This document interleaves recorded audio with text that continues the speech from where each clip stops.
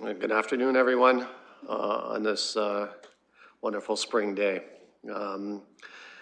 Chair Hopkins is zooming in today, so I will be chairing this meeting.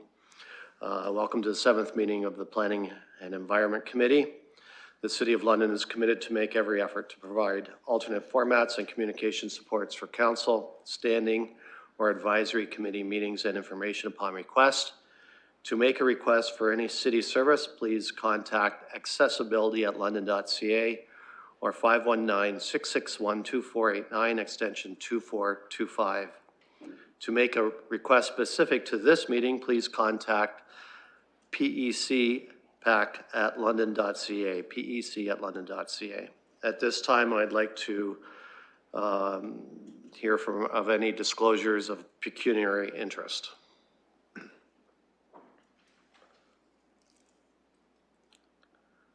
Seeing none, Councillor Lewis has indicated he would like to approach the committee on an item, so I will turn the floor to Councillor Lewis. Thank you, Mr. Presiding Officer. In committee, I'm just seeking leave to change the order on the agenda tonight and move item 4.2, the proposed outdoor patio capacity limit extension communication, to follow the consent agenda. I've advised both Chair Hopkins and our presiding officer tonight that I will have to exit the meeting at 7:30 if we're not complete. And based on the number of registrants for the PPM on one item, we may not be to the items for direction at that point in time. So I'm hoping you'll support a leave and change of order so that we can deal with that item prior to my departure. And I think that given it's a report back in the future, I'm hopeful that we probably can have a pretty quick discussion and direction on that. Thank you, Councillor. I'll look to a seconder for this motion.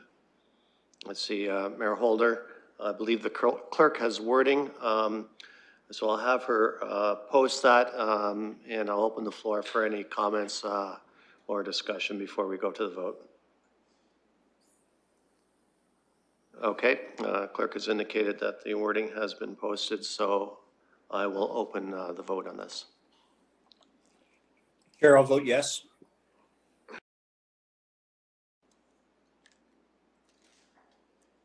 Closing the vote, the motion carries 5-0. Upon that, we will go directly to items for direction 4.2, which is a proposed outdoor patio capacity limit extension, presented by Councillors Fife Miller and Councillor Lewis. Councillor Lewis, as you're a member of this committee, I will go to you. Sorry, Chair, I thought the motion was to deal with it after the consent agenda. I'm so sorry. Did I misunderstand that? Your Honor, or Your Worship, sorry, this was a motion brought forward by Councillor Lewis to move item 4.2 to the top of the agenda, which is the motion on the proposed outdoor patio capacity limit. Point of order, Mr. Presiding Officer. I believe Mayor Holder is correct. The motion was to put it after consent. I apologize, rookie mistake. You're absolutely right. Thank you for the correction, Mayor. We will go to the consent items first. Just a little too eager on that one. So we are now at the consent items. On those items, we have the second report of the Advisory Committee on the Environment. We have 2 items that are dealing with removal of holding provisions, and a couple of items regarding Turner Crescent, exemption of part lot control provisions to allow the building of 23 townhomes and 2.3 and 12 townhomes and 2.4. So I'll look for a mover and a seconder and then open the floor to any discussions. I apologize, I've not heard from anyone wishing to pull any of these items, so let's do that first. Is there any items that the committee would like to pull? Seeing none, I'll look for a motion and a seconder, and then we'll open the floor. Councillor Lewis has made the motion. Can I have a seconder? Councillor Hillier. So I will open the floor to questions or comments. I'd just like to say I don't have a conflict in your present, I don't believe. You know, even though it's got my name. Thank you, Councillor. I don't see any other hands raised, so I will call the vote. Chair, I'll vote yes.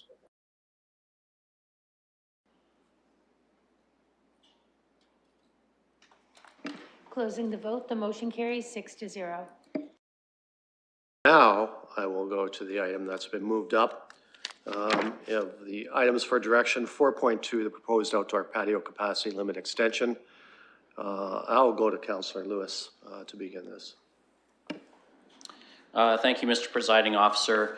And colleagues, I'll just share very quickly. You've seen the communication that Councillor Fife Millar and I forwarded to you, and he's here tonight as well to be present for this discussion.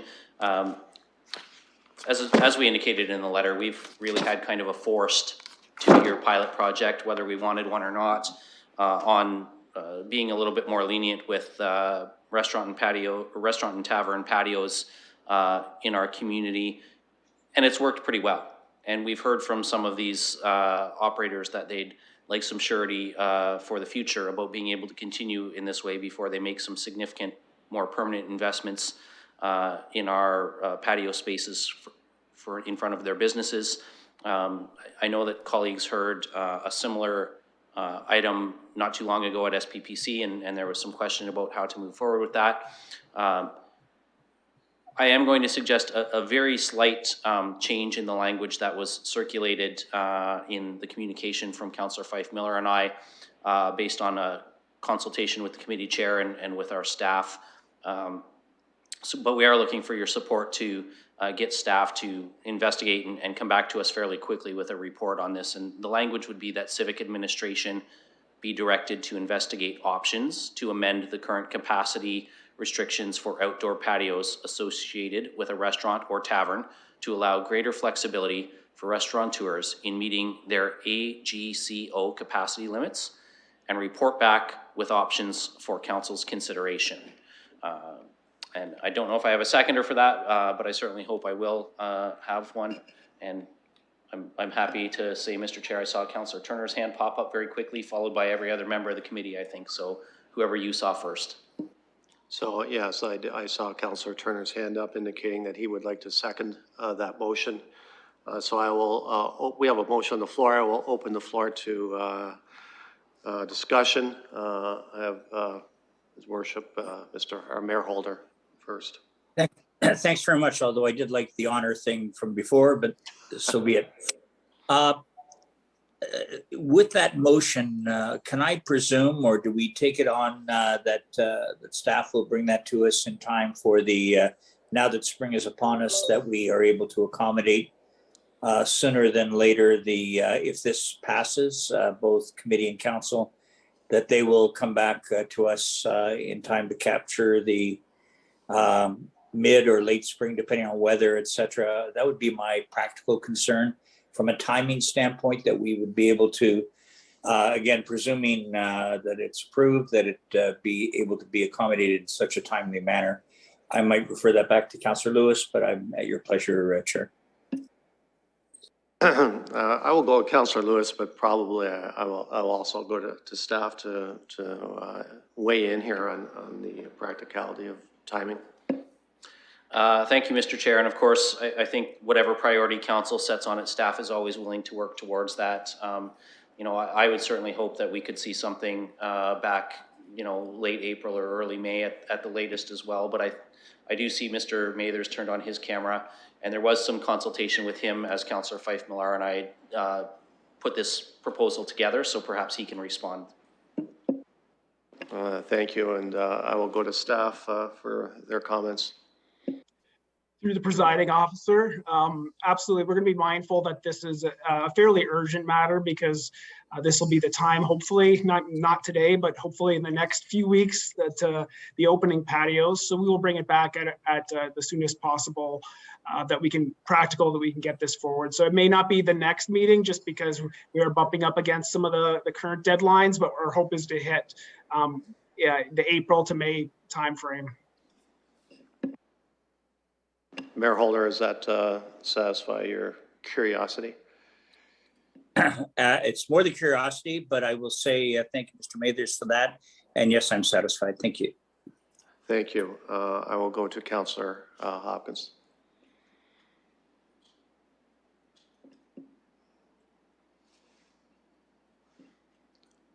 I believe Councillor Hopkins, she had her hand up. Oh, there she is. Councillor Hopkins, you have the floor. Yes, thank you, Mr. Presiding Chair. I got kicked out of the meeting. My apologies. It's been one of those days. I'm happy to support this motion back. I know all of us on council have been receiving some concerns from the community as to how much they can invest, restaurants in particular, and where we are as a city. And I think having this kind of a pilot project, one of the good things about COVID, it's sort of created this pilot project that we can sort of look at doing things differently, and having these opportunities especially in the downtown core. I think it does create a certain atmosphere, and I think Londoners want it as well. So looking forward to having the staff report come back. I wonder, Mr. Presiding Chair, if I can ask through you to staff. I may have missed it, but is there any challenges around the timelines, or are timelines relevant here? I will go to Mr. Mathers on that question. Through the presiding officer, we're not highly concerned. We see that this is an urgent matter. We want to bring it back as soon as we can. Just with the time frame, it may be in April or just early May. That's quite a turnaround. Thank you for that, and happy to support the motion. Thank you, Councillor. I'll go to Councillor Turner. Thanks, Mr. Presiding Officer. Really quickly, one, would this necessitate a bylaw change and therefore a PPM with that? And two, are restaurateurs able to do the expanded patios that they have been for the past couple seasons this year? So are they able to get started at least, and then over time make permanent anything that they need to do for subsequent seasons, or does this need to be in place for this season right now? Mr. Mathers.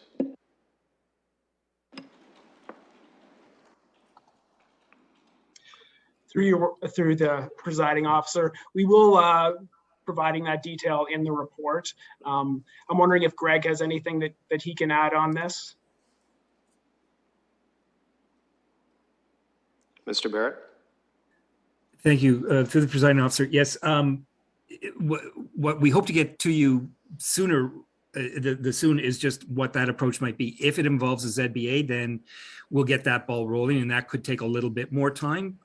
But the way the motion's worded right now is that we can start working on whatever means are possible that we can put into place to begin to codify this to address that concern. The interim, as it relates to this year, my understanding is that we're still working under that interim policy that we had, council had already adopted on providing for these patios. This is the long term as to what message, what we might need to put in place so that these sort of interim solutions can be long-term solutions with respect to the capacity limits. Thank you, Councillor Turner. Great, thanks. No, that answers the questions. I didn't recall us repealing the administrative latitude that we'd given with COVID. So I thought it was still in effect. I think Mr. Barrett seemed to confirm that's probably the case, so that's helpful. And I know that restaurateurs are very interested in this. I've had a couple conversations with them so far. Is there anyone specifically that if someone wanted to know a bit more as a restaurant operator, who would they get in contact with within the division? Mr. Mathers.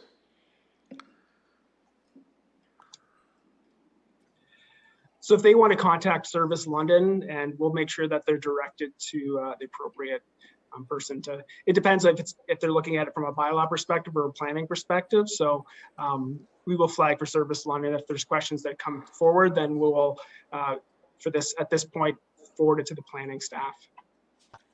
Thank Very you. good. And, thanks to my colleagues for bringing this motion forward. Thank you, Councillor Turner, for the clarification on our existing bylaws. That was very helpful. Any other questions or comments before I call the vote? Councillor Fife Miller. Thank you, Mr. Presiding Officer. And through you, first, I want to thank committee for hearing this, and big thanks to staff for offering to put this at the forefront. I think this is a really important piece. When I go back a few weeks ago, I heard Councillor Turner bring this up as an issue that is important for the restaurant and important for a lot of reasons. It's important for them, but I also think it's important to the structure of our communities. This gets eyes and ears on the street on a regular basis, and I think that's great. And I think that's part of what makes community what we want it to be. We want it to be that piece where we're walking down the street and engaging with other individuals. It creates a safer community. It creates a more vibrant community. And I think this will all add to that. So again, I just want to share my thanks to committee and my thanks to staff for making some changes here. Thank you, Councillor. Any other comments or questions before I call the vote? Seeing none, then I will call the vote. Chair, it's yes.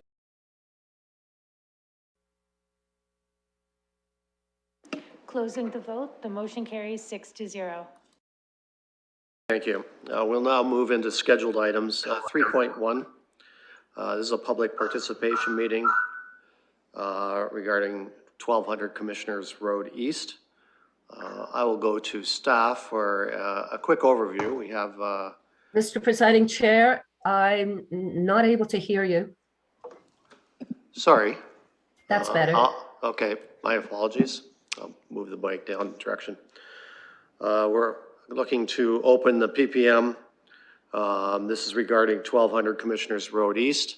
I will look for staff to, or look for chair, or for committee members to make that motion. Councillor Hopkins, thank you. Councillor Hillier to open the PPM. I will call the vote.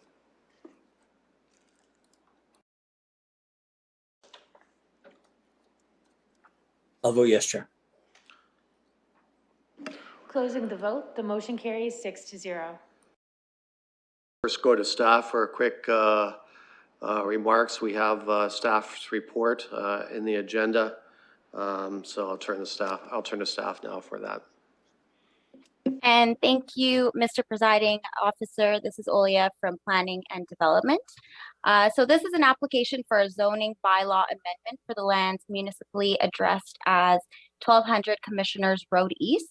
The applicant has requested to rezone the site from the current community shopping area special provision CSA 5 to zone to a community shopping area special provision CSA 5 to permit place of worship as a permitted use. The subject lands are located on the east side of Deveron Crescent and north side of Commissioners Road East.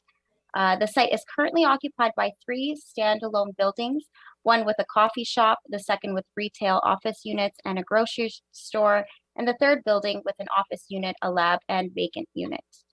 The surrounding areas comprise of low-density residential to the north, open space and expressway to the east, commercial and low-density residential to the south, and low residential to the west.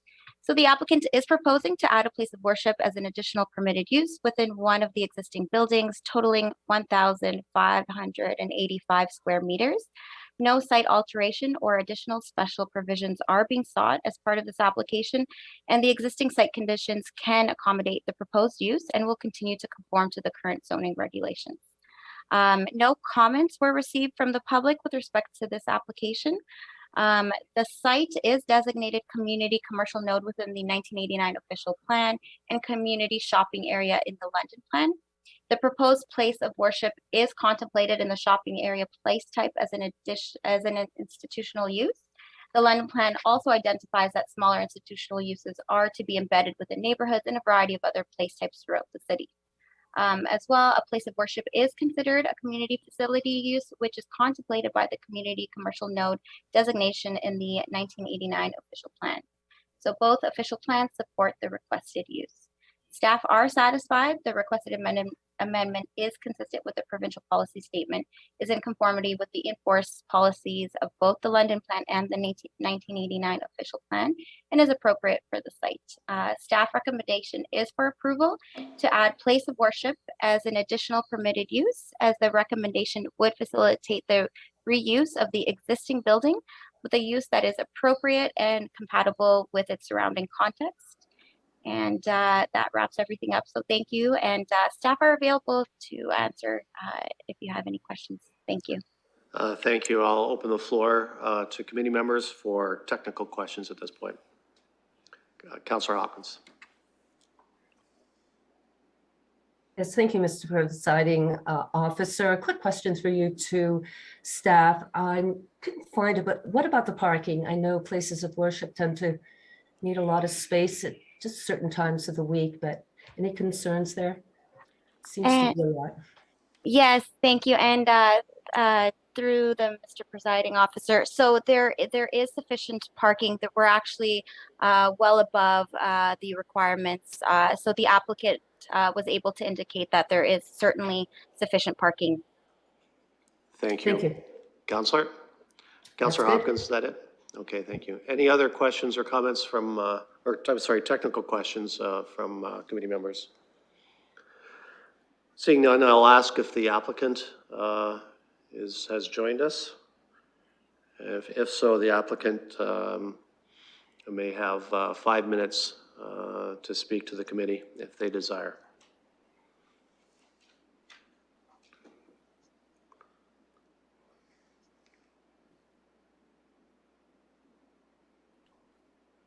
I'll ask one more time. I'm looking to the clerk for confirmation. Sorry, I was in mute. My name is Sonia Diaz. I'm from 1721 Architects. I'm the person in charge of the project and asking for the additional use for the site. I was working in this process with the planning department, and I think we, as we said, fill all the blanks in there. This is a community use, as Olga said, is integrated with the plan that the City of London have for some areas. In this case, this one, which is the community commercial node. So I'm just what my client and us want to do is like a kind of try to enhance the building as it is right now, as it's vacant for years and years. And we believe that some kind of community use is involved in those buildings that will allow the whole site to be more protective and less vandalism around that. So this is one of the good use. Plus, we study the whole area and the use is already there. The place of worship is already in the area. So it's, again, is part of the community. We comply, as Olga said, with the parkings. Actually, the site already have almost a double of the parking that we need, with all the uses involved in the site, including the new one that we are referring. So that's all what I need to do, and just thanks all the members of the planning department for walk us through this zoning and help us with that. So if anybody have any question on that, I'm glad to answer. Thank you, Ms. Diaz. I'll go to committee members to see if they have any questions of the applicant. Okay, seeing none, I will go to the public. I'll ask the clerk if there's anyone here that wishes to speak to the committee. Elaine Bryan. Yes, hi. I was just wondering, I do live in the area. I live across the street, and this building has been vacant for many years. And I'm wondering what's taking so long to approve this. It's a welcome addition to our neighborhood, and it's not another store which could go bankrupt very easily. And they are very, I know this church personally, and they're very community oriented. They have been active in their previous community on Adelaide Street, and they have sponsored a school there, and I can't remember the name of it now. And they have been active in that school and sponsoring the graduation services, catering the services out of their building, you know, and making a really big effort in the community. So I was just hopeful that the committee would approve finally this application. Thank you, Ms. Bryant. Are there any other speakers, clerk? Okay. Seeing there are no other speakers, I will go to committee to look for a motion to close the PPM. I see Mayor Holder made the motion and Councillor Hillier has seconded. I will call the vote. Chair, I'll vote yes.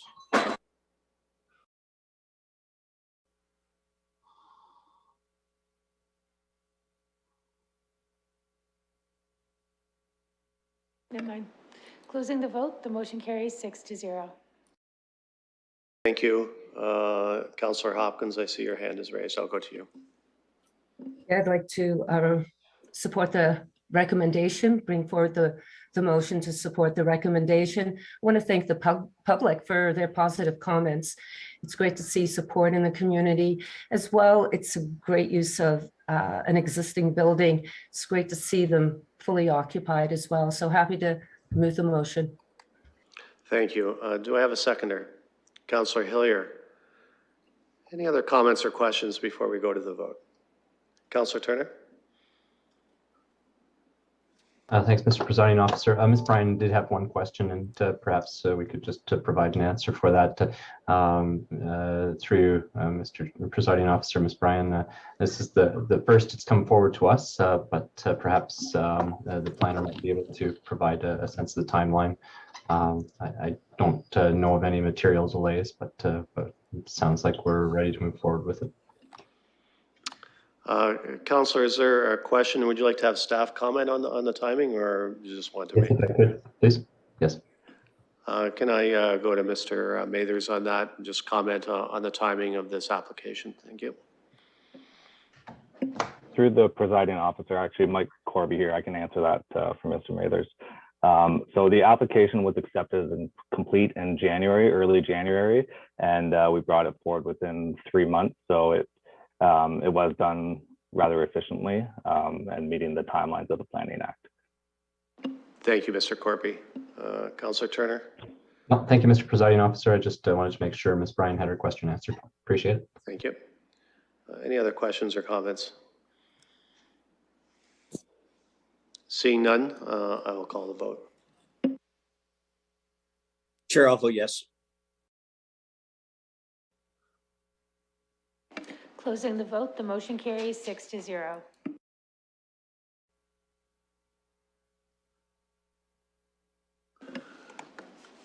We move on to scheduled item 3.2. It is a PPM for Colonel Talbot Road. There's a demolition request for the heritage property listed. I just want to remind committee members that clause 5.2 of the London Advisory Committee on Heritage report relates to this matter. So I will look to someone to open the PPM. Councillor Hopkins, and may I have a seconder? Councillor Hillier, I will call the vote.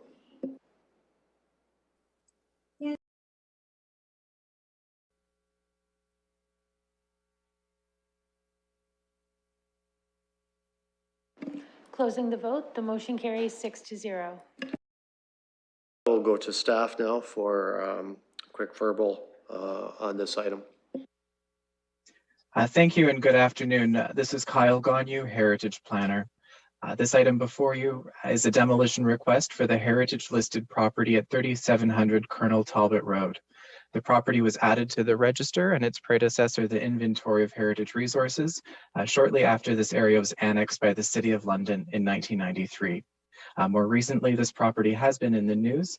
You may recall a news article where the barn was reported that the barn was destroyed by a fire in May of 2021.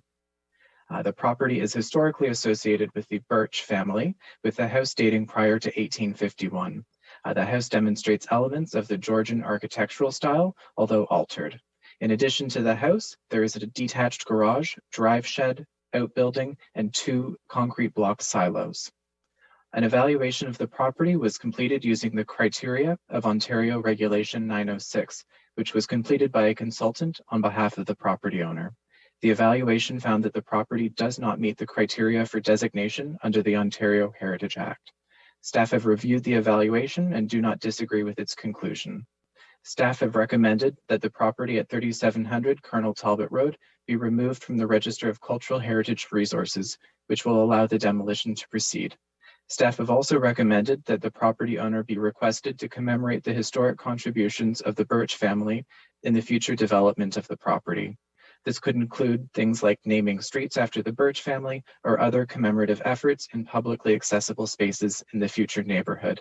As was just noted, the Latch was consulted on this demolition request at its meeting on March 9th of this year, and the Latch supported the staff recommendation. Notice was also published in the Londoner and sent to property owners within 120 meters. I'd be very happy to answer questions that this committee may have. Thank you. Thank you, Mr. Gagnon. I'll look to committee for any technical questions.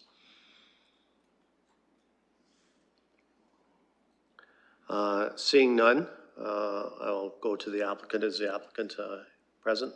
The applicant is not here, so I will go to the public. Are there any people wishing to speak? I'm getting the indication from the clerk that there is not. So I will look to close the PPM. Can I have a motion, please, for that? Councillor Hillier made the motion. Councillor Turner has seconded. I'll call the vote.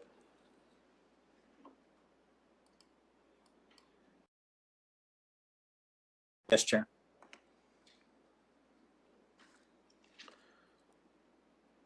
Closing the vote, the motion carries 6-0. Thank you. I will now go to the committee for comments, questions, or motions. Councillor Hopkins. Yeah, thank you. And I had a quick question through you, Mr. Presiding Officer, and probably will make my comments. I am the ward councillor. I noticed there's a number of other buildings along Colonel Talbot that are very similar that do warrant designation. Is this building or the house in particular, is it because it's been compromised so many times that, you know, when you look at age is age, but I just would like to know a little bit further about the differences between the other houses along the street that are further down, Colonel Talbot, and this one. Mr. Gagnon.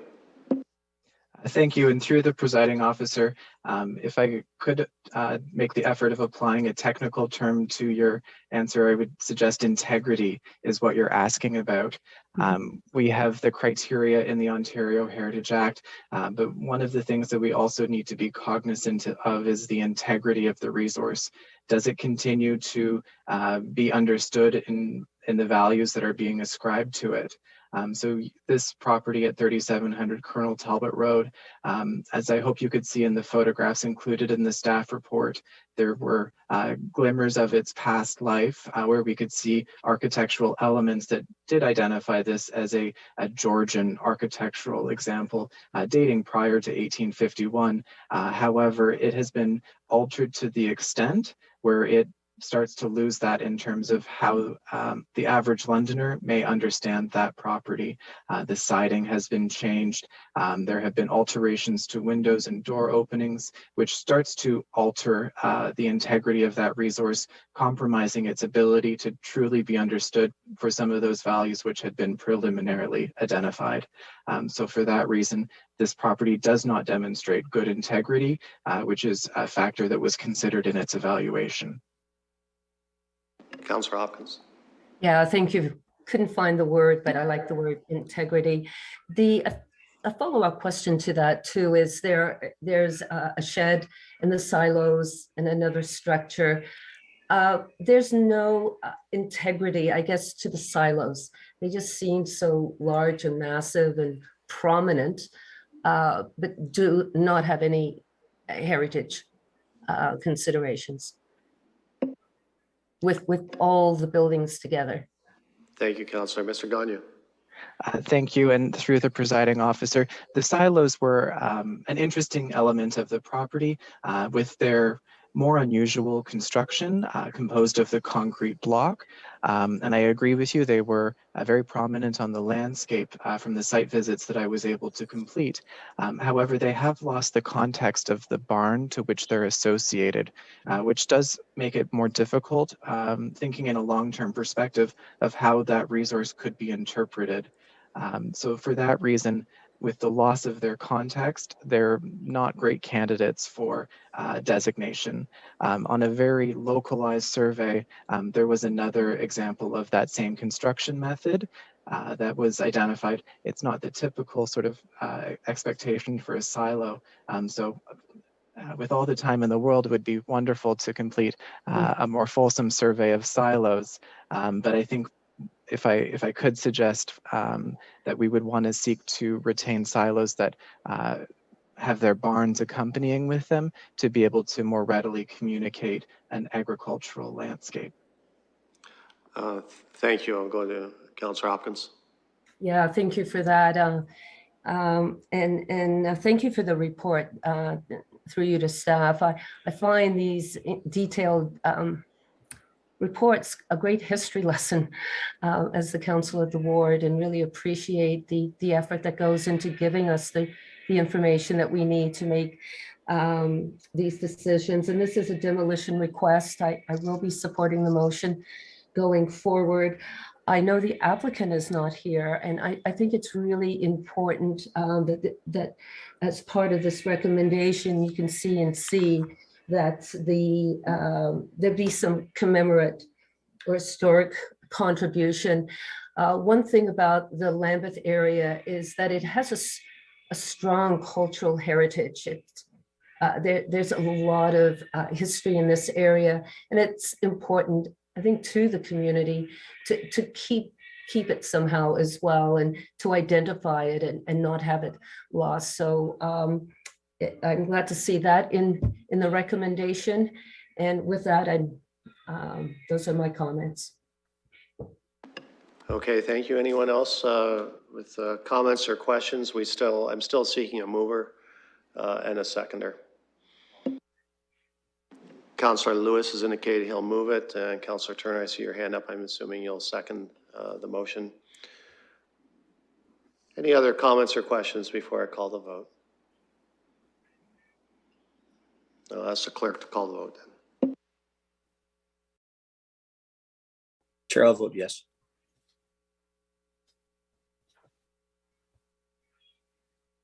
Closing the vote, the motion carries 6-0. Thank you. We'll now move on to 3.3. And this is a reference to a 910 Gainsborough Road. I'll look for a motion to open the public participation meeting. Councillor Hopkins made the motion. Councillor Hillier has seconded. I'll call the vote.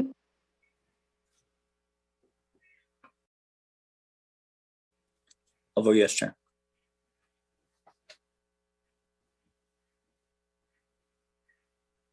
Closing the vote, the motion carries 6-0. Go to staff for a quick verbal introduction. We have your report in our agenda. Go to staff now for their comments. Good afternoon, Mr. Presiding Officer, members of the committee, and members of the public. The application you have before you today is a zoning bylaw amendment for 910 Gainsborough Road, which is located on the south side of Gainsborough Road, approximately 550 meters east of Hyde Park Road. The applicant is requesting to rezone the lands from a residential R1-11 zone to a residential special provision R6-5 zone to permit a two-story semi-detached dwelling located along Gainsborough Road, as well as a two-story townhouse with 5 units located at the rear of the site. Special provisions are requested to permit a reduced east interior side yard setback of 3.6 meters and a reduced west interior side yard setback of 5.3 meters, whereas a minimum of 6 meters is required when the wall of a unit contains windows to habitable rooms. Through the public circulation period, comments were raised expressing concerns about the height and density of the proposed development, as well as concerns that the reduced east interior side yard setback would result in additional drainage and privacy impacts on the abutting townhouses to the east. The proposed development will have a maximum height of 8.7 meters and a density of 25.2 units per hectare, which are both contemplated under the London Plan and 1989 official plan. With respect to the reduced east interior side yard setback of 3.6 meters, the applicant is proposing to retain several existing boundary trees located along the east property line to screen the proposed end townhouse unit, as shown on page 11 of the report under figure 11, to mitigate privacy impacts on the abutting properties to the east. In addition, transom windows are proposed for the end townhouse unit, as shown on the east elevations on page 11, page 10 of the report under figure 10, to maintain the privacy of both future tenants and existing adjacent homeowners. As noted in the applicant's planning report, the windows at the end of the walls of the proposed townhouse row are intended to let in additional light, but are not necessarily intended to serve as primary windows for habitable rooms. And finally, the applicant will be required to work with city staff at the time of site plan approval to ensure that impacts on the east abutting townhouses are further minimized, such as including additional plantings along the east property line, as well as providing for additional architectural treatments. The applicant will also be required to provide a lot grading plan for stormwater flows and major overland flows on site, demonstrating that all stormwater flows will be self-contained on site. Based on the foregoing, staff are recommending approval of the requested zoning bylaw amendment. This concludes my presentation, and staff are available to answer any questions that you may have. Thank you. Thank you, Ms. Wu. I'll open the floor to committee members for technical questions. Councillor Turner. Thank you. Just really quickly, do you know the side yard setbacks for the other two townhouse developments adjacent to it? Are the proposed setbacks similar, less, or more than what the neighbors currently have? Ms. Wu.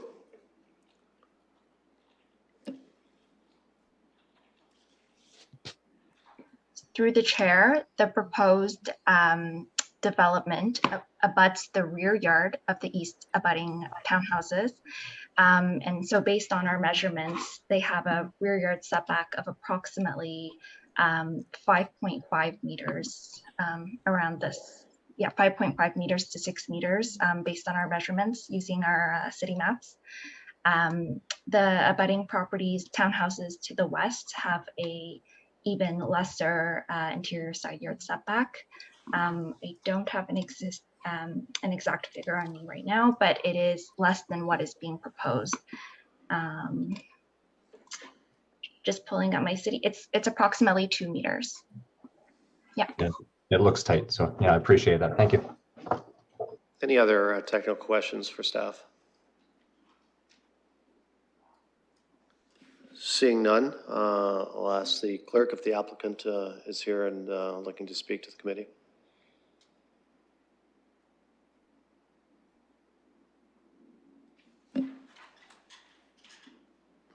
Amelia Sloan. Yes, hi, good evening. Thank you, Mr. Chair.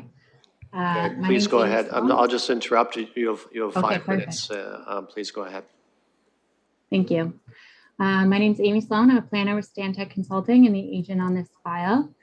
So we appreciate the opportunity to discuss the proposed development at 910 Gainsborough Road, as we believe the redevelopment of these lands are desirable and appropriate for the subject property. We've had a chance to review this report with our client and agree with the recommendations provided by staff. We would like to note that there's a medium density designation currently on the site, which is a designation that could support a much higher density, so up to 75 units per hectare and 4 stories. So our request for 25 units per hectare and 2 stories is well below the maximum. And we believe that it aligns with the surrounding neighborhood character, also the surrounding densities. It's similar to the surrounding zones and also the surrounding housing forms. Our request to reduce the side yards are a necessity due to the requirement to extend a sanitary servicing easement from the south or the rear of the property, and that pushes that back townhouse, the 5-unit townhouse row to the east of the property in a manner that creates that 3.8 meter side yard depth on the east side. So we recognize that there may be some privacy concerns, and to augment that, we have proposed transom windows on the east side. We propose to maintain the existing significant trees on the east side of the property and to ensure that all the stormwater is maintained on site and doesn't run onto the east of the property as aligned with the city guidelines. And following that, we'd welcome any additional dialogue with the city on this matter during the site plan process to ensure that we have adequate screening or landscaping on the east side of the property. And also throughout the entire site. We believe that the layout and building orientation proposed is a direct consideration of the units on each side of the property. So representing a transition from kind of orienting buildings away from Gainsborough, and then the property along the west of the subject site along Gainsborough fronts the streetscape. So we do have a bit of a mix on this subject property, and we believe it works well in that bit of a transition area along Gainsborough. Since submitting, we've updated the Unit 1 layout, revised it to consider the urban design concept or the urban design comments, and we've included a wraparound porch and also revised the door location so it fronts Gainsborough and has a bit more of a an interaction and a pedestrian, more of an aesthetically pleasing kind of design from the streetscape. Also, as stated in the report, the water quality controls or quantity controls will need to be established based on pre-development flows. So up to that 250-year storm event will need to be looked at in accordance with the City of London design standards. And we're willing to work with staff during the site plan review stage to ensure that all other considerations are addressed. So our client purchased this property around 2 years ago. And it was previously in a bit of a state of disrepair. So we do feel that this application facilitates a way to better utilize this property and create a density and form that more closely aligns with the surrounding housing. Thank you, and I'll pass it back to you, Mr. Chair. Thank you. Any questions from the committee for the applicant? Seeing none, I will go to the clerk to see if there is anyone from the public who would like to address the committee. Jerry Golub. Mr. Golub, you have 5 minutes. If you state your name and your address, please, if you so wish, that would be appreciated. Thank you. I'll give you a 30-second warning when you're getting close to the 5 minutes. Please go ahead.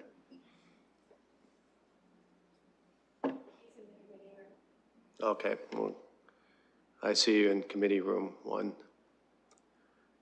Is there someone? There's nobody here. If you would please just wait a second. I want to just check with the clerk on facilitating this. Thank you.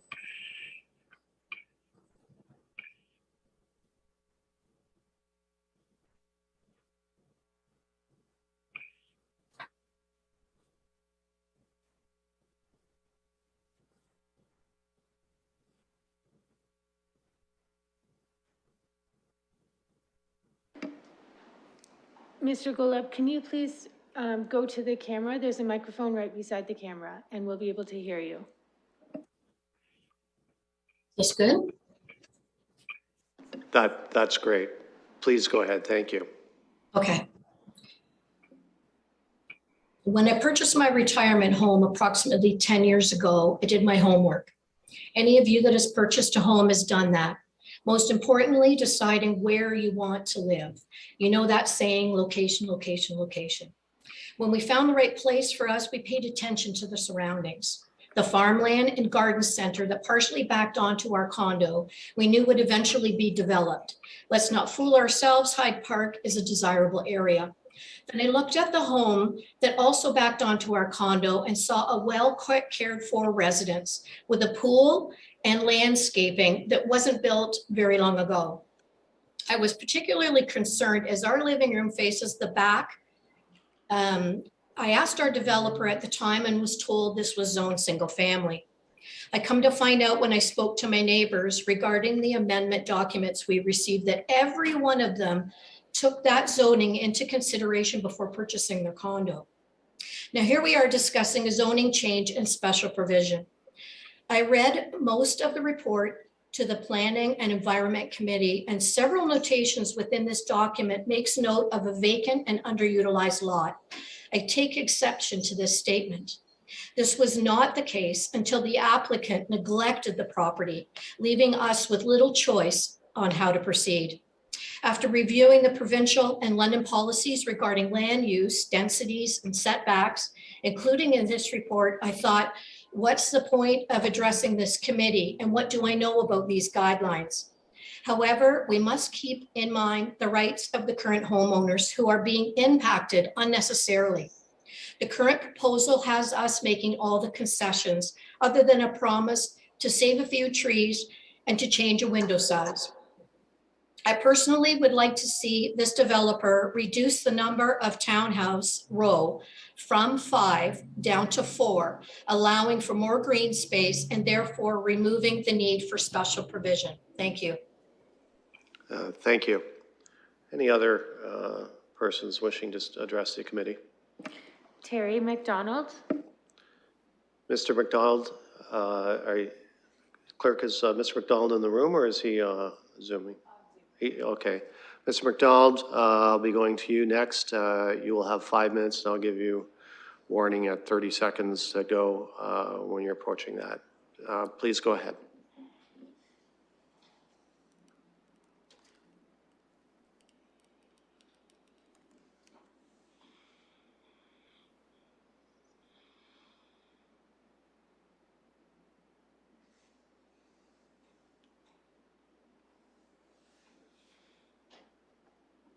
You're still muted, Mr. McDonald.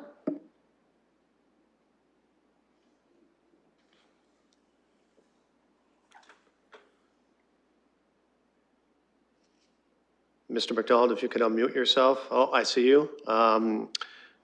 If you wish, you can give your address as well. You have 5 minutes, and please continue. I see you're still muted, Mr. McDonald. There you go. Okay. It's Terry McDonald. I represent Middlesex Standard Condominium Corporation number 800, which is at 1571 Coronation Drive. It's a property that is directly east of the proposed planned development. The owners at 1571 Coronation Drive have a serious concern about the grading and the drainage of the proposed development. The current situation with the corporation that I represent on the west side, which would be facing the new development, there is some grading and drainage problems there right now. And the corporation is in the process of undertaking a very costly regrading and drainage issue to ensure that water drains down towards the north side of the property towards Gainsborough. And if you look at the property at 910 Gainsborough, there's a significant drop off of the property towards the east side, which is the property that I represent. And the owners at 1571 Coronation Drive Simply want to make sure that there'll be no ongoing problems caused by the new development. And I'm curious how that's going to be addressed. Thank you, Mr. McDonald. Any other comments? I'll bring your questions forward to staff. If you have any other comments or questions, please let me know now while you have the floor. No, that's it for me. Thank you. Okay, thank you. Any other persons, clerk, that wishing to address the committee? Thomas Morton. Mr. Morton, you have 5 minutes to speak. I'll give you a notice at 30 seconds. Please give your address if you wish. Thank you. I'm located at 1571 Coronation Drive, Unit 33. I'm a neighbor from Pam and Jerry that were speaking a moment ago, and Terry's our condo development manager. I think they've covered everything that I wanted to cover. I'm concerned about the drainage as well, and I would reiterate that not only Pam and Jerry, but also the other neighbors have indicated concerns about privacy issues. So I think my issues have been addressed. Thank you. And I'm getting notification from the clerk that there's no other persons wishing to speak.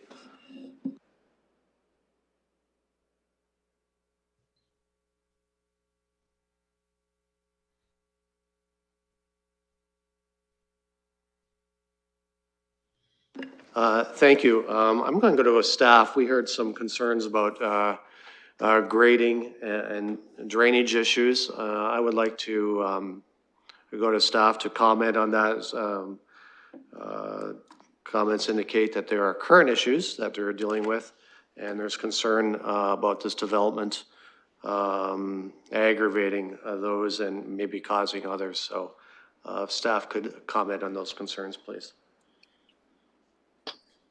Through you, Mr. Presiding Officer, and as noted in my report, the owner will be required to provide a lot grading plan for stormwater flows and major overland flows on site, demonstrating that all stormwater flows will be self-contained on site up to the 100-year event.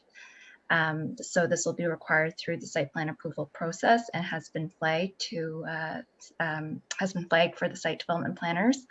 Approval for site plan will not be granted for the development until such time that all grading standards can be met. Thank you. The other concern was around privacy. In the application, how is mitigation of privacy addressed?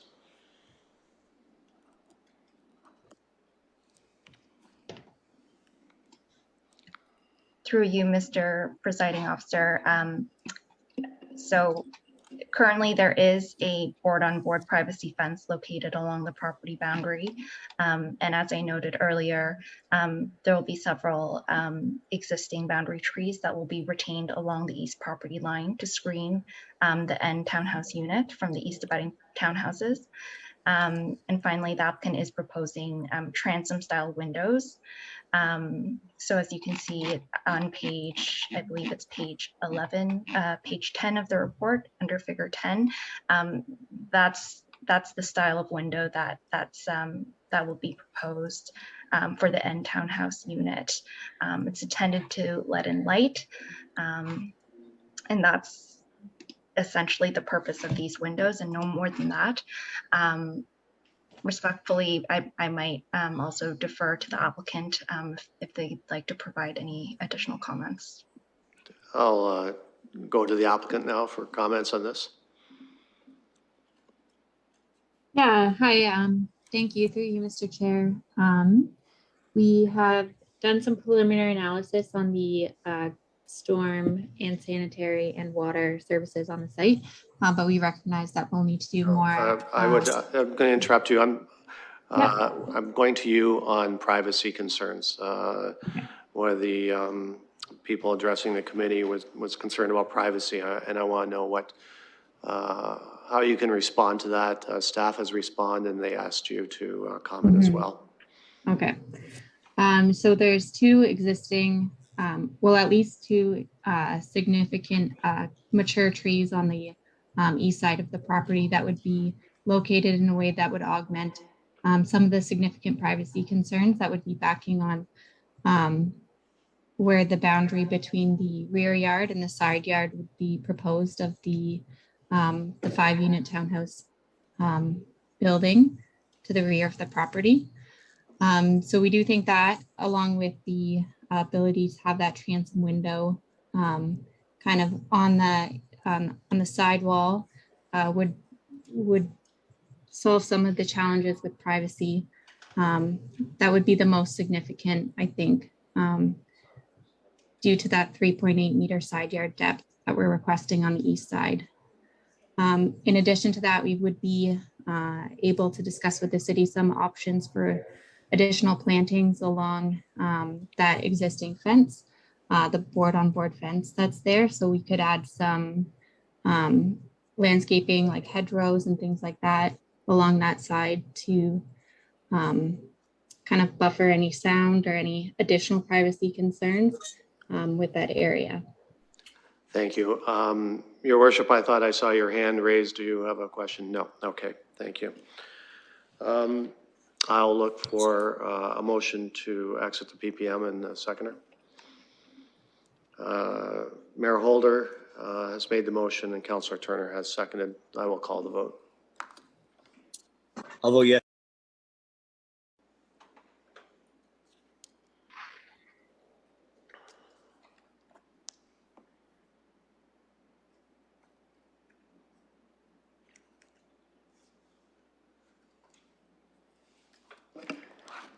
Councillor Hopkins?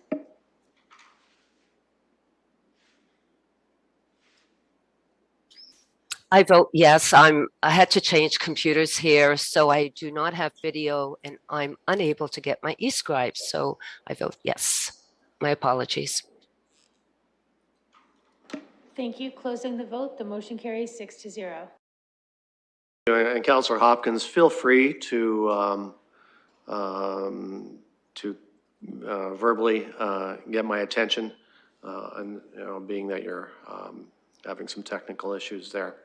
I'll open the floor for comments or questions or motions at this time.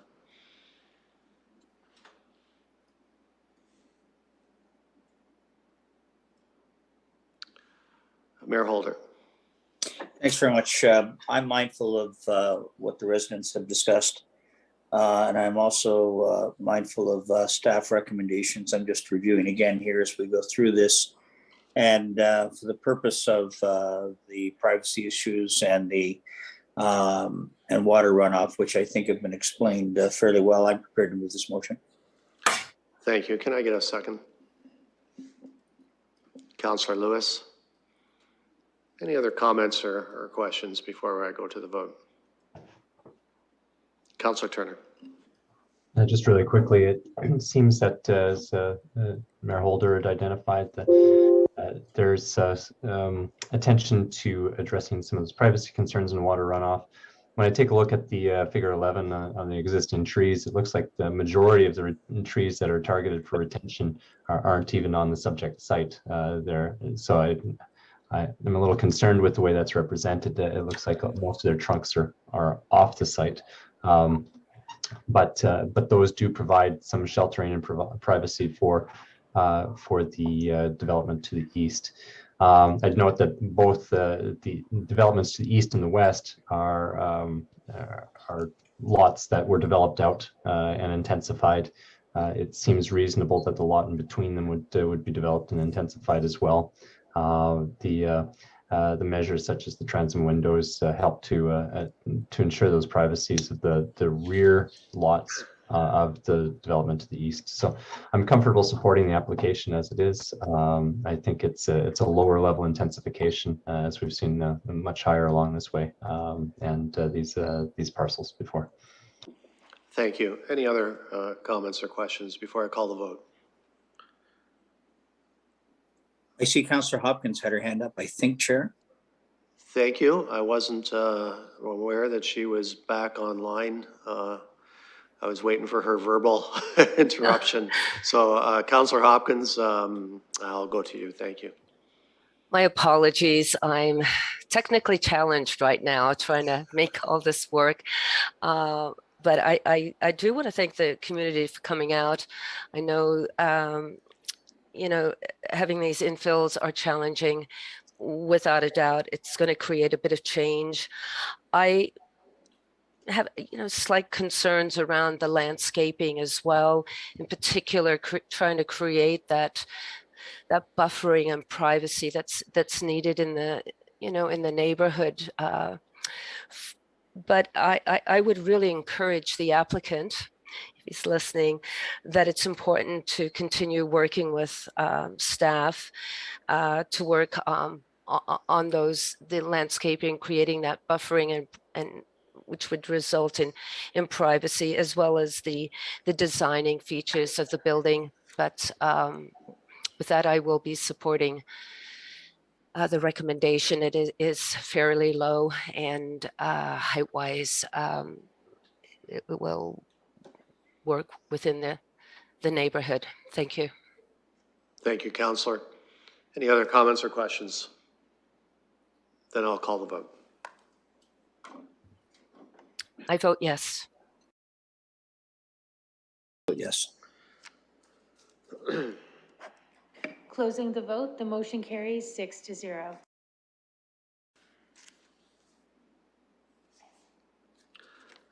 Thank you, committee. We are now moving on to 3.4. This is regarding 2520 to 2544 Advanced Avenue and 2475 to 2555 Bonder Road and other properties in Innovation Park. So I will look for a motion to open the public participation meeting. Councillor Hillier, can I have a seconder, please? I'd be happy to second. Thank you. I was already up there with Mayor Helder, so as our seconder, I'll open the vote.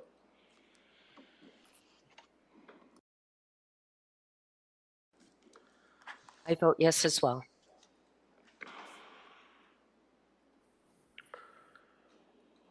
Closing the vote, the motion carries 6-0.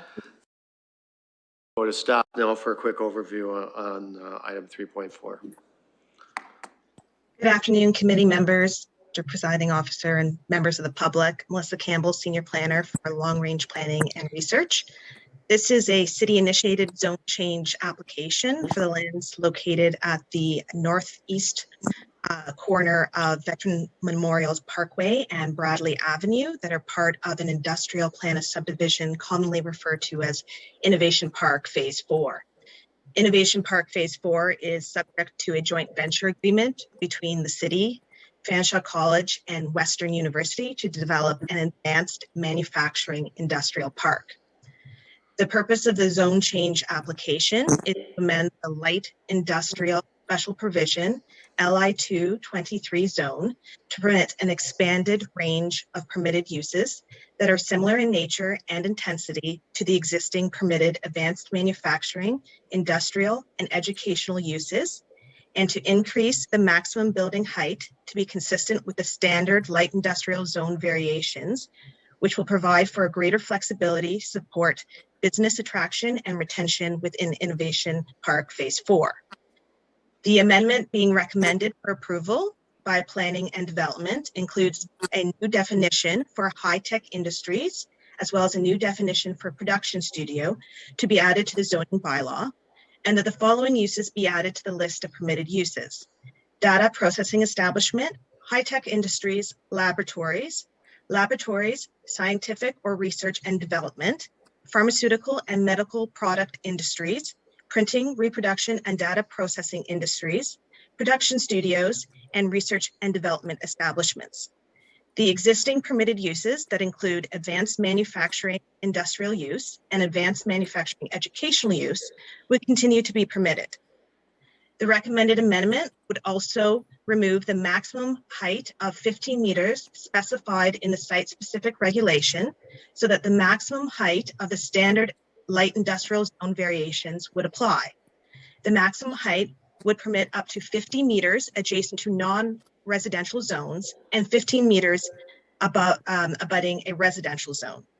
Planning and development staff are also recommending that the Airport Road South Business Park urban design guidelines be amended to permit an increased height limit above 4 stories for Innovation Park Phase 4, and that the light industrial special provision LI 223 zone be amended to permit a minimum interior side yard and rear yard depth of 12 meters for heights above 30 meters. No comments were received on the application from members of the public.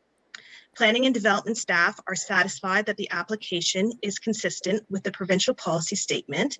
It will utilize land effectively and efficiently and will promote economic development and competitiveness and community investment readiness by reducing potential obstacles for industrial development and the need for additional planning approvals. The recommended amendment conforms to the permitted use and intensity of development contemplated for the light industrial place type in the London Plan. Permitted uses in Innovation Park are to incorporate a knowledge-based function with industrial production. With respect to the specific policy area, the recommended amendment is consistent with the vision for a high-quality, well-designed, prestige innovation park, subject to enhanced yard depths and enhanced urban design guidelines. Together with the recommended amendment to the urban design guidelines, the recommended amendment conforms to the intensity of development contemplated for the light industrial place type and innovation parks in the London Plan. Thank you, and I'm happy to answer any questions. Thank you, Ms. Campbell. I'll open the floor for technical questions. Go to Councillor Hillier. Yes, thank you. One question, what is the end use? They've asked for an increase in height. What will they be manufacturing there? Ms. Campbell. Through you, Mr. Presiding Officer, there is no specific development proposal associated with this application. We have heard from our colleagues in Realty Services that the current list of permitted uses is narrow and sometimes a challenge for marketing these projects, or excuse me, these properties. So again, there's no specific development proposal at this time, but looking to expand the range so that these lands are more competitive in the future, and that should a proposal come in, that additional site-specific applications could be avoided. Excellent, thank you. Any other technical questions? There's no one, there's no one looking to speak to the committee. As the clerk has advised, so I will look for a motion to close the PPM. Councillor Hillier, seconder. Councillor Turner, call the vote. Oh, yes, Chair. I vote yes as well.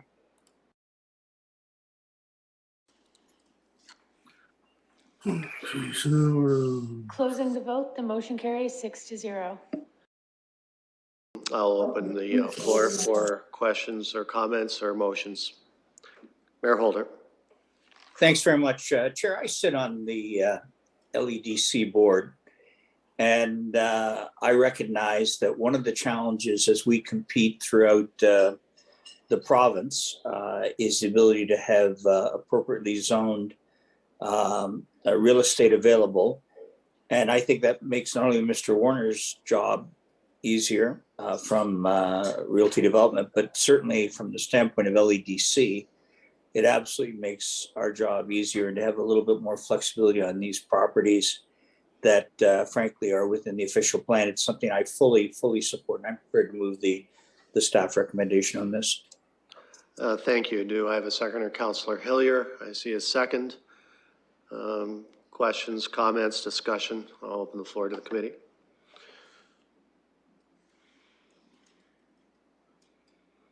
I'll just make a comment from the chair. I totally agree with the mayor. Our practice of banking industrial land has proved to be very successful. So to continue that and with an eye to marketing with the type of industry that was mentioned by Ms. Campbell, I think this is a very valid thing to do for the future of you know, attracting business to London. So given that, I will open the floor for a vote. I'll vote yes. I vote yes as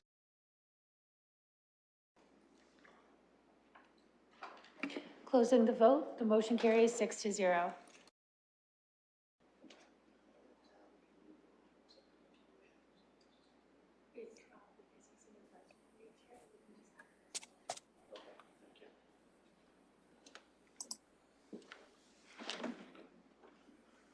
I'll move to item 3.5 in the scheduled items. This is a delegation from Sandy Levin, the chair of the Environmental and Ecological Planning Advisory Committee, regarding the fourth report of the Environmental and Ecological Planning Advisory Committee. So I will look to Mr. Levin. I would assume he's here to present to the committee. Yes, I am, Mr. Presiding Officer. I assume you can hear me? I can. Please go ahead. You have 5 minutes. Wonderful. Thank you. I want to put before you the report of the fourth meeting of EPAC, and I want to call your attention to a couple specific items within section 3. First of all, I want to mention that we continue to meet our goal of submitting comments within 1 meeting from time of receipt. And I believe that makes your staff very happy that we're not holding things up while they wait for us. The second piece is related to 3.3 and somewhat to 5.1 as well. And it highlights that EPAC is working on a couple of different things right now. One, this item regarding sales of goldfish. And I also just got out of a meeting in dealing with trying to develop a process for planning situations where wetlands are located during the development process. And we're also aware that Council has timing for changing EPAC to a new ECAC committee. And what we're trying to suss out, Mr. Presiding Officer, is how we carry on some of our existing work, even though we anticipate there will be changes to the composition of the committee, and what sort of process will take place once the new committees are constituted for review. The example we use is that we developed a couple of brochures regarding dogs in nature in environmentally significant areas, and one about cats, and is your cat safe outdoors, with the objective of reducing bird kills. We were closely working with the Animal Welfare Committee at the time and making sure that those got passed. So, Mr. Presiding Officer, I'm really here more to get some sense of how Council sees the changeover, when Council sees the changeover to the new committees, and how it sees continuing some of the work that your advisory committee is doing. Certainly, changing Council doesn't change the work Council does, but I know advisory committees are different. So, Mr. Presiding Officer, if committee can help or staff can help with those questions, it'd be much appreciated. And I will take that back to EPAC at its April meeting. Thank you, Mr. Levin. I'm going to go to Councillor Lewis. I see his hand is raised and for some remarks, and I'll go to other committee members, but I'm also going to go to the clerk for input on this as well, because it seems to be a kind of a procedural matter as opposed to a concept that would normally go to planning. So let's just see how this this shakes out. I will go to Councillor Lewis first. Thank you, Mr. Presiding Officer, and I appreciate you recognizing me. This seemed like the time to raise this, having heard from Mr. Levin, because I actually had a concern about the report in their additional business. They had a direction that they wanted us to pass to civic administration to start providing advisory committee members with information and clarity about process for matters that fall within, especially the mandate of multiple. That wording came from the clerk, Councillor. Mr. Levin, I'll appreciate. I'm sorry, I did. I'll go to Councillor I'm Lewis sorry, now, sir. and you'll have time to address that. Thank you, Mr. Presiding Officer. And with all due respect, while I appreciate that the wording may have been helped, had assistance in being developed by the clerks, I actually have concern that EPAC is asking PAC to provide direction on something that actually, when it comes to advisory committees, is the purview of SPPC. And potentially, if there's a change, the governance working group as well. But the Planning and Environment Committee does not have a direct decision-making authority over the processes for all advisory committees. And this is a direction that very specifically refers in its language the mandate of multiple committees. And that's outside of the scope of the Planning and Environment Committee's responsibility. So I wouldn't be able to support that added item from EPAC. But with respect to Mr. Levin's comments, one of the things that, and I'll defer to the clerk in terms of timing and when the committee changeovers will be complete, but one of the things that was approved by council in the changeover to the new advisory committees is that once these new committees are established, the committees themselves will have an opportunity to bring forward any changed recommendations to their own draft terms of reference, which could include whether or not they're going to use things like Robert's Rules of Order at their committees, or whether they're going to suspend those to have a less formal. It can also include how they may wish to communicate with each other. And I don't think that there's any, I don't think there's ever been a barrier between chairs of advisory committees reaching out to each other to have a conversation. I don't think it's up to the Planning and Environment Committee just to ask staff to start codifying that. I think that if that discussion wants to be had, it needs to come, you know, particularly when this language is saying the mandate of multiple committees. We have one committee asking for this. And so respectfully, I think that there's a process that needs to be worked out on this particular request that doesn't necessarily happen at this committee. Thank you. I see Councillor Turner, you have your hand raised.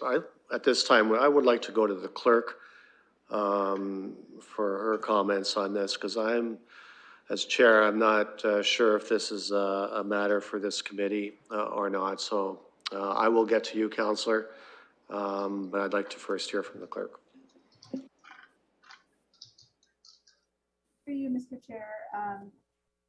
Certainly we're in the hands of committee, and this recommendation will go forward to council. Excuse me, we're having trouble hearing you. Can you increase the volume by some way, please? Thank you. Can you hear me better now? Still kind of muffled, having trouble.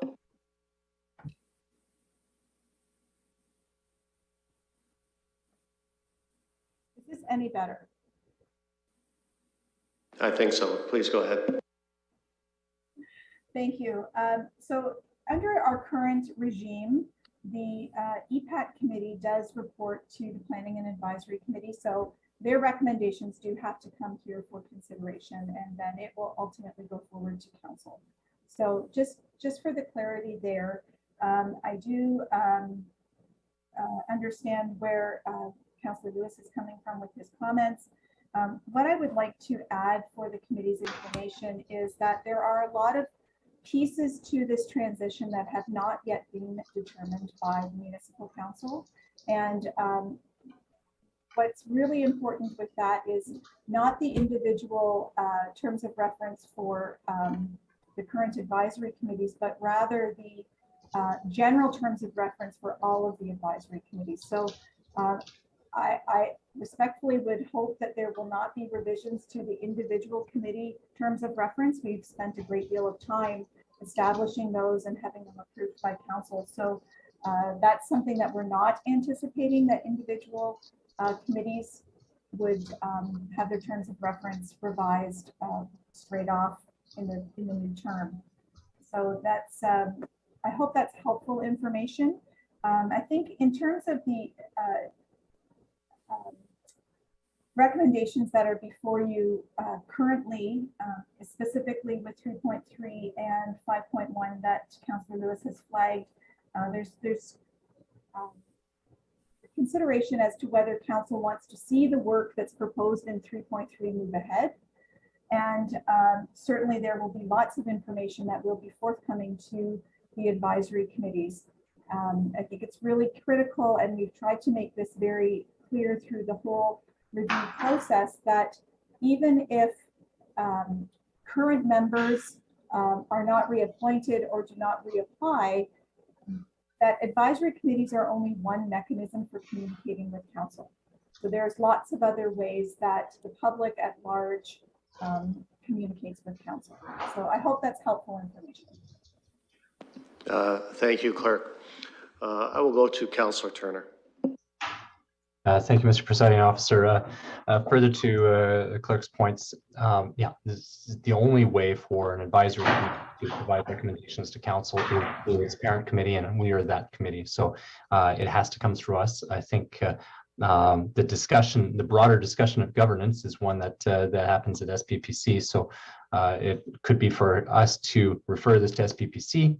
But again, we report to council, we don't report to SPPC. So we would likely make a recommendation to council, and if council doesn't want to deal with it there, we'd probably make the recommendation that it's discussed at SPPC. That all said, that takes a long time.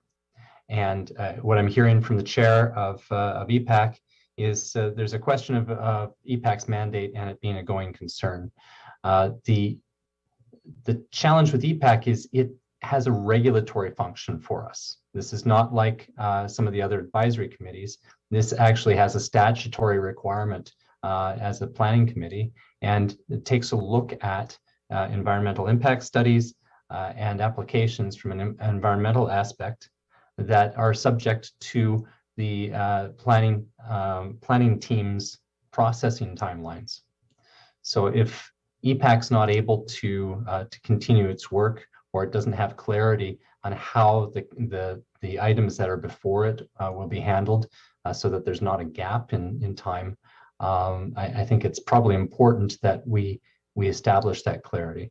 And so I guess I would look through you to the clerk to get a sense of how that continuity of operations, so that there's some seamlessness and then there's not an interruption to the work. And how we can provide that clarity that Mr. Levin has asked for. I will go to the clerk with Councillor Turner's question. Thank you, through the chair, and I'll start, and then perhaps I don't know if the city clerk, who's also on the call, might want to chime in, but hopefully I'll be able to cover this off adequately enough. The current requirement for the municipality to have, the municipality is currently required, legislated, to have a planning advisory committee. The City of London meets that test through not just EPAC, but a few committees and that deal with planning related matters. The Planning Advisory Committee that's outlined in the Planning Act does not specify the duties of that committee, just that the municipality must have one. So while we do have current committees that have taken on roles that support planning, the legislative side of that is up for debate, I'll say. So that said, certainly we will be looking and endeavoring to provide some continuity. I have not had any opportunity to review any of the current applications. It may be that there could conceivably be complete turnover, and that's in the committees, just in terms of applications and interest and so on. So that's certainly something that could be provided, but I don't know that how feasible it may be to impose an end date to projects that are currently still being undertaken without some risk of them not being completed before an end date that may be established by council. So that's why we have committed to this point to continue the committees for this continuity.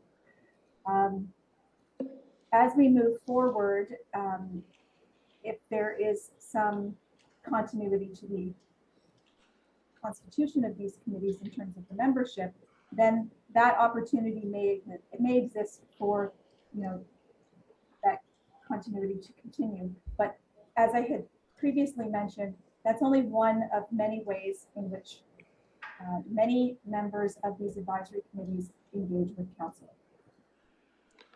Thank you. Councillor Turner. Thank you. One EPAC is the one that deals with EISs. The three committees that do have something to do with the planning are the Agricultural Committee, the Planning Advisory Committee, and the Heritage Committee. LATCH already has its own statutory requirement for existence and also has a processing timeline that it's associated with in terms of being able to provide recommendations to our committee and to staff. So all of those have, with the exception, I think, of the Agricultural Committee, have significant roles in our planning process. So I think it's really important to make sure that that continuity is maintained.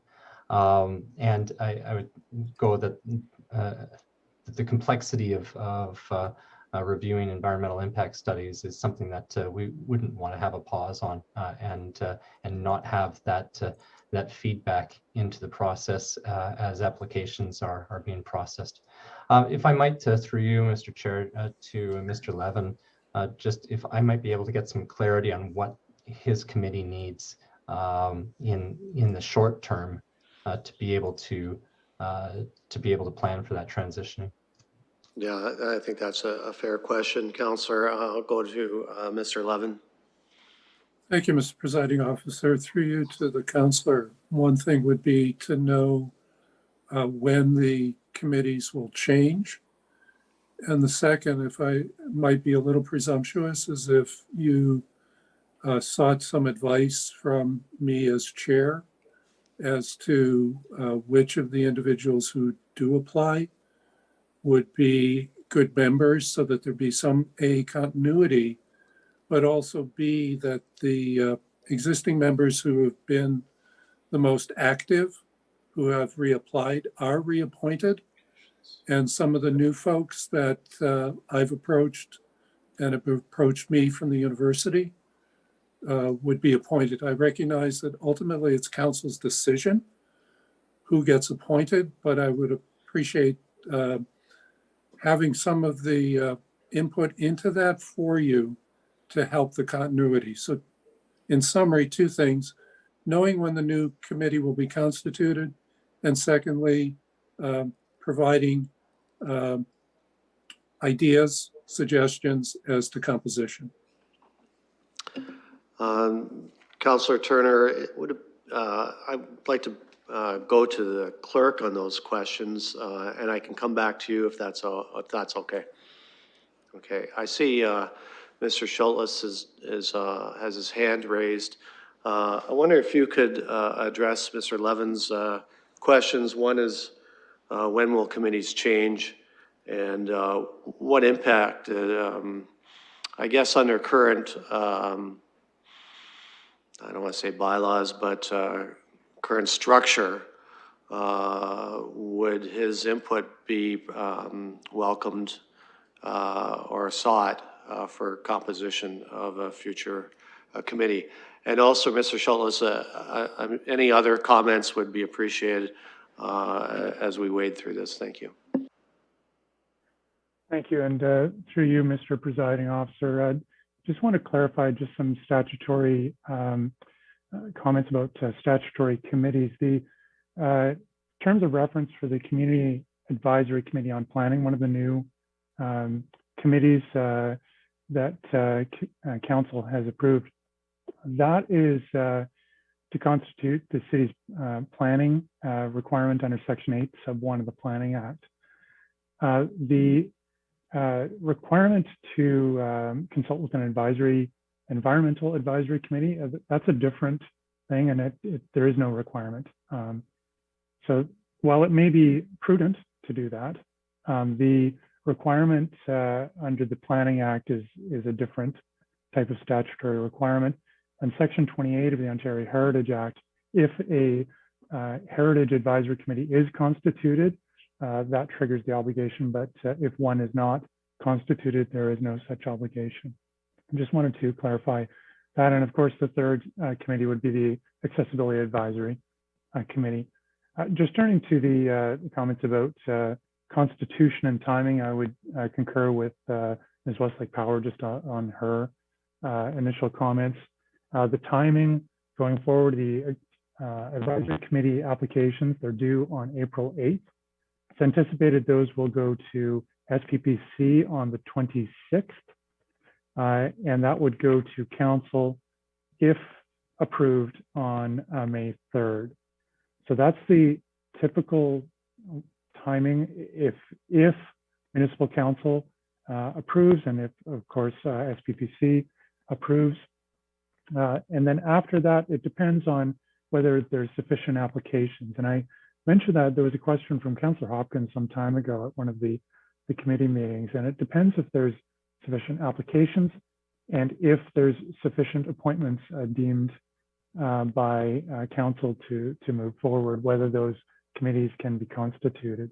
So the timing, it is a bit of a moving target. As soon as possible, we did endeavor to try to populate these as soon as possible. And I believe the other question had to do with overlap, and I believe Councillor Turner, that was the concern there, was making sure that the functions and the advice and the pieces that the current advisory committees are working on don't somehow get lost in all of this. And it was pointed out that, of course, those recommendations would go through to PAC, where they would go to the various other standing committees. And it is certainly an option for the standing committees to move those forward. And a direction could be made at that time to direct those to the new standing committees if they so choose, of course, with municipal council approval. So that's one mechanism for moving those to the newly constituted advisory committees.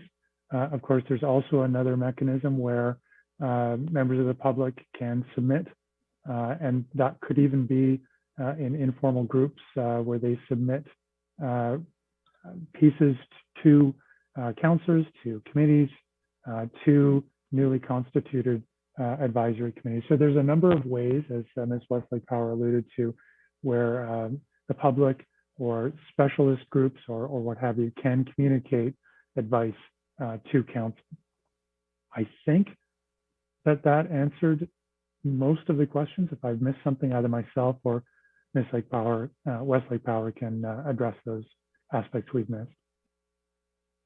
There was one other question from Mr. Levin regarding his input as current chair on the composition or his opinion on applicants to the future advisory committee. Current regulations or procedures would not interfere with him providing his opinion in some format, I would imagine written, on which applicants he feels would be preferable or would add greater benefit to a future makeup of this advisory committee. And I would assume that that would go to SPPC. Is that correct?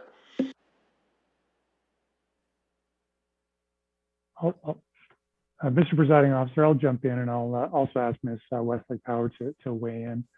There's currently no provision for that. However, there's nothing preventing support for particular applicants, but that does not bind council in any way. So it's kind of a two-part. It's not provided for, and ultimately council is the decision maker. Okay, is that Ms. Westlake Power? Sorry. It is, sorry. If I would just like to add to that with this recruitment for these new committees, we have undertaken several additional steps in terms of the recruitment as a whole, including engaging with our communications department and our people services and we've been actively recruiting at all of the post-secondary institutions and various cultural groups, and the outreach has been fairly extensive.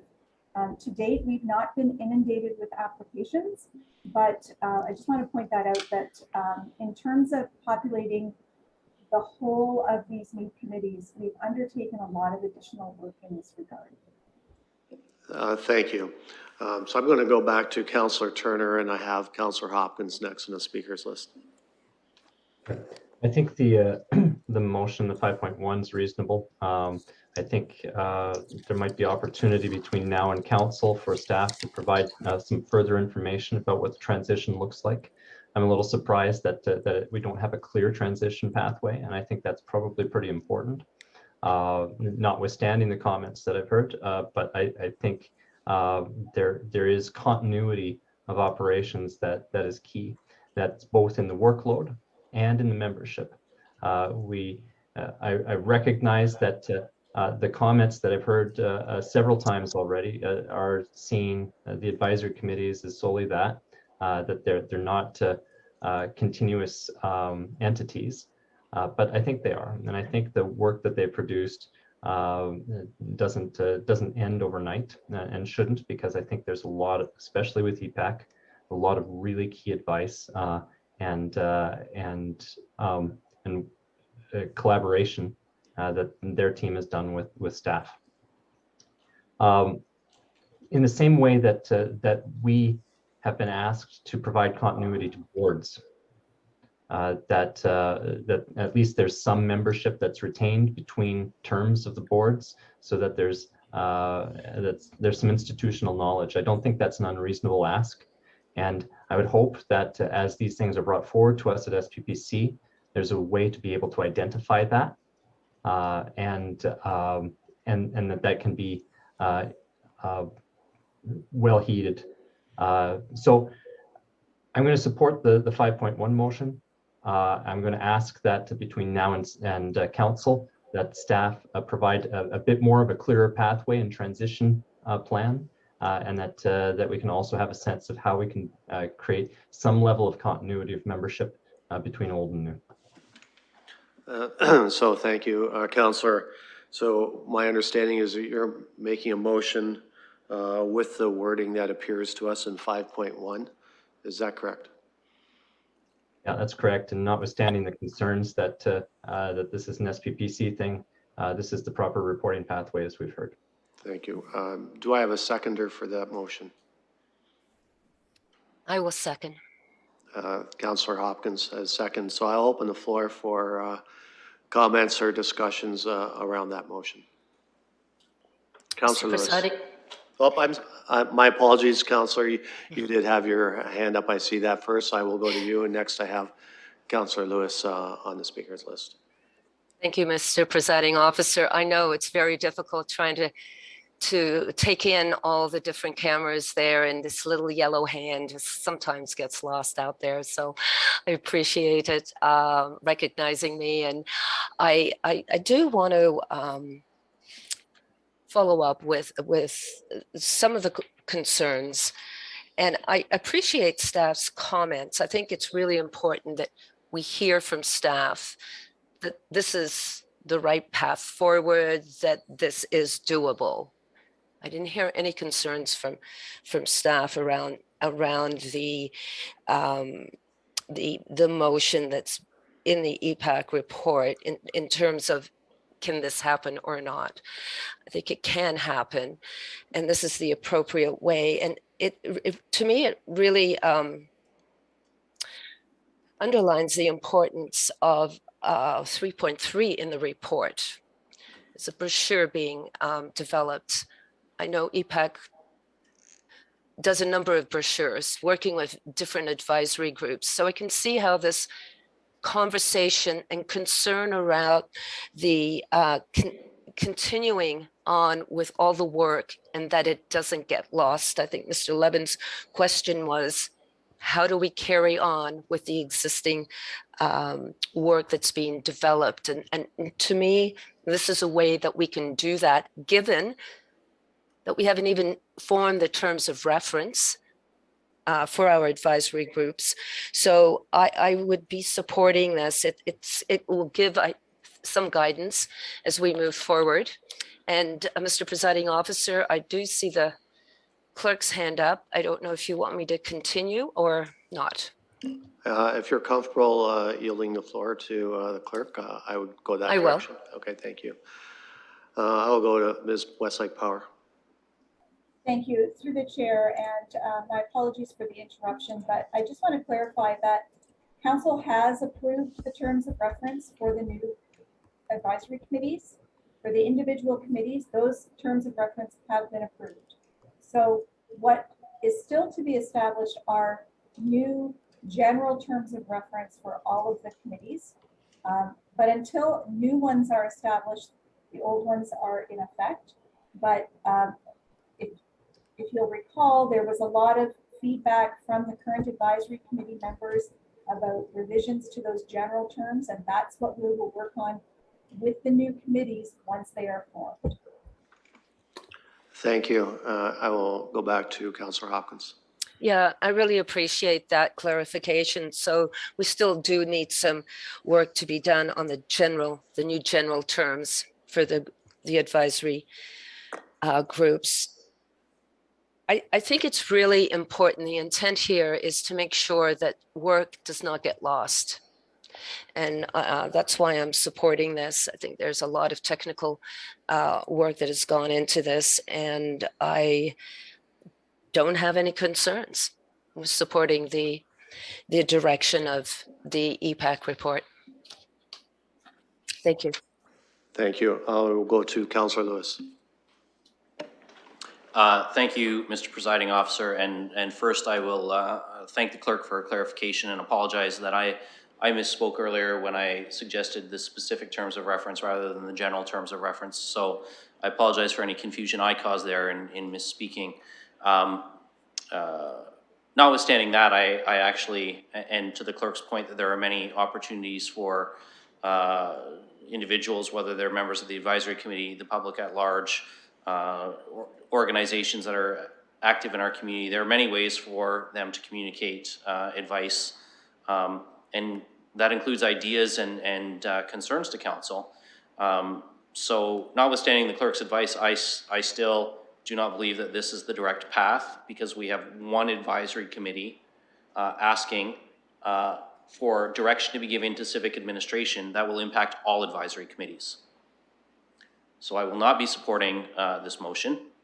I respect absolutely the concerns Mr. Levin is bringing forward around continuity of some work not being lost. I think that is important. I also would comment that certainly as the chair of the current EPAC, I think that council would certainly consider any recommendations he had to offer when we're making our selections, just as we consider, you know, I know that as a member of the library board, when a vacancy occurred there, the board submitted a recommendation for a candidate. I know that that has happened in a couple other instances of vacancies, and so I think that there is a willingness to listen to that expertise. I don't think that that requires a motion today to direct staff to create a process for that. I think that that's something that anyone can write us on and suggest that this is a good member to promote to a committee, and certainly somebody who's chaired a committee and served on a committee for a long period of time, at least for me, their opinion would carry some considerable weight in my committee selection. So I would certainly encourage Mr. Levin to share his thoughts with us as those new committee selections are made. For me, it's this motion directing civic administration to undertake a process that's going to apply to all advisory committees, which when we talk about the mandate of all advisory committees or multiple committees, that to me is applying to them all. So I won't be supporting this.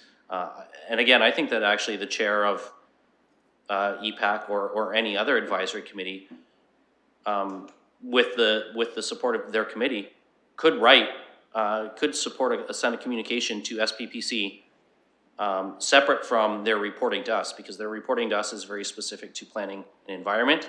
To me, this is a motion around governance, and it would be better communicated through a direct communication to SPPC. Thank you. I have Mayor Holder next on the speakers list. Thanks very much, Chair. I'm not going to repeat all that's been said from prior speakers, but I'm particularly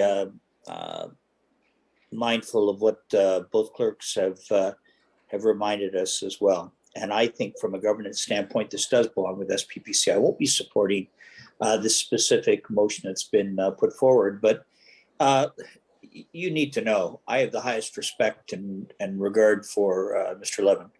And I've known him a number of years, and he's absolutely a bright light for our city. I would think that if part of this, as it relates to governance, which again I would suggest is again part of the SPPC model, if that's in fact the concern, I would take a lot of stock in what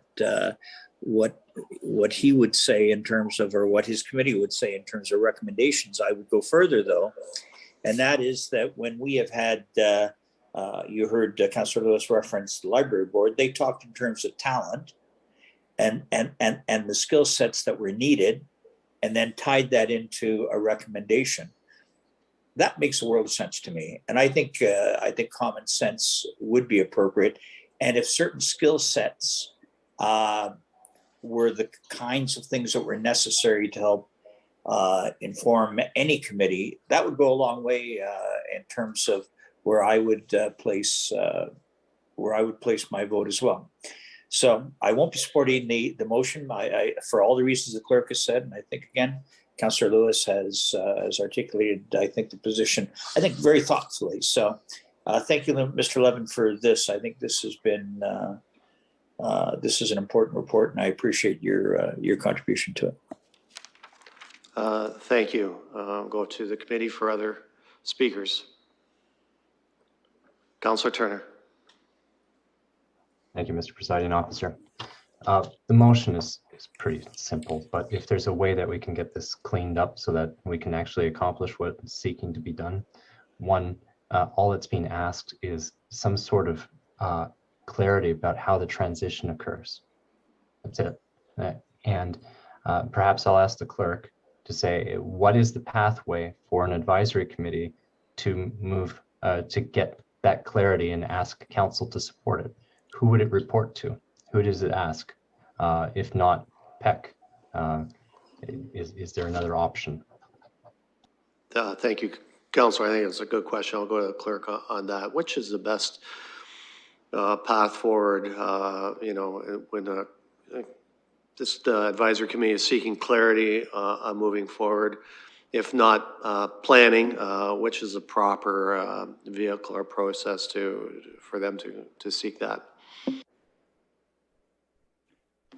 Through you, go ahead. Through you, Mr. Presiding Officer.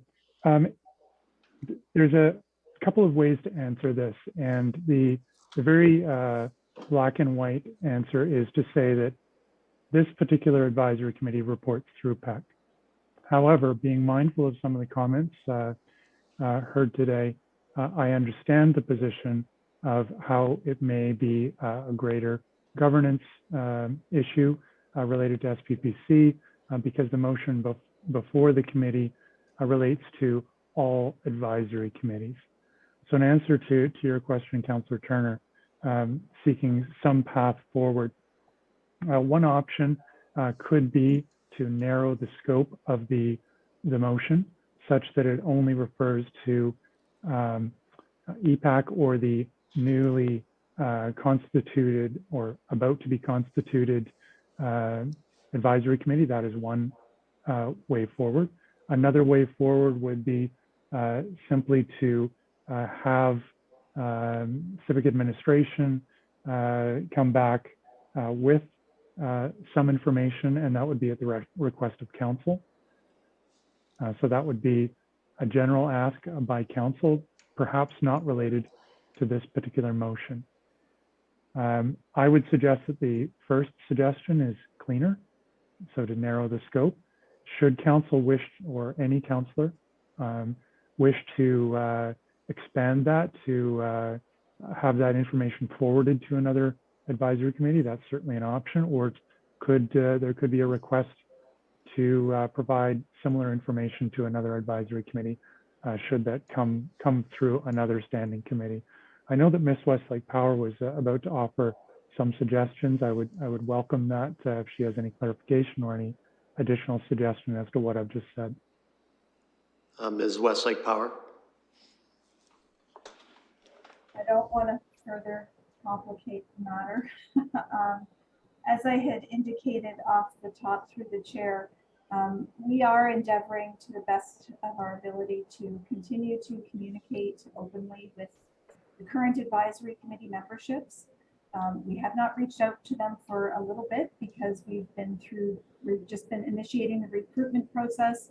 But as that gets closer to its end, there will certainly be additional communications to the advisory committee members. In terms of a specific transition path, certainly if that's the direction of council, we can turn our minds to that. It becomes a little bit challenging in terms of timing, because there would be assumptions associated with the timings that we may offer up. So I leave that in your hands, but I can confirm our commitment to continue to communicate with the existing members. The changeover, if I may add this just as anecdotal information for you, it's not uncommon for us to have changeover of advisory committees from one term to the next, for example. This is a bit unique because we're looking to institute a new structure on the direction of council. So it's a little bit of a different scenario. However, this is certainly not the first time that the term of one cohort of advisory committee members ends and a new one begins. So I offer that for your consideration as well. Thank you. I will go back to Councillor Turner. Thanks. Perhaps if the motion were amended to say that civic administration provide information and clarity about the process of transition from EPAC to the new incoming committee, and be very specific, keep it to EPAC, keep it to its replacement committee, keep it within the realm of our committee. Would that help those who have expressed their concerns? Is that a question, Councillor, to clerk, or just a? That's a modification to the motion that I tabled, and a request to my colleagues who've expressed concerns about the motion initially. Okay, thank you. I'll go to the seconder of the motion as the amendment. Okay, with you. I'm happy to second, yes. Okay. It gives clarity to it, for Okay, sure. Thank you. The clerk is working on the amendments proposed. In the meantime, I'll go to Councillor Lewis for comments. Thank you, Mr. Presiding Officer. And I will just share, Councillor Turner asked the general question, and yes, narrowing the scope would make me much more comfortable with it. EPAC certainly reports through us, and if we're dealing specifically with EPAC, I'm much more comfortable with that. I don't want to presume that PEC can speak for, or that EPAC can speak for other advisory committees in directing civic administration, but this tightened up motion I'm much more comfortable with. Go to Mayor Holder. Well, because Councillor Turner asked so thoughtfully about those who've spoken to this, I think the more narrowed focus is probably how it should have started. I think the clerks were fairly clear, but at the same time, I think this is something that I can work towards, and I can support it. Thank you. Any other comments or questions? The clerk is, just a second, please.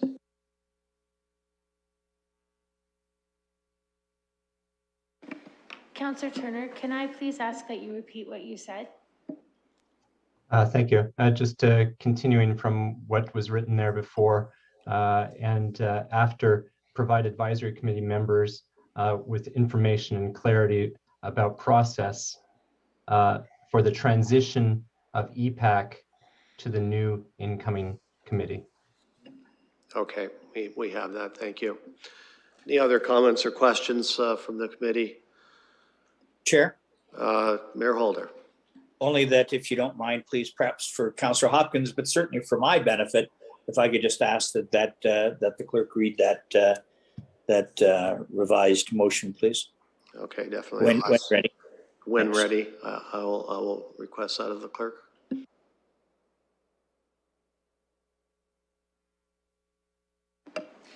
That the civic administration be directed to provide advisory committee members with information and clarity about process. With the existing EPAC and the incoming new ECAC. If I can add, it's Councillor Hopkins. It was for the transition of EPAC to the new committee. I think that transition part is really important. We don't want the information being lost. I'll have the clerk read it out again. Thank you. The civic administration be directed to provide advisory committee members with information and clarity about processes for the transition of the existing EPAC and the incoming ECAC. Councillor Turner and Councillor Hopkins, does that get to where you wanted to go? I'm seeing a nod. Yes. Okay. Thank you. Thank you. Any other comments or questions? Before I call the vote, I'm going to ask that Councillor Lewis take the chair so I can weigh in here. Thank you, Councillor Lehman. I have the chair, and you are next on the speakers list. Thank you. Couple points. As a member of SPPC and a councillor, of course, I would welcome Mr. Levin's input on proposed candidates to make up the next term's advisory committee. I can't speak for other councillors, but I will, because I'm pretty sure they would welcome the same. You're very highly respected. We have a transition time, which has a, advisory committee chair is rightfully concerned about transition and current items before the advisory committee now. We are going to be hoping to see the change potential changed composition to SPPC in the 26th, and on May 3rd finalize that, which is approximately a month away. I am hesitant to get into the weeds on process with committees. I think that is done better at working governance and then SPPC. However, I recognize the concern of the chair, and with the revised motion, it's specific enough for planning to deal with as this committee. So I can get there, and I will support this motion. Thank you. Thank you, Councillor Lehman, and I will advise you there is no one else on the speakers list at this time, and I'll return the chair to you. Thank you. Seeing no other speakers, I will call the vote. I vote yes. Chair will vote yes.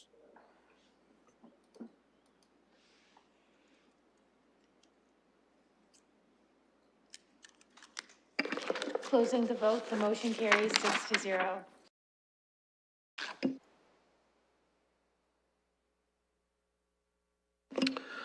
Thank you. We will now be moving on to scheduled item 3.6, and this is a public participation meeting regarding 517, 521, and 525 Fanshawe Park Road East. I will look to the committee to open the PPM. We have a motion to open the PPM. I'll make a motion.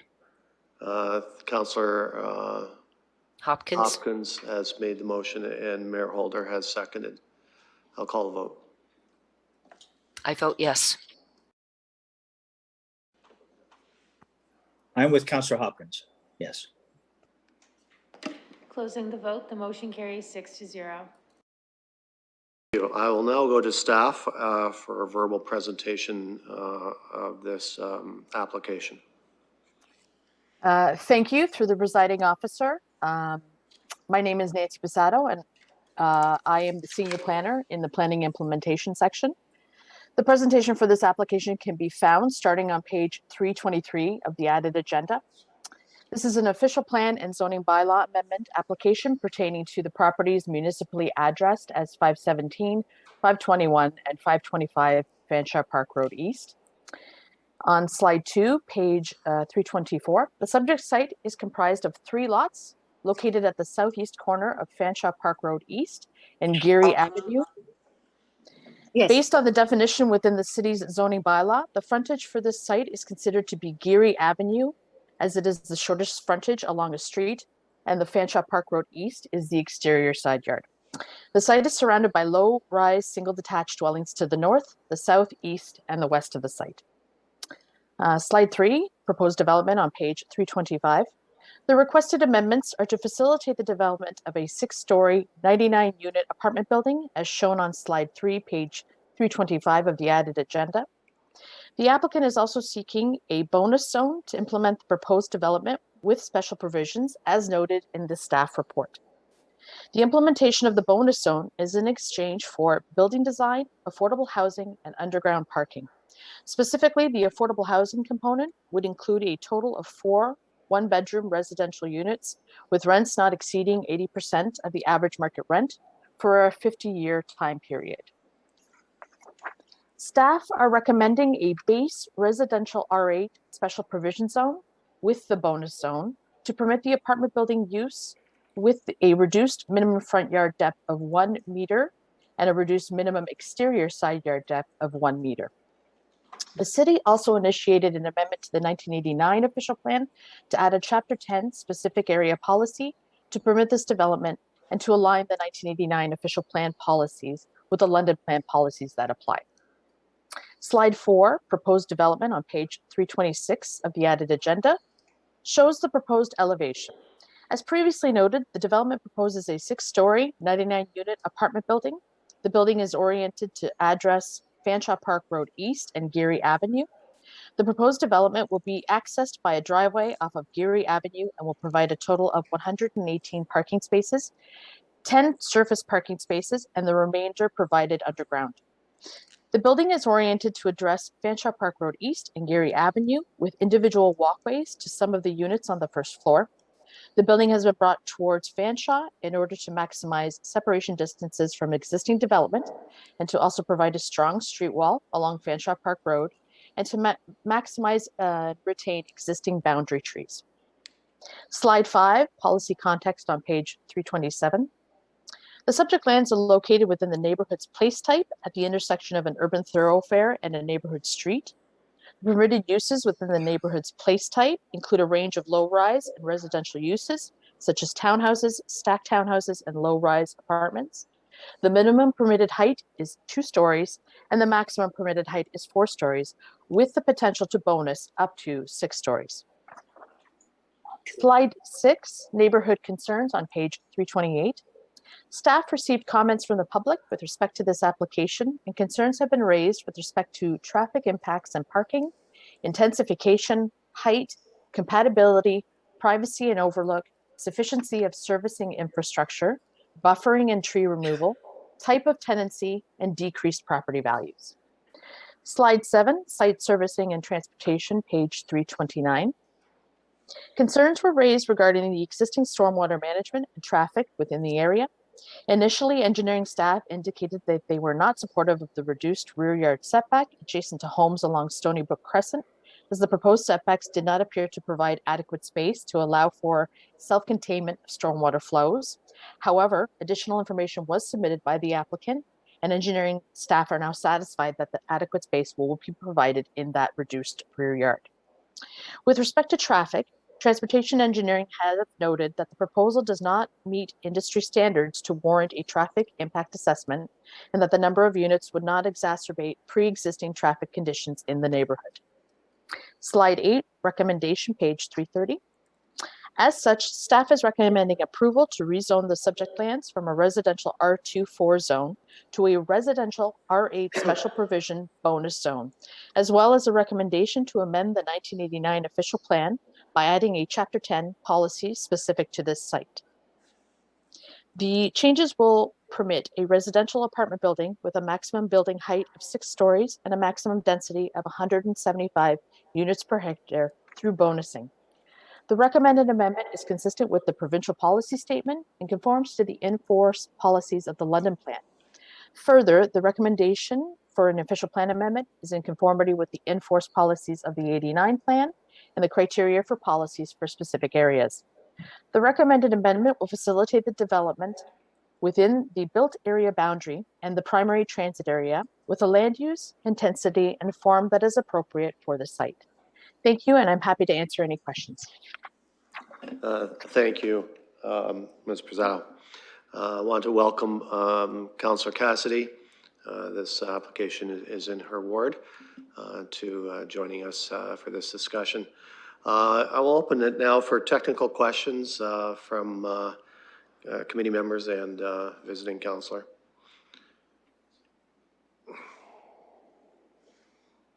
Councillor Cassidy. Thank you, Mr. Presiding Officer. I wasn't sure if you were going to go to the applicant first, so I'm happy to ask some questions of Ms. Passado. So my first question is, we've seen a few developments along this stretch, and by this stretch of Fanshawe Park Road, I mean between Richmond Street and Adelaide. I'm wondering why one big development on the north side of Fanshawe Park Road, 420 Fanshawe Park Road, was limited in height to 4 stories. I know the applicant had a couple of iterations of their proposal before they came to a final design for their application, but I think it just before they submitted their application, they had asked for either 12 stories first and then 6 stories. And I believe it was through pre-consultation with staff that they settled on 4 stories. So I'm wondering why we're doing something different at this location compared to 420 Fanshawe Park Road. And at 307 Fanshawe Park Road, the final design there was stacked townhouses. Ms. Prezado, I'll go to you for that. Through you, Presiding Chair. Couple of things. Firstly, I believe the application of 420 Fanshawe was originally 6 stories as well.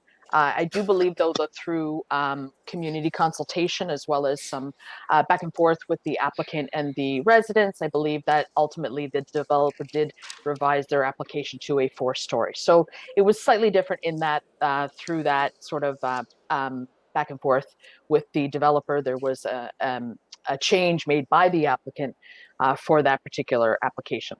Now, noting that the policy framework that was in place for 420 Fanshawe is similar to, in fact, almost identical to this development as well. So therefore, certainly from that policy perspective, that exists for both of these sites. So that 6 stories with bonusing is permissible under the London Plan policies. The second development at 307, I believe it is, Fanshawe Park Road. From the beginning, I believe that had always been anticipated to be a stacked townhouse type of development. I think initially, years ago, it was actually townhouses that then changed to stacked townhouses. So again, that was something that the developer had put forth at the time of that application. Whether a low-rise apartment would have worked there or not at this point is moot, because the actual application itself was made for stacked towns. And again, the same policy regime applies for all 3 of these sites, as noted previously. So hopefully that answers your question. Yes, it does. And I can clarify at 307 Fanshawe, what was approved in 2011 was actually a low-rise apartment building. I was part of the community group at that time that appeared before PEC. Just a little bit of background. I wonder, as far as the affordable units go, 4 units out of 99, that's 4%. what's our ability to push that to a higher number? And is it just some arbitrary through negotiation, a number that we arrive at? How do we stay at 4, and why wouldn't we go higher than that? Through you, oh, I apologize. I was going to answer through you, presiding chair. It's a combination.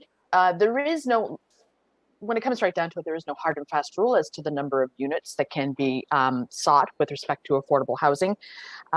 Generally, though, it is a process with our partners at HTC in order to achieve what they think can be achieved, what is best basically for the site and for the surrounding area in terms of the number of units that potentially could be achieved. So I do note that, yes, this is 4% of the site with respect to 4 units, but that is ultimately was derived from conversations and discussions with HTC with respect to affordable housing in the area, and that was how that number was derived. So, thank you. And Councillor Cassidy, just so you know, you will have opportunity to ask questions of the applicant. They will be presenting after this, but if you have further technical questions for staff, please go ahead. Excellent. Thank you, Mr. Presiding Officer. Through you to Ms. Passato, I want to ask about the buffering from and the setbacks. So there's a 5-meter buffer from the property to all structures. It says that at one point, and then it also talks about the 21-meter setback. So I wonder if you explain where those measurements are taken, from where and to where, is to the property line, is to neighboring structures. If you could just clarify that. Sure. Through you, the setbacks, the southern, I'm going to call it the southern property line, which is the property line adjacent to the Geary Avenue properties. So that is a 21-meter setback that is being maximized, actually. And that is being provided, and that is to the building itself, the proposed building, and to the property line. So that is 21 meters. So within that 21 meters also will exist vegetation, some of the existing trees and hedgerows that are there, as well as the entrance to the underground parking structure, and the surface parking area will also be located in that 21 meters. And then to the east, or the rear yard as it's known on the property, that is an 8.1 meter setback, and that is reduced from the required 20 meters, I believe, and that is the rear yard essentially. So that will be again from the edge of the building to the property line itself.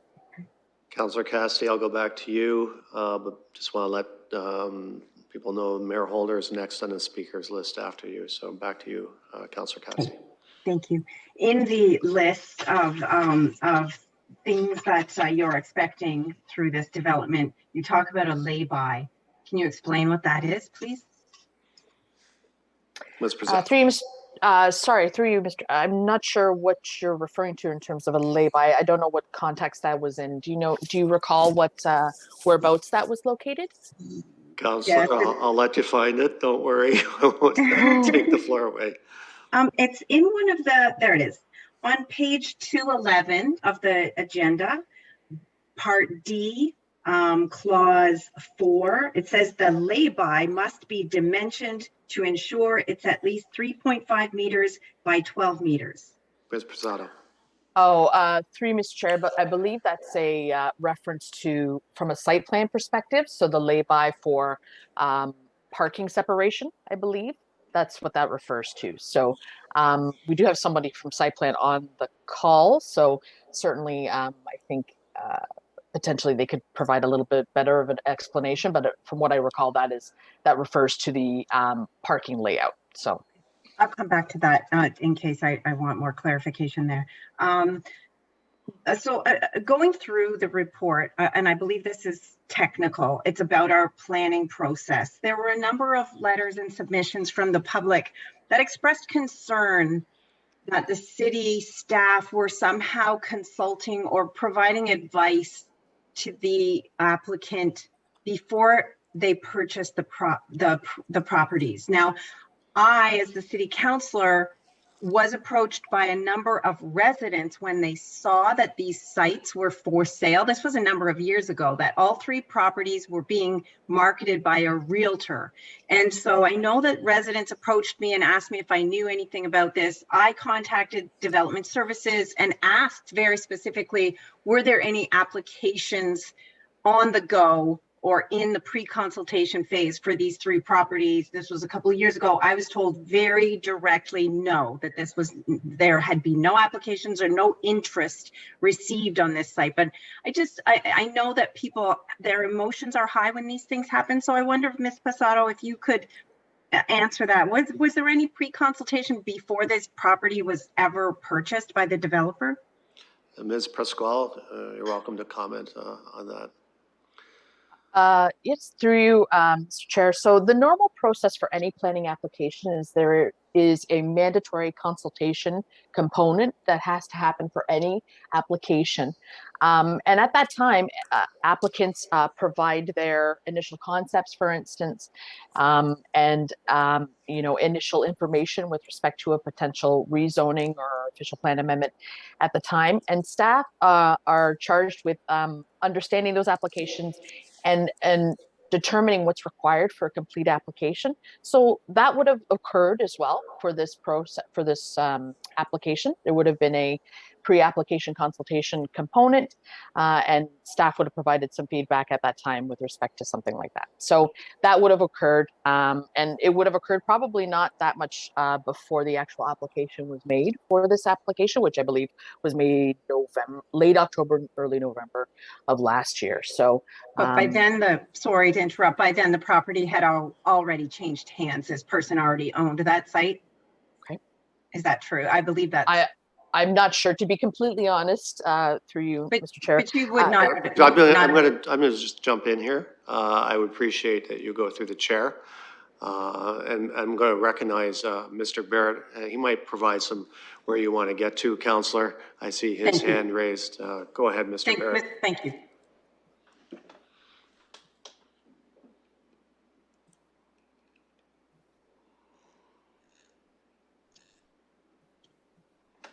Mr. Barrett? Sorry, I apologize. I put my hand down, but I forgot to turn the mic on.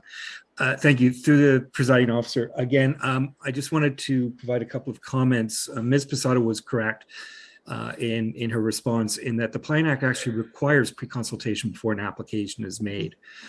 But the Plan Act does, in fact, not require it to be the owner. So I don't know at what point these lands were purchased or not, but prior to an application being made, pre-consultation is required. And as Ms. Passato said, that's when the city staff identify the issues and the matters to be addressed and what would constitute a complete application. For example, what studies and reports would also be required to constitute a complete application, so that all the information that's required for both staff to review the application and make a recommendation, and also for the public and the members of council to have all the information available to make a decision on the application.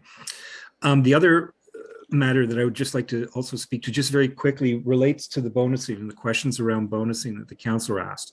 Again, Ms. Passato was correct when she indicated that there's no hard and fast rule around that.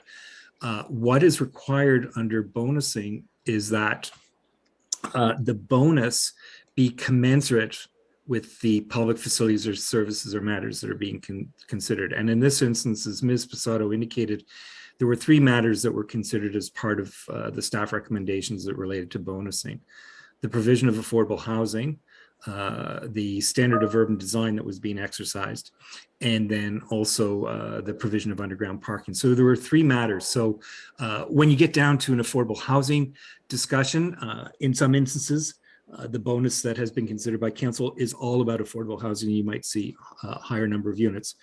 The only other thing that I would point to that is that the percentage that was noted by the councillor spoke to the total number of units in the development. When we speak to bonus, again, it's tied to the public facility service or matters that are considered in exchange for the bonus. And in this instance, the bonus would only consider what we call the lift. In other words, the difference between what could be permitted and what is permitted under the bonus. So it's not the full 99 units, it's the proportionate difference between what could be considered or developed on the site without the bonus being considered. So I just wanted to put that out just for a little bit of clarification.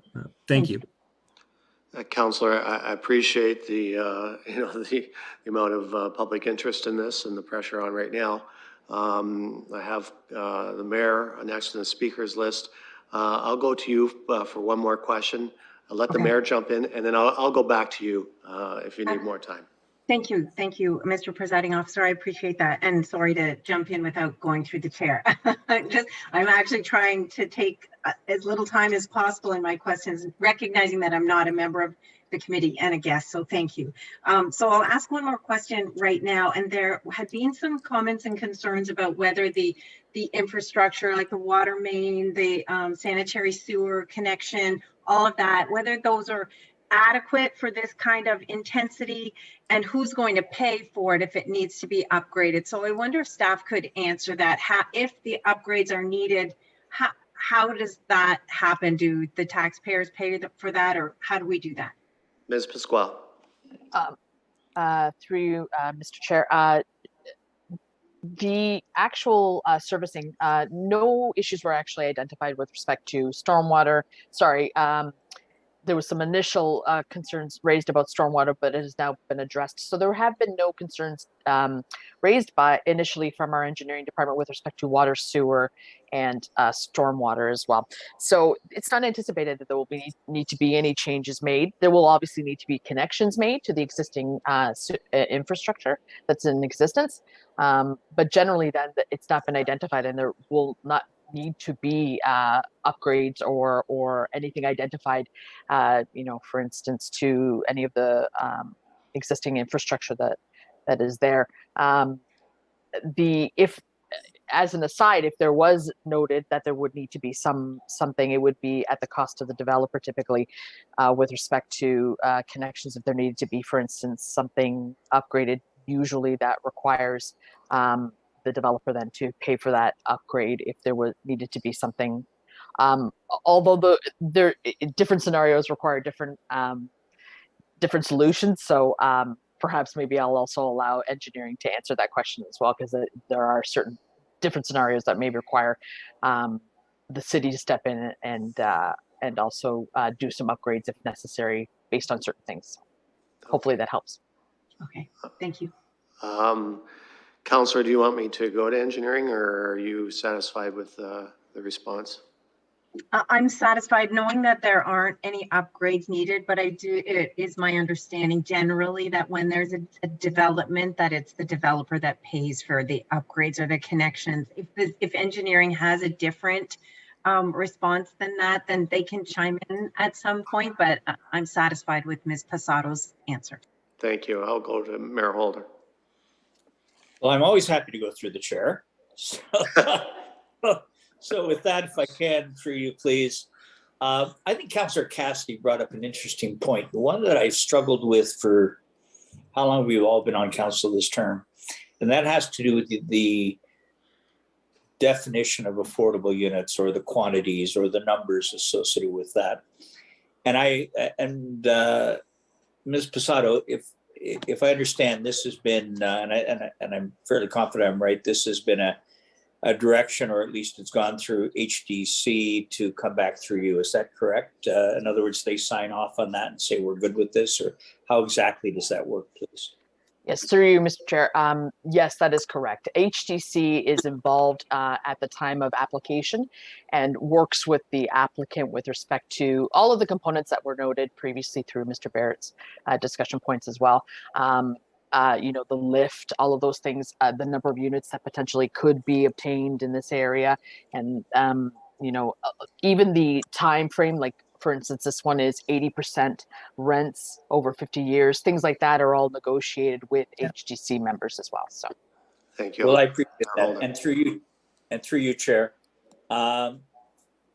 It still makes no sense to me, and what I'm trying to get a sense of it. I know there are a number of scenarios, and Chair, we're talking about underground parking. We're talking about other accommodations that that I'm sure any developer would make. But I struggle in this. But I'll be honest. Maybe this isn't just this issue, Chair, and maybe it's a discussion for another day.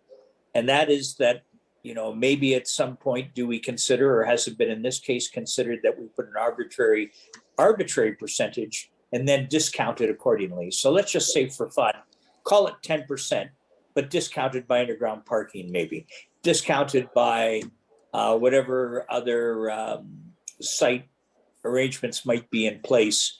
And if they can't do that, then they're stuck with the 10% or what have you. Because if there's one thing I have great respect when the development community comes forward, is that they put a lot of thought into this. But I would think in this development or any other, it's the most for the least, you know, in the sense that they will, they'd rather get full rent versus 80%. And I get all that. And whatever other way we want to define affordable housing. Chair, this is something that I'm going to take offline separately, I'm sure, and try to get some sense as to establishing a more functional formula that works, because the question that Councillor Cassidy asked is one that we always ask when there are issues that challenge us. Why 4? Why not 6? Why this many versus that? In this case here, I don't know. I accept HDC's scenario that they've been involved, and I appreciate Ms. Posada's comment. I'm just a little frustrated by the process. I know what it is. I'm not sure I totally get it, but in the fullness of time, I may. So, Chair, I'll stop. Ms. Posada, thank you, and I don't really have any other questions at this point. But Councillor Cassidy, thanks for bringing that up. I thought that was important. Thank you. I have Councillor Hopkins next to the speaker's list. Yes, thank you. And from what I understand, bonusing will not be allowed later on this year. I think the province will no longer be allowing us to do bonusing. But as a follow-up to the questions raised, I would like to know if we have a signed bonusing agreement with the applicant on this application, and if this does not go forward, does it just revert back to a 4-story, 75 units per hectare if the zoning is approved? Ms. Pasquale, there are 2 questions there for you. Yes, the first, through you, Mr. Chair, the first question about signed bonusing agreement, it's not been signed as of yet. However, there has been what's known as like a letter of intent from HDC to the applicant that indicates that this is the agreed upon terms, essentially. So once that is passed, then I believe that'll be secured at site plan. The actual final number and units in the agreement will be drawn out at that, will be drawn up at that time. The second question was with respect to, I apologize, I think I've forgotten it already. It's about if this application, this building, does not move forward. Oh, I'm so sorry. Yes, absolutely. Does it revert back to a 4-story, 75 units per hectare? Through you, Mr. Chair, the base zone that's being recommended, which is the RA4 zone, is that base zone. So what would happen is if for some reason the development did not occur based on the bonusing provisions that were agreed upon, or design or something changed, then the underlying zoning would apply, which is that R84, which permits up to 75 units per hectare, 4 stories. I believe it's 16 meters. No, it may have even been less than that, but the base zone would be that 75 units per hectare and 4 stories, much like what is currently permitted under the London plan in terms of the maximums without bonusing. Thank you. Thank you, Ms. Pizzato. Any further questions, Councillor Hopkins? No, thank you. Okay, thank you. Councillor Cassidy, I'm giving you an opportunity if you need it. I didn't see your hand raised, but I thought I'd go back and check. Okay. Thank you. Thank you, Mr. Presiding Officer. I have a question about the the requirement that we have, statutory requirement to render a decision on this, on any application within a certain time frame. It's 90 days for I think a bylaw amendment and 120 days for an official plan amendment. I may be wrong, but Ms. Passato, where are we in that ticking clock? Through you, presiding officer, currently the application was made end of October, I believe. So we are just doing a rough calculation: November, December, January, February. So we are into almost our 5th month on this application. So we're past the 120-day mark at this point. So as you know, this also could potentially open up the city to appeals based on a lack of decision if the applicant so chose to go that route. Councillor. Thank you, Mr. Presiding Officer. I have a question about the some of the bonusing components. So there were questions from the community about what they actually mean, specifically the enhanced urban design. So in exchange for enhanced urban design, city staff are recommending these extra 2 stories on the building and also this rooftop amenity. Can you explain for the community what those mean and why that's a bonusable, why those are bonusable items? Ms. Posada. Yes, through you, presiding officer. The bonusable, in terms of enhanced urban design, those are criteria that are provided for under both the 89 plan, I believe, and as well as the London plan. And it basically means that the urban design goes above and beyond or is exceptional in some manner with respect to the design of the building itself. There are key components, I believe, listed in the recommendation for at the beginning of the planning report, the staff report, that lists some of those exceptional urban design components that were considered through this application and were considered for this exceptional urban design, such as the walkways that are a direct connection to Fanshawe Park Road, some of the building materials being utilized, some of the recesses, things like that are all components that are being used for exceptional urban design for this site. Okay. Councillor. Thank you, Mr. Presiding Officer. There were a number of comments that people that lived outside that notification zone. So we notify people that are within a 120-meter radius when there's a planning application. So there were people that were upset with this. I know that there is the rethink zoning process. This won't help people with this application. I'm wondering if we are looking at that 120-meter radius. Do we have any plans to broaden that? Through you, presiding officer, I will have to leave that to one of the other staff members as well, because I'm not sure. I do believe that that is definitely something that is being looked at. It is always an issue when it comes to circulation, especially for a very contentious application such as this. But we do have our standard of 120 meters, and we generally try to hold to that simply because otherwise we'd be making an arbitrary decision as to who is in and who is out. And so the 120 meters is essentially that base notification area that we have that's contained in our policies, as well as generally in the Planning Act in terms of notification. So that's what we generally utilize. I'll just remind the councillor to please keep the questions pertinent to the specific application if possible. Thanks. I realized that, Mr. Presiding Officer, as soon as I said that. So I will ask that question later on after the public participation part is over. So final 2 questions. Number 1, the location of the garbage. Where will the garbage be located on the site? I noted at one point there was a proposal by staff that it be moved, I think, but also residents have concerns about the proposed location of garbage. And the final question is, there is one property that from the drawings, they say it looks like the building site is impacting on their property, that it's crossing the property line. So I wonder if we could get clarity to how we make sure that what we're saying is the development site is actually the development site, and where will the garbage be located? And those are my questions. Thank you, Mr. Presiding Officer. Ms. Posada. Okay, through you, presiding officer.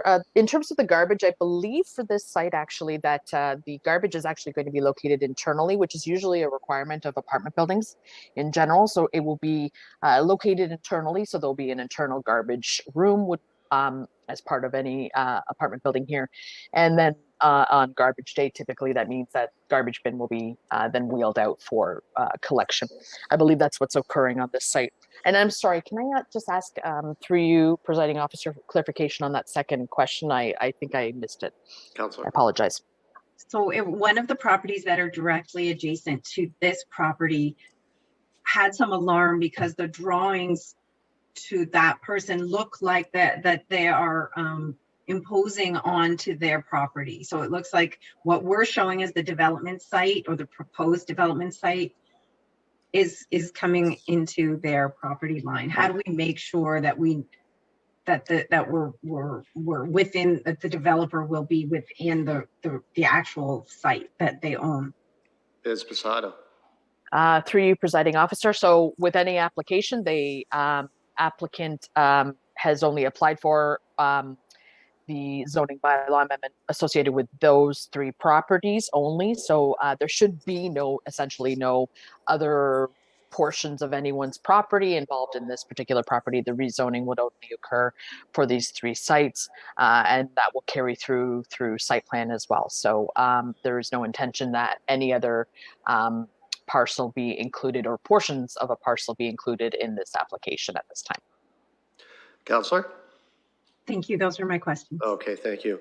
For the public that are waiting to address the committee, just kind of an indication of when that time will be. We'll be going to the applicant next for a 5-minute presentation and any questions the committee might have, and then we will be going to public for their input. So I'll ask the clerk if the applicant is ready to speak. Applicant, I will give you 5 minutes and warning at 30 seconds. Please go ahead. Through you, Mr. Presiding Officer. Good evening, staff, council, and public who are in attendance here tonight. My name is Caitlin Crowley, planner with Zelenka Priamo, here on behalf of the ownership group of this property. I would like to first thank Nancy for her work on this file and thank the members of the public registered to participate here tonight. Due to the nature and location of the proposal, we have received a lot of public feedback. After the submission of the application, we voluntarily hosted a virtual open house. Due to the public interest, we engaged several professional consultants and prepared a lot of detailed drawings in support of the proposal to ensure that this development could reasonably work on the property. A lot of this detail would have generally been completed at the site plan stage, but in order to address a lot of these concerns, we wanted to do what we could through the rezoning process. The traffic concern, which has been brought up several times, has been addressed in staff's report through the Transportation Division, which states that trips generated through the proposed development should not have any foreseen issues. Due to the number of concerns raised, we also hired a traffic consultant to do an additional study, which concluded the same results as Transportation Division. Through different versions of the proposed plan, we had also looked into access on Fanshawe Park Road. However, this was not something that was supported by city staff, and therefore it was determined that Geary Avenue access would be a better alternative. Due to the need for bonusing for this site, we have had several discussions with HDC in terms of our proposed affordable housing component. We had originally proposed 2 units for the property. However, since then, have increased the proposed units to 4 to be affordably rented for a longer term, which is in fact 10% of the uplift, which Greg Barrett had explained earlier. In terms of the perceived impact regarding stormwater management, SBM, our consulting engineers, have coordinated with city engineers and have deemed that the post-development flows will actually improve the site compared to the flows that currently exist and actually providing net benefit to the neighboring properties. So this is to the rear of the property, which Nancy mentioned. The proposal has been circulated through to the urban design peer review panel, who had really good comments regarding the proposed design and location of the built form towards Fanshawe Park Road, as well as commended us on directing the building entrance at the intersection of Fanshawe and Geary. We also have provided an angular plane drawing in addition to our original submission to represent views from the top floor of the apartment building to address privacy. The rooftop amenity was strategically located at that intersection location in order to overlook Fanshawe Park Road as opposed to the neighboring properties. A shadow study was also completed, which resulted in minimal shadowing to the south and east abutting properties. The proposed parking count was brought up as a concern as well. However, given that the proposed building is located proximate to public transit and is located along an arterial road, the proposal is more conducive to London's direction for a potentially lower minimum parking standard for neighborhood place types, as per London's recent off-street parking standards review. The proposed development's location along Fanshawe Park Road contemplates a good location for intensification, and the London plan contemplates the built form and height at this location. We are seeking to enhance Fanshawe Park Road corridor through additional housing and work towards the direction of the London plan and its intent for neighborhood place types along an arterial road.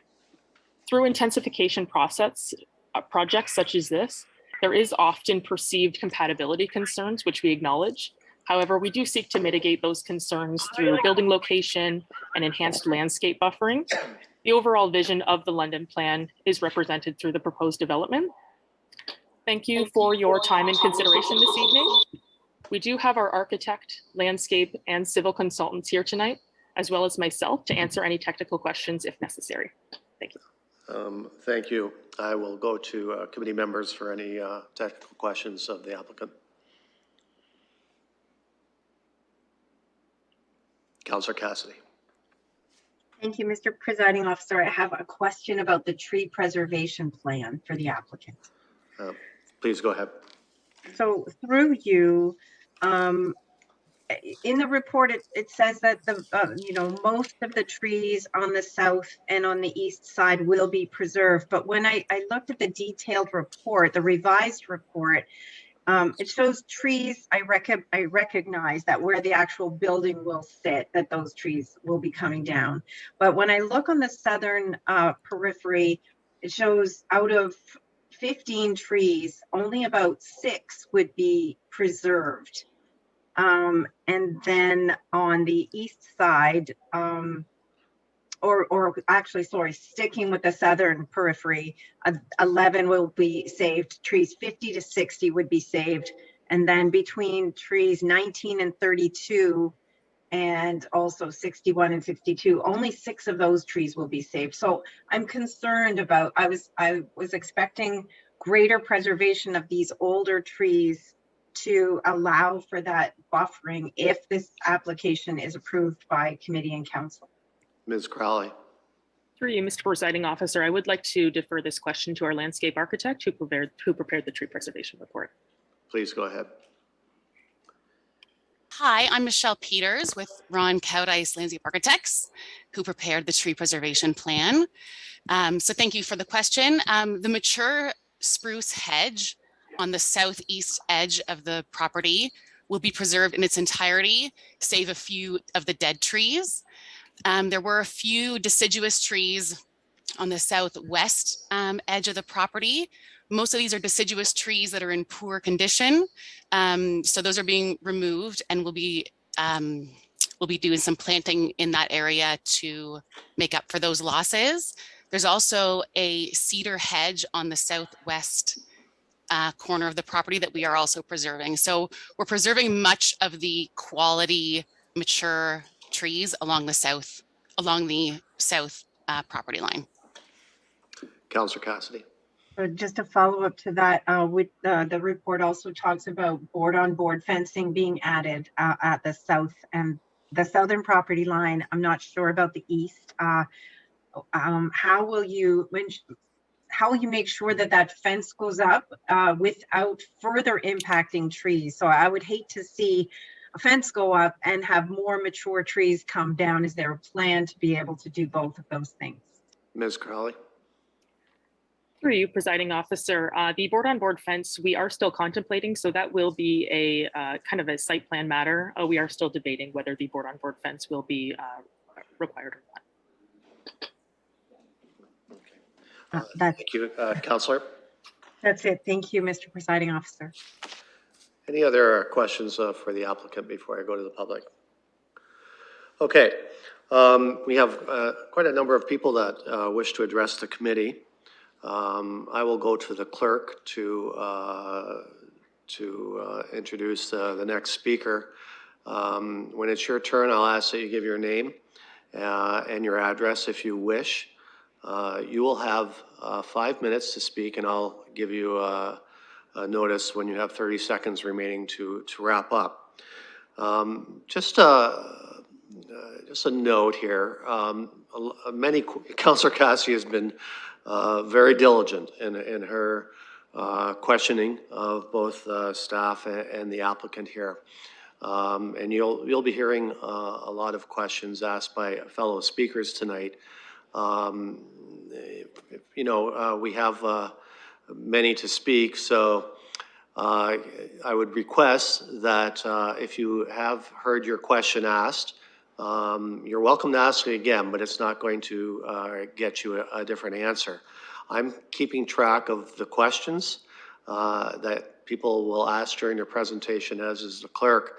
And when everyone has spoken, then I will ask those questions on your behalf. I will go to the clerk now for the first speaker. Tucker Morton. Ms. Morton, you have 5 minutes. Please go ahead.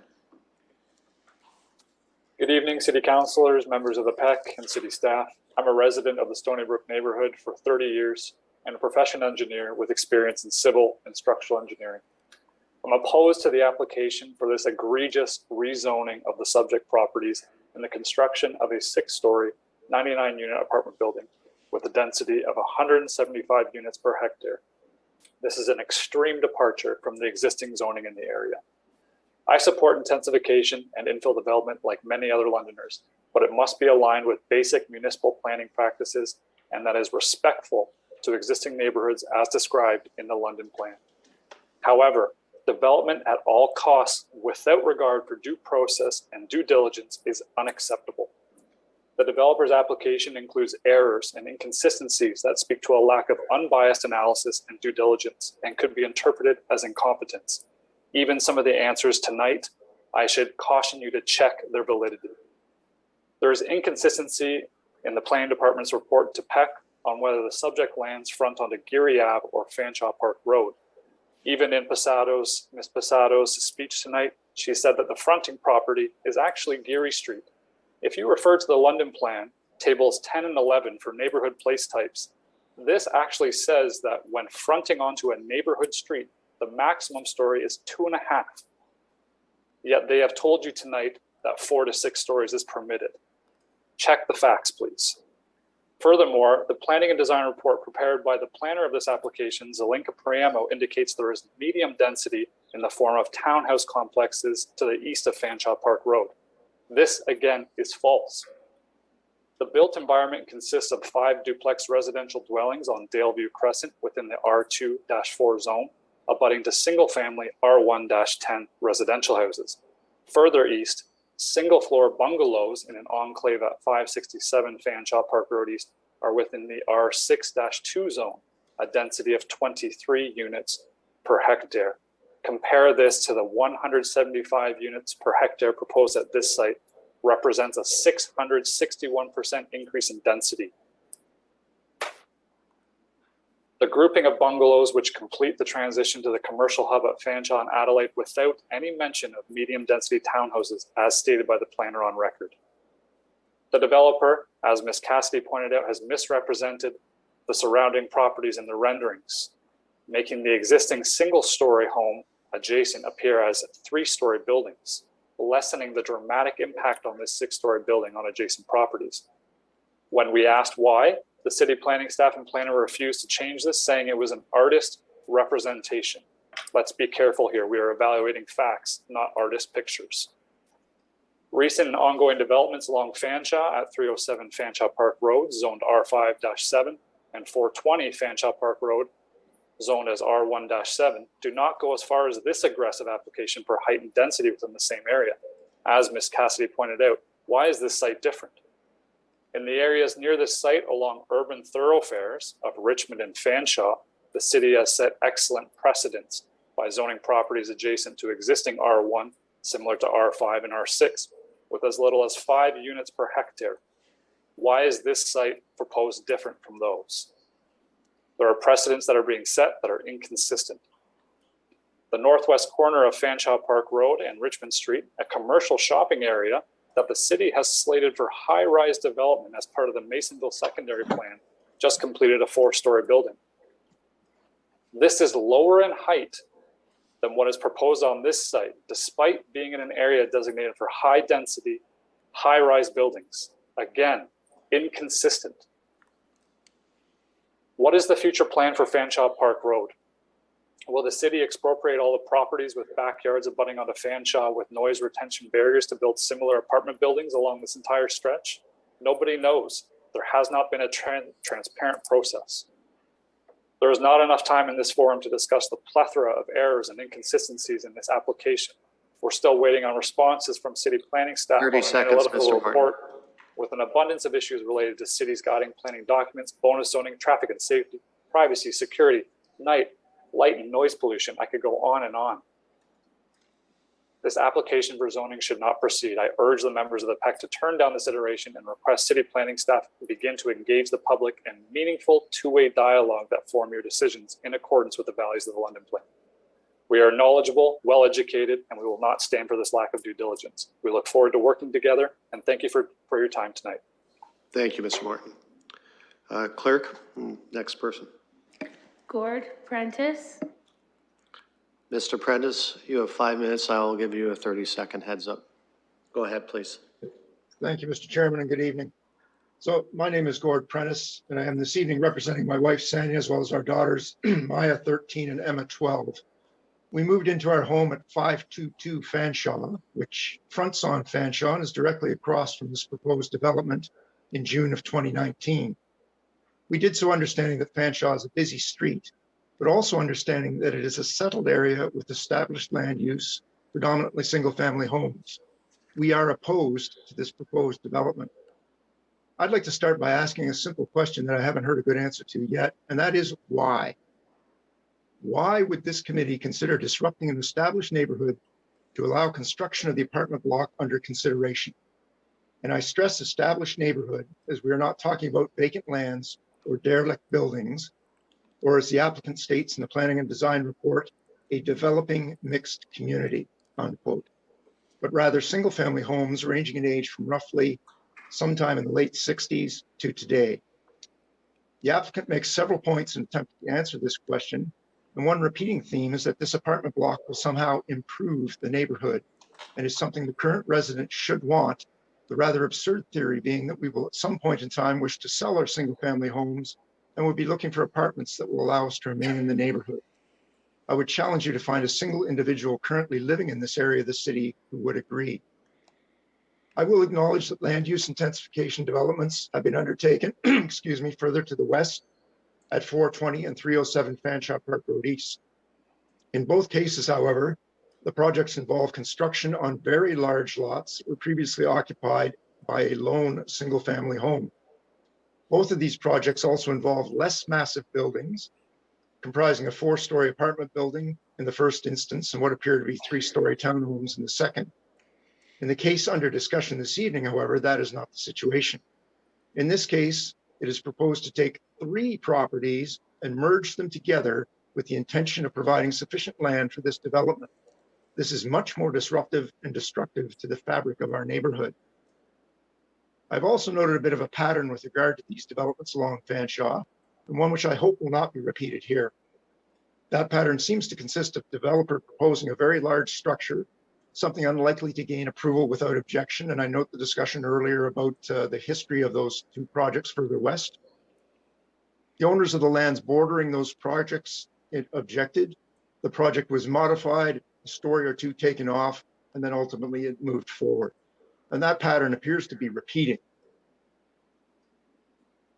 Not only that, the developer is seeking the bonus zone provision to allow for an even larger project. And we are particularly opposed to any bonusing provision. And once again, I'll ask the question, why? There are 2 aspects of this proposed development which impact us directly in our particular concern. The first relates to the amount of sunlight my property will receive if this structure is built, particularly during the winter months. The applicant has kindly provided on the final page of the site concept plan and elevations revised an analysis of the shadow which this apartment building will cast during winter. And it would appear from that our home will be in full shadow until at least 10 a.m. on a winter day, not something which we are very happy about, to say the least. The second specific concern relates to traffic safety. This development will impede the ability of vehicles to safely enter our driveway when traveling eastbound along Fanshawe. The center turn lane is already difficult to access due to the short distance from the end of a roadway island, which is immediately to the west and begins in front of our neighbor at 518 Fanshawe and stretches west from there. It's already the case that making such a turn from the eastbound lanes north into our driveway is at times not possible due to traffic attempting to turn onto Geary Avenue. This situation will only become worse should this project move forward, as the volume of traffic needing to make this turn onto Geary will increase substantially, particularly during certain times of the day. Removing that center island might help to mitigate that situation somewhat, but of course, denying the application would eliminate it entirely. I'll close by saying that we recognize a certain amount of change is inevitable, and in this instance, we would not be opposed to some sort of townhouse development similar to those townhomes which Mr. Morton referenced in his comments, located a bit further east along Fanshawe. Thank you very much. Thank you, Mr. Prentice. I'll go to the clerk for the next speaker. Jeff Rossell. Mr. Loxell, please go ahead. You have 5 minutes. I will give you a warning at 30 seconds. Please go ahead. Yes, I am. Yes, I'm Jeff Roselle. I live at 1496 Geary Ave. We've been here about 9 years now, and we've been enjoying the neighborhood immensely. We're not opposed to the intensification at that property, but it has to stay within that R2-4 zoning. Like going any further than that would just be horrible. There's been a total disregard for the adjacent properties that has been undertaken by the developer. I would implore the members of the planning department to take a step at visiting the site in person to realize what kind of mistake it would be to allow this building of this type and size to be built in this location. This would be setting a dangerous precedent to allow this zoning change and subsequent build on the site in its present form. And a misrepresentation in the rendered drawings has also occurred, as a single-story house that's adjacent to the property has been depicted with much higher roof lines than what is actually in reality. The rendering should be adjusted to adequately reflect this. This would give a more accurate idea of what the apartment building would look like dropped in next to some single-story ranch/bungalow homes. The negative effects of this building would bring to the neighborhood is beyond comprehension. The encroachment on neighboring properties will be atrocious, depriving the homeowners in the vicinity of their expectation of privacy and homes that they've paid dearly for. The plan of having only one entrance for the building coming out on Geary Ave also has to be changed to exit, to be able to enter and exit onto Fanshawe Park Road only. This has been done on the other two developments further west on Fanshawe, and this development should be no different.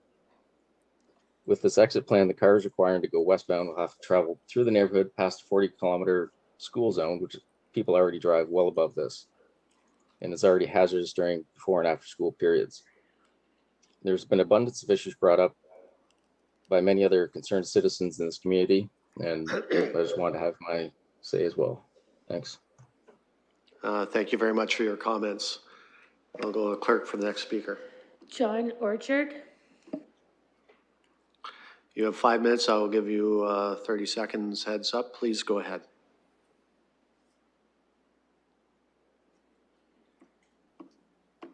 Hello, can you hear me? We can. Thank you.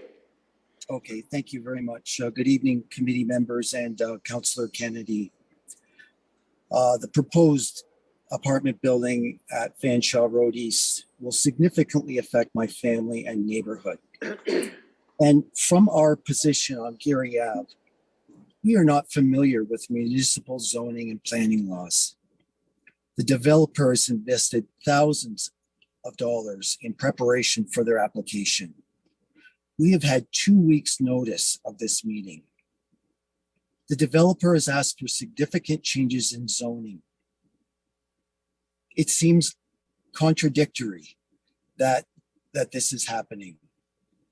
My wife and I approve of development, a development that fits into existing neighborhood, a fundamental theme within the London and Macyville plan. And this is your messaging, not ours. I would ask that everyone in the room look at me. How would you like a 6-story, 99-unit apartment building at the end of your street that will significantly change your neighborhood? Not for the good. Anyone sitting in front of this committee today feels the full weight of the city and the property development companies. As a resident, I feel insignificant. This process, the burden of proof, falls on my family to defend our neighborhood. As a resident of this city, I expected that the city and elected officials would support us and navigate this process. Thank you, Maureen Cassidy, for your help. The planning department, zero support. I feel that this, in terms of stakeholder engagement, has been less than ideal. I asked the Planning Environment Committee, I'm hoping that you are an impartial group. My family asks that you weigh carefully these implications of this build, and that this build and future development in Masonville as it relates to existing neighborhoods. My wife and I will make every effort to defend our way of life here. We are so deeply, deeply disappointed. Thank you. Thank you for your comments. We'll go to the clerk for the next speaker. Kelly Malone. Ms. Malone, you have 5 minutes. I will give you a heads up at 30 seconds. Please go ahead. Hi there, it's Kelly Malone. I live at 1515 Geary Ave with my wife and my 4 kids. We've been in a neighborhood for 15 years. There's some community concerns I'd like to address with the increased traffic on Geary Ave, which is already a substandard road. It is constantly being patched and there's no curbs and it's not in great shape already, but it extends along to Stony Brook Crescent West, where there's a 40km/h school zone, and the increased traffic from the proposed development by means of the only driveway for the development being onto Geary and compounded with the inability to turn westbound from Geary onto Fanshawe will result in increased traffic southbound on Geary and around Stony Brook Crescent west through the school zone to the traffic lights at Fanshawe. In the report to Planning and Environment Committee states, as part of this application, the Transportation Division has calculated an estimated trip generation using Institute of Traffic Engineers, ITE, trip generation rates. Based on this, the ITE trip generation rate, AM peak hour, 7:45 a.m. to 8:45 a.m. will generate 32 trips, and PM peak hour, 4:15 to 5:15 will generate 40 trips only. And there should not be any foreseen traffic issues generated by the proposed site plan. Based on the above, a TIA was not warranted. So a traffic impact assessment was not warranted. So these statements are obviously subjective, and without objective, there's no collected data. And considering what the community has said at the developers meeting, it seems irresponsible for the City of London to dismiss the objective community information, especially when we have a school zone at risk. The developers planning consultants repeated comment of "we hope" when challenged with this and other factors remains unacceptable. The straight and relative flat grade of Geary makes the street a raceway to some, and statistically this will only increase with the increased occupancy of the proposed development. Increased traffic in the area of Stony Brook School before and after school, in addition to rarely enforced parking and traffic issues, With individuals parking as they please, increased pedestrian traffic in all directions increases the risk to safety. The analytical report provides photos of the current traffic congestion. Increased pressure on Stony Brook Public School from the apartment residents with children who may attend the school, and there has been no mention of consultation with the Thames Valley School Board on this.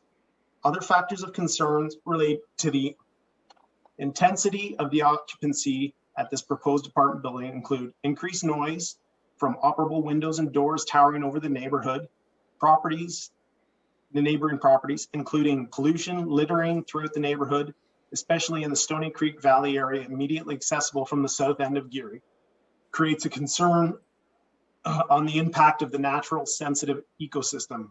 Concerns have been raised with regards to increased illegal activity in the Stony Creek Valley. One last item, our group has requested apartment layouts for the proposed building, and they have not been provided. We are very concerned as to what is being withheld from the public record, or perhaps just the public, with regards to the proposed tenancy of the building. We have referenced Masonville Yards that now advertises as a student apartment with bedrooms having their own private bathrooms and shared kitchens and living spaces. This student housing occupancy should be part of the public record, as a student occupancy presents a unique setting and conditions that should be publicly debated, and which informed decisions and direction for development can be made. Thank you. Thank you, Mr. Malone. I'll go clerk now for the next speaker. Emily Dixon. Ms. Dixon, you have 5 minutes. I will give you a heads up at 30 seconds. Please go ahead. Thank you. Good evening, City Councilors and members of the PEC. And thank you for the opportunity to speak this evening on the proposed Geary and Fanshawe Park Road build. My name is Emily Dixon and I reside at 1505 Stony Brook Crescent. I am here on behalf of not only my own family, but several others with young children in the community who are unable to speak on the subject this evening. Let me preface by saying I understand a development will be built, but it is my hope that the council will ensure that the build that takes place suits the neighborhood and does not negatively impact the community of the Stony Brook area. My husband and I have lived in the Stony Brook neighborhood for about 5 years and recently moved to Stony Brook Crescent. We are very close to the proposed build and will be very impacted by its development. We have 2 young children aged 4 and 2. A 6-story, 99-unit build is in no way the right development for our community. The impact of noise and traffic are of primary concern to me and my family. This is a school area. My oldest will be attending Stony Brook in the fall, and the increased traffic around the school is of huge concern.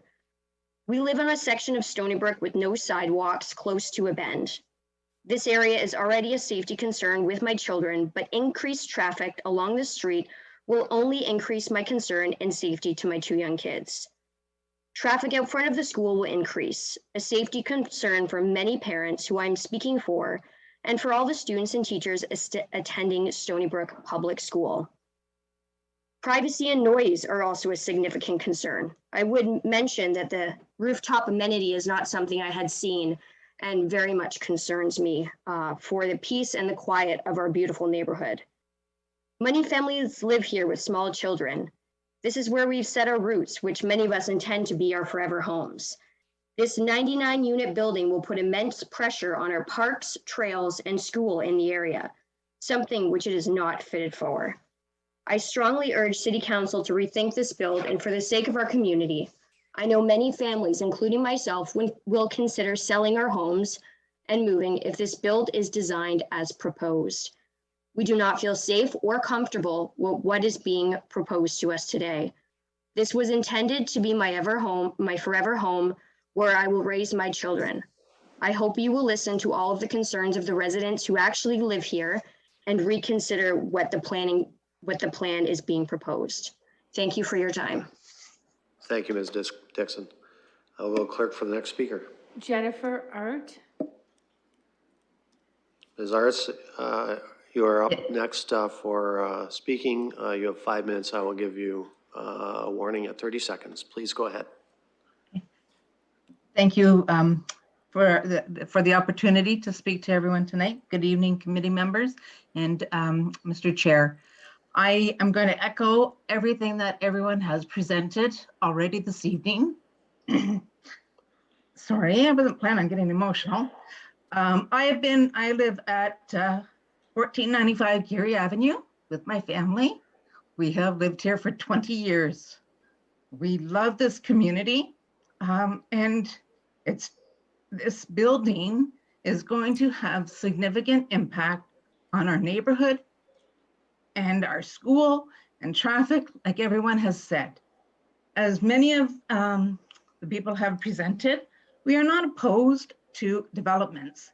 And there are some beautiful developments along Fanshawe Park Road up near North Center Street. Beautiful 3-floor townhouse, multiple units in there. The proposed unit at Hastings, those will be lovely dwellings that will fit in to our neighborhood. But a 6-story apartment building does not have a place in a residential community like ours.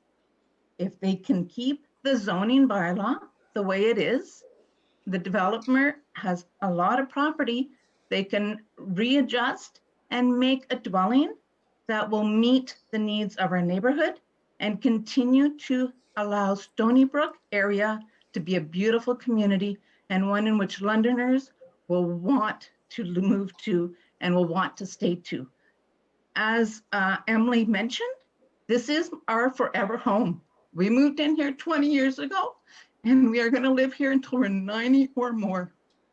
Please consider the community and the people that live in this area.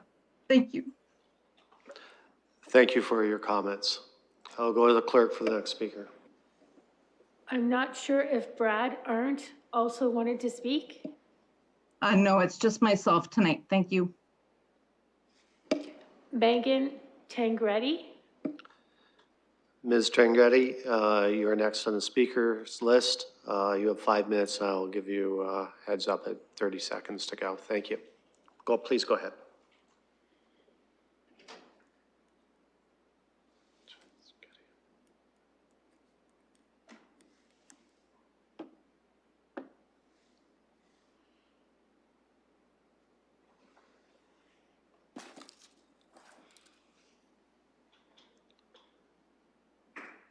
Clerk, do you have the speaker online?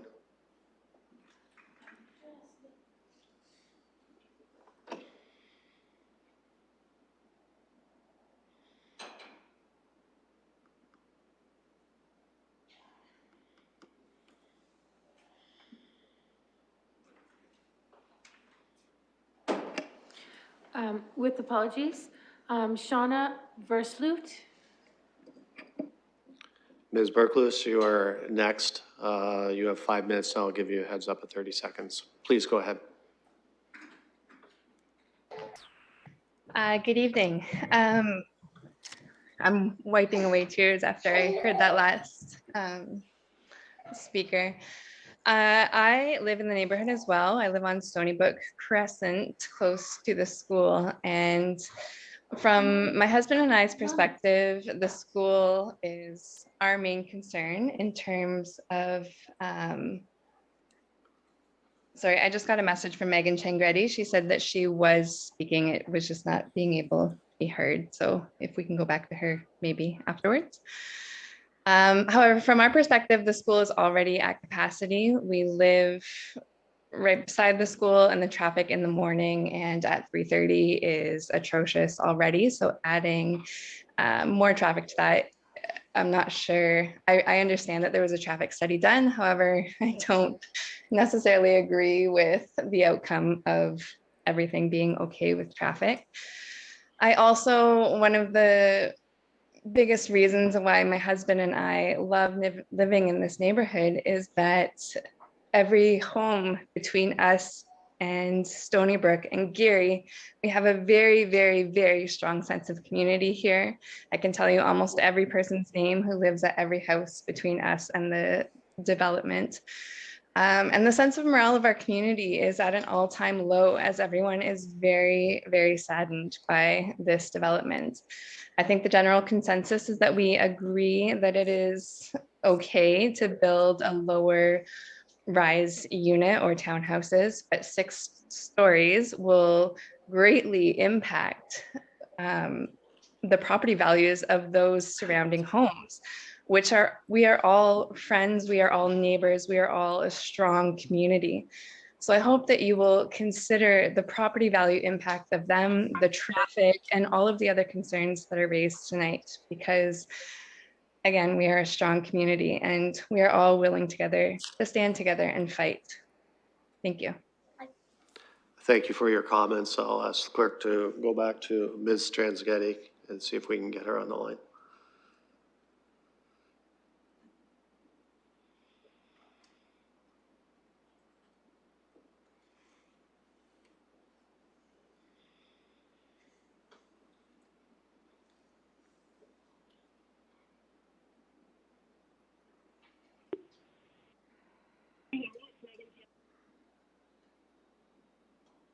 Hello. It's Megan Tangretti. Are you able to hear me now?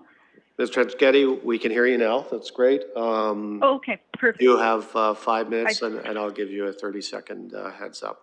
Please go ahead. Okay, thank you. Sorry, it was technical issues, so I've called in instead. So my name's Megan Tangretti.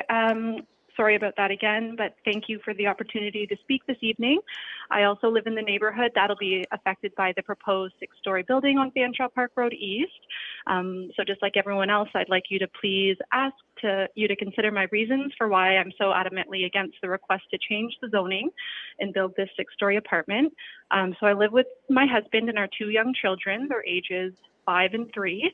We bought this home in 2018. I was pregnant with our 2nd child, and we just really fell in love with the neighborhood and our house because of the homes, the large properties with the mature trees that we've been mentioning, and the school district. And also personally, the fact that our backyard has no houses directly facing in. We have a really private back lot. We live at 1537 Stony Brook Crescent. So it's the 2nd house south of Fanshawe Park Road on the west side of Stony Brook.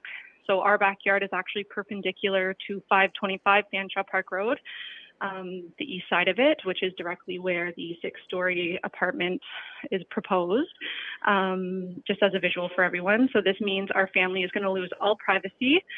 We feel honestly just devastated, frustrated, and betrayed that this is even a consideration. I'm looking outside my backyard right now to like trees and open space, and I just can't imagine a massive building out there.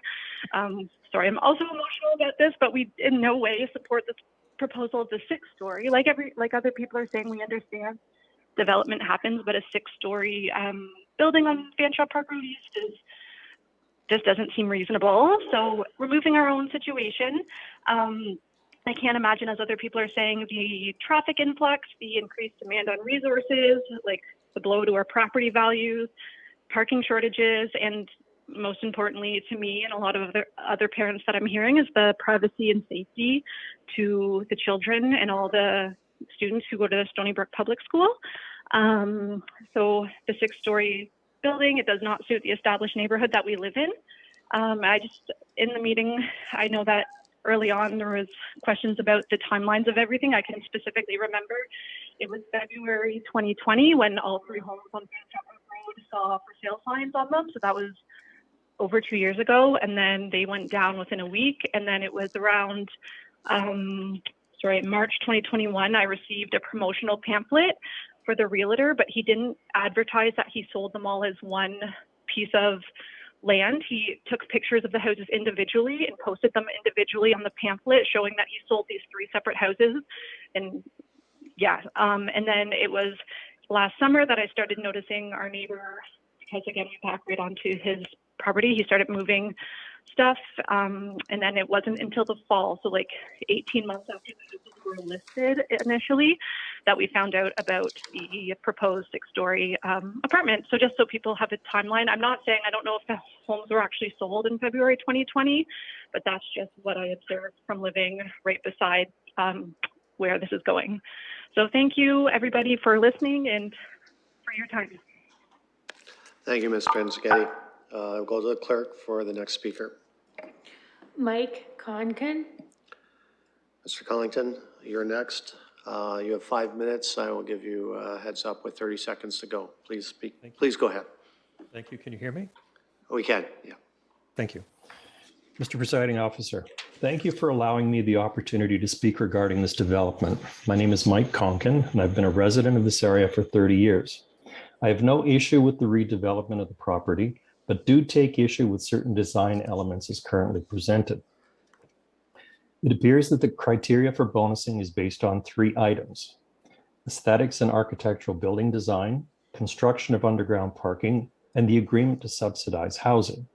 For these considerations, the city planner has agreed to allow for the addition of 32 units, which are located on the 5th and 6th floors. I agree that it is important that the building be architecturally pleasing. No one is interested in seeing an eyesore built in the area. The current floor plan calls for a gym and rooftop tenant area, which suggests that this will be a higher end rental building, as these 2 amenities, I'm sure, will also be built into tenant monthly costs. Adding extra sidewalks and other aesthetics, which are requirements anyway in putting up a building, really do not add good rational reasons for bonusing. Underground parking allows for a larger building footprint, as street level parking for 125 parking spots is now eliminated. Underground parking is another area where the tenants pay. Certain high rises in London are currently selling underground parking spots for upwards of $10,000 per space. In other high rises in the city, if you currently do not have a car, your rent is reduced if you agree not to use a parking spot. My point again is that the tenant ends up paying for the privilege and convenience of the underground parking. Although there is currently an agreement allowing for 4 subsidized units in the building, the numbers don't make sense. And I think the mayor kind of alluded to this a little earlier. Subsidizing these 4 units could, in my estimate, cost the building owner less than $2,000 per month in lost revenue, whereas the revenue on 32 additional units could exceed $60,000 per month. Yes, we can discuss fixed and variable cost recoveries on 32 units. However, I am sure that the net recovered revenue well exceeds $2,000 per month. In my mind, one of the benefits of bonusing is to allow for the recovery of costs spent on the subsidizing of units. Bonusing should allow for the owner to make up for the losses realized based on the number of units subsidized. I don't see this relationship in the current presented scenario. I see more units added than required. My conclusion regarding these 3 bonusing criteria is the tenant will end up paying for the design and underground parking criteria, and the building owners will reap the benefits of subsidizing a meager 4 units. I truly believe that the City Council needs to review the bonusing criteria and determine a system where there is a net benefit to all parties. Based on the drawings provided, this building shows a footprint that is too large for the property acquired. As it sits closer to the property line than currently allowed on 3 sides, this creates a number of problems. On the Fanshawe Road side, siting the building this close to the road limits any future changes to Fanshawe Park Road. The inclusion of a bus island could not be completed without a complete restructuring of Fanshawe Park Road in that area. I believe that the proximity of the building to Fanshawe Park Road needs to be readdressed such that our road system will not again have to adjust to what has been built versus leaving allowances for future expansion. The large footprint and building height also clearly show loss of privacy to the existing homeowners. In developing the Masonville secondary plan, the city planners concluded that any new buildings within the plan area and adjacent to residential areas be limited to 2 to 4 stories. I would request a review of why the Geary request can differ from what was just signed off by council in the Masonville secondary plan. In addition, as we've heard before, the new building at 307 Fanshawe, also adjacent to single-family homes, is being built as a 3-story. At 420, new construction will be 4-story. In reviewing the documentation provided by the city planner, it was stated that a traffic study was not warranted given the number of vehicles involved. This is a valid conclusion for Fanshawe Park Road, where the addition of 124 new vehicles per day does not have a great impact based on the current traffic flow You have of 30 seconds. 35,000 vehicles per day. The true impact here, though, is in front of Stony Brook Public School. My wife and I have walked through that area on our way to the beaver ponds and trails many times during the period when school is let out in the afternoon, and the amount of traffic in the area is substantial. I too am concerned for the safety of the children leaving and coming to school. I request that a further study and review be completed of the traffic prior to this going to council. In conclusion, this project still warrants additional review by all parties such that a win-win scenario can be found for all parties involved. Thank you for your time. Thank you, Mr. Conkin. Clerk, please go to the next speaker. Eric Frank. Mr. Rank, you have 5 minutes. I will give you a 30-second heads up. Please go ahead.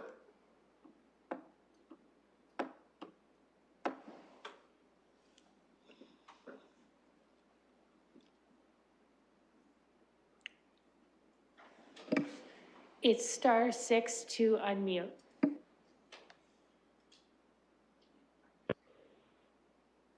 Sorry about that. Thanks for the prompt. I appreciate it. Thanks for taking the time to hear me. My name is Eric Frank. I live at 47 Hammond Crescent, not directly adjacent to the development. As the other community members have described, very adequately and to a high degree of due diligence. A concern I would voice has been echoed by Maureen Cassidy and others. It's more to do with the amount of affordable housing units that are going in. 4 out of 99 seems pretty low, and as the other representative indicated, the 4 would be single bedroom units, which to me, I would like to see 4 at least 2 bedroom units if possible, and then perhaps another 4 single bedroom units. The other thing that I kind of take exception to is if that's tied to bonusing. So if the complex loses out on bonusing, it also loses out on affordable housing units. I would not want to see that incident happen. So maybe that's not the way that it works. But I just wouldn't want to see that. That's really all I have to say. Thank you, Mr. Brank. I'll go to the next speaker through the clerk. Olivia Ronson. Ms. Ronson, you have 5 minutes. I will give you a heads up at 30 seconds remaining. Please go ahead. Hi, my name is Dylan Ronson. I'll be speaking on behalf of my wife. We are moving into 1531 Stony Brook, which backs onto this development. Obviously, this is going to have a negative impact on our home values in the neighborhood as we just bought. But besides that, the lack of parking definitely stuck out to me. 1.2 spots per unit. Where this is located, this is not a downtown development where transit is used or walking. People do have cars is the reality of this. And the units people will have 2 cars. And so having 1.2 cars per unit, in my opinion, is not enough to suffice and will overflow onto all the side streets, which then create danger to all the families in the neighborhood as it is a school zone. Also, we are backing on and I'm seeing just many trees being cut down, large developed trees that are labeled as dead. And in my opinion, I just don't see that. And so that is a red flag to me.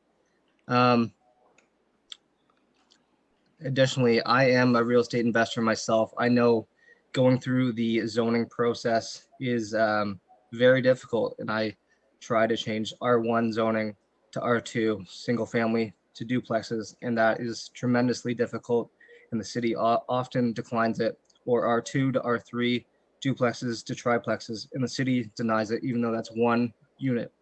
This is 3 units to 99, which is absurd. And this isn't fronting onto Fanshawe. It is on the side road, which will have great impact onto this neighborhood. I want to echo everything else said by the community, and I appreciate your time. Thank you. Thank you, Mr. Ronson. I'll go to the clerk for the next speaker. James McKee. Ms. Ranky, you're next. Please go ahead. You have 5 minutes. I will give you a 30-second warning.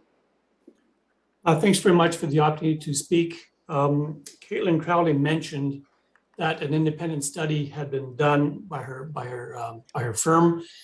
It seems to me that as long as she's paying this firm to do the study, it's not independent.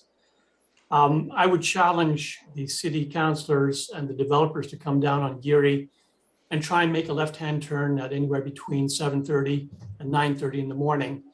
If you're trying to head westbound, you're already taking your life in your hands as you try and make that turn. Which leaves, I mean, when we're talking about 99 units coming out onto Geary, it's going to force people to go past that school zone that's been mentioned by the other neighborhoods, and is going to create a dangerous situation for the school children at those hours in the morning, as well as in between 3 o'clock and 4 o'clock when they get out of school.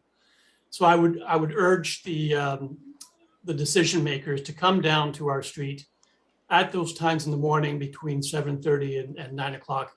Try and make a left-hand turn, and you will understand the kind of position that you are creating by allowing this 99 unit to go ahead. Please take these comments into consideration. I think you are going to be putting children's lives in a precarious position by going forward with this traffic plan. That's all I have to say. Thanks very much. Thank you, Mr. Rahe, for your comments. I will go to the clerk for the next speaker. Through you, Mr. Presiding Officer, there are people that are not identified in Zoom. Okay. How will we get them to their turn to speak? Would the person identified as user like my name is Susan Wu. Ms. Wu, you have 5 minutes. I will give you 30-second heads up. You can go ahead. Okay. Okay. Please go ahead.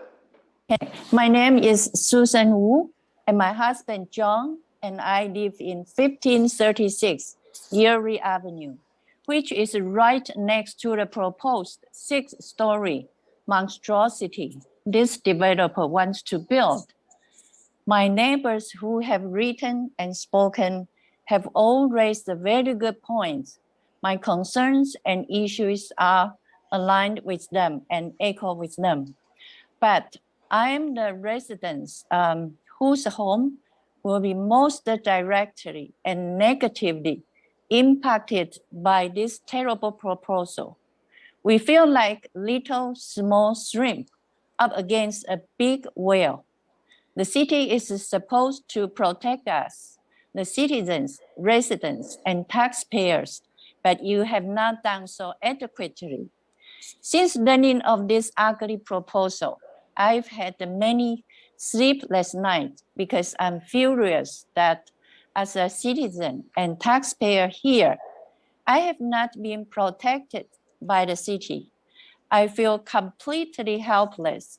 The City of London seems completely unable and unwilling to protect us.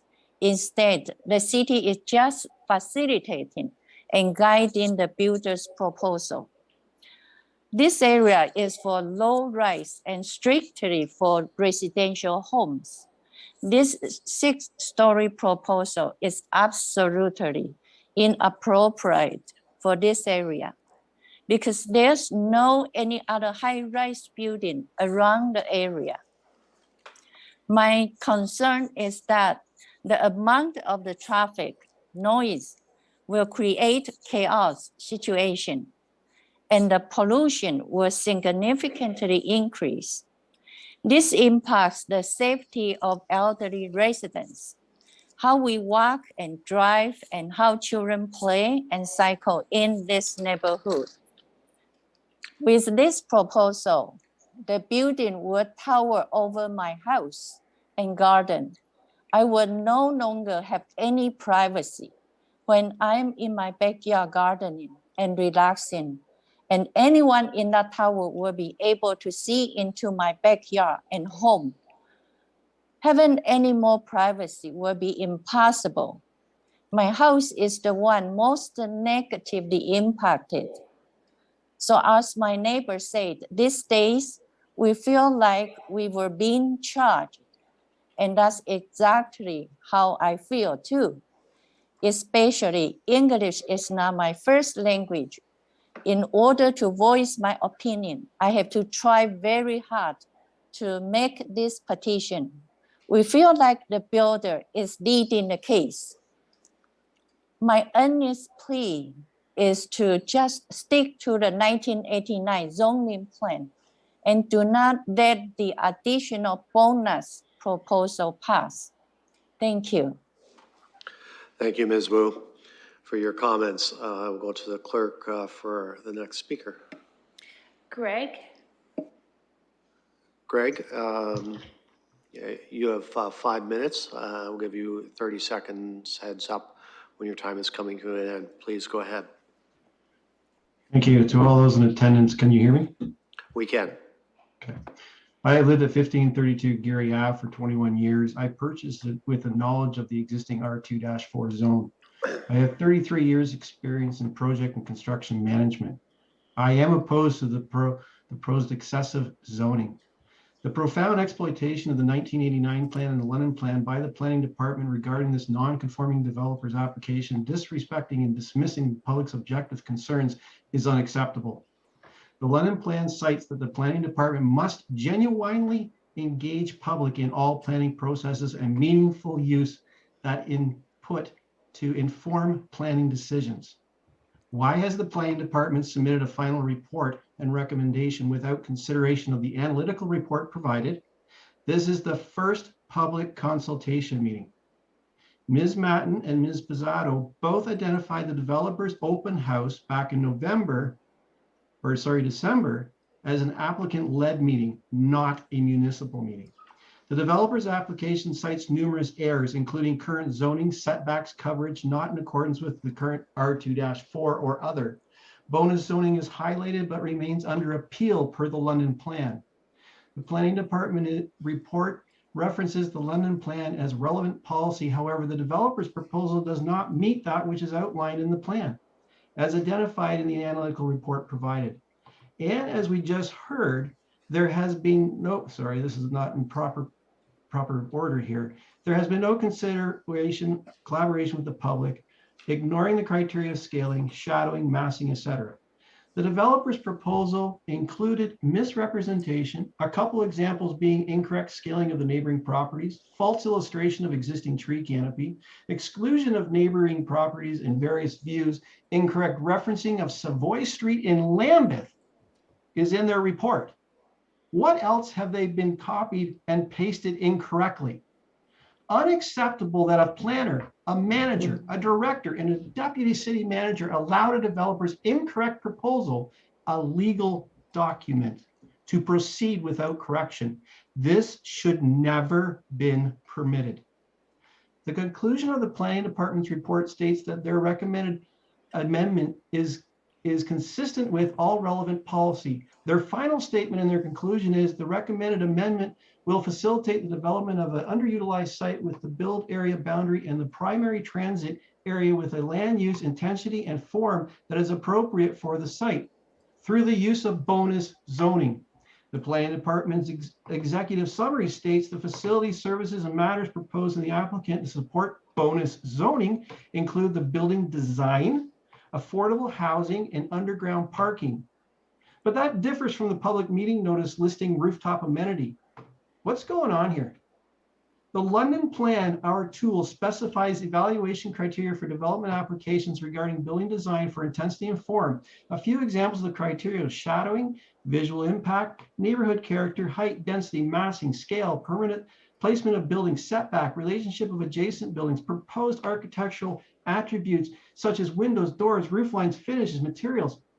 These are criteria for basic planning and a development application according to the London plan. This is not a bonus provision. Affordable housing is noted in the London Plan, page 465, stating it is an expectation to have affordable housing choice as a criteria to design complete neighborhoods to meet the needs of people of all ages and abilities, etc. This again is not a bonus provision. Per the London Plan, type 2 bonus zoning includes only 2 items. Number 11, commuter parking facilities on site. Number 14, car parking and bicycle sharing facilities. Underground parking is not a bonus provision documented in the London Plan. The parking requirements are a basic requirement mandated under zoning, and in this case, to facilitate the overdevelopment proposed. The applicant's bonus zoning provisions, which have been approved as such in the planning department, have in fact been found not to be bonus zoning provisions per the London Plan. The planning department's conclusion and recommendation for zoning amendments is without merit. It's false, it's unacceptable, and cannot proceed. 30 seconds. Clearly, the conclusion is intensification within the current zoning and a driveway off Fanshawe. The planning department engaged with the developer per their role, but blatantly has dismissed engagement with the public, which is also their role. Engagement with developer from early 2021, public notice of the application November 2021, public meeting notice mail out March 8th of 2022 regarding. Please wrap up. I will, 3 lines. First public meeting, March 28th, 2022. PEC meeting agenda provided March 23rd, attaching the planning department's report. We, the taxpayers in London, have been deliberately ignored and unfairly restricted to provide our feedback. This is unacceptable. Thank you. Thank you. I will go to the clerk for the next speaker. Angela Sarantakos. Ms. Saradako, you have 5 minutes, and I will give you a 30-second warning. Please go ahead. Hi there. Hi there. Can you hear me? We can. Thank you. Yes. Thank you. Good evening. I am Angela Sarantakos, and here with my husband, Bill, and also our neighbors at 504 Bobby Brook Drive, the Wilsons. We are expressing our strong disapproval with the attempt by the developer and the City of London to go way outside of the existing R2-4 zoning. We are aware that the developer has the right to apply for rezoning and that the City of London has an obligation to work with the developer. Planners, both private and institutional, should practice in a manner that respects the diversity, needs, values, and aspirations of the public. They should offer objective and informed planning advice. They should balance the interests of communities with the interest of individuals, especially those individuals and property owners affected by a rezoning application. In many cases, rezoning decisions come down to politics. Planners and consultants working for developers want to earn a living and get paid. They almost have a conflict of interest in most cases as they promote the rezoning application and the demands of their employer. We are also aware of this property will be redeveloped with a multi-story building regardless of our concerns. Why is the developer requesting approval to build a 6-story building when there is no precedent for such in the immediate and general neighborhood?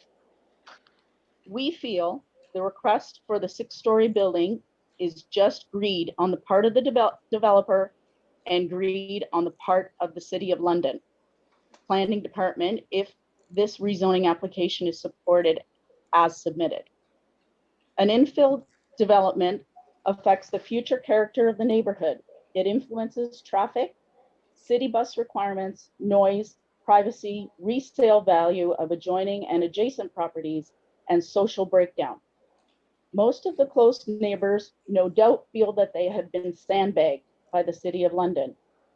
They all bought their homes along Gary Avenue, never thinking that they would be asked to accept such an out-of-place structure on this property. It is one thing to buy a single-family home adjoining or adjacent to an existing multi-story apartment. It is another thing to have a multi-story apartment building forced on you. We have seen many changes in this area, some good and some not so good, all managed by the City of London. We have watched Fanshawe Park Road East formerly Highway 22, extending east of Highbury Avenue, go from 2 lanes to 4 lanes, become a busy artery, 33,000 vehicles per day, and be treated as a speedway for the most part, all going well over 60 kilometers per hour. Traffic along and adjacent to Fanshawe is a huge issue. Most local residents don't attempt to do left turns onto Fanshawe during busy times unless at a stoplight. 33,000 vehicles per day averages 1 vehicle every 2.62 seconds over a 24-hour period, and probably about 1 every second during busy times. There are also many transient vehicles on a daily basis cutting through residential areas on both sides of Fanshawe Park Road East to avoid traffic congestion along Adelaide and Fanshawe. Therefore, there is an increased traffic with both delivery trucks and cars coming down our streets, and I can imagine, Gary, at high rates of speed and not stopping at corners. If the proposed building is finalized at, say, 4 stories, it is going to be interesting to see how traffic along adjacent to Fanshawe Park Road East is affected or influenced by this property and the other 2 properties currently under construction on Fanshawe Park Road East. The City of London seems to feel that there will be no traffic issues. We will reserve judgment at this time. Is the city going to put up no parking signs up for the 3 Fanshawe developments along Jennifer Road? 30 Hastings seconds. Drive, thank you, and all the other properties that are along Fanshawe Park Road? And what will happen with the city monitoring overnight street parking not permitted in the winter? Thank you very much. Thank you, Ms. Sarantakos, for your comments. I'll go to the clerk for the next speaker. David's iPad. David, you have 5 minutes. I'll give you a warning at 30 seconds. Please go ahead.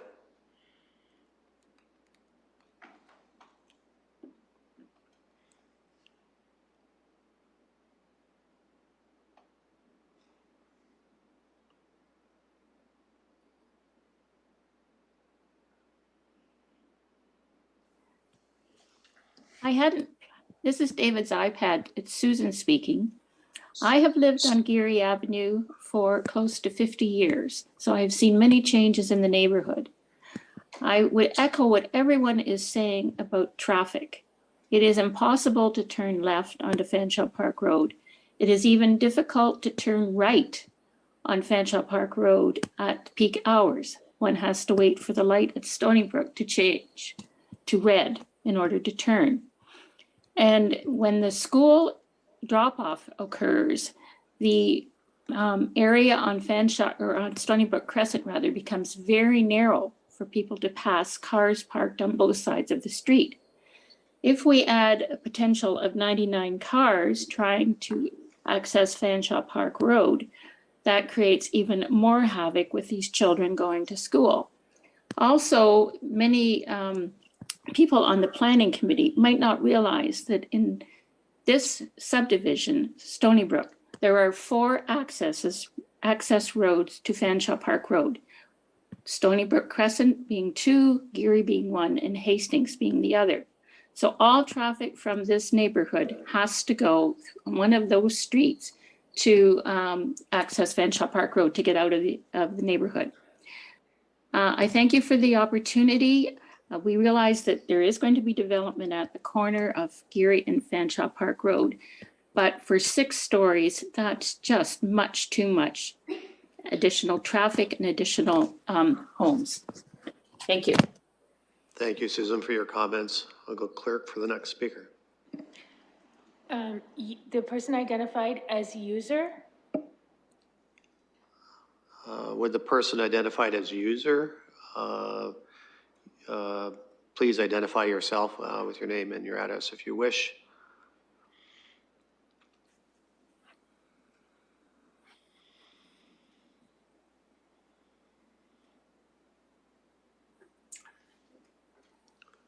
Ask clerk to go to the next person.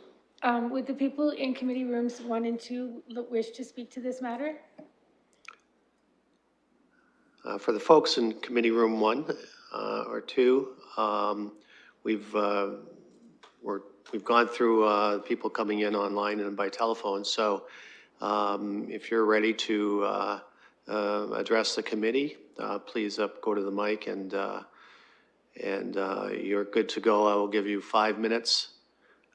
Please state your name and your address if you wish. And 5 minutes, and I'll give you 30 seconds heads up. Please go ahead. Just a second, please. Sorry, can you please go to the microphone by the camera on the committee room table, please? More in the center of the room, please. There you go. Yep.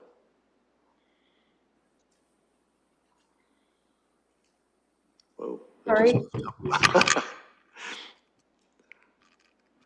I hope this works. That's great. Yeah, may we have your name and address if you wish, and then you will be good to go for 5 minutes.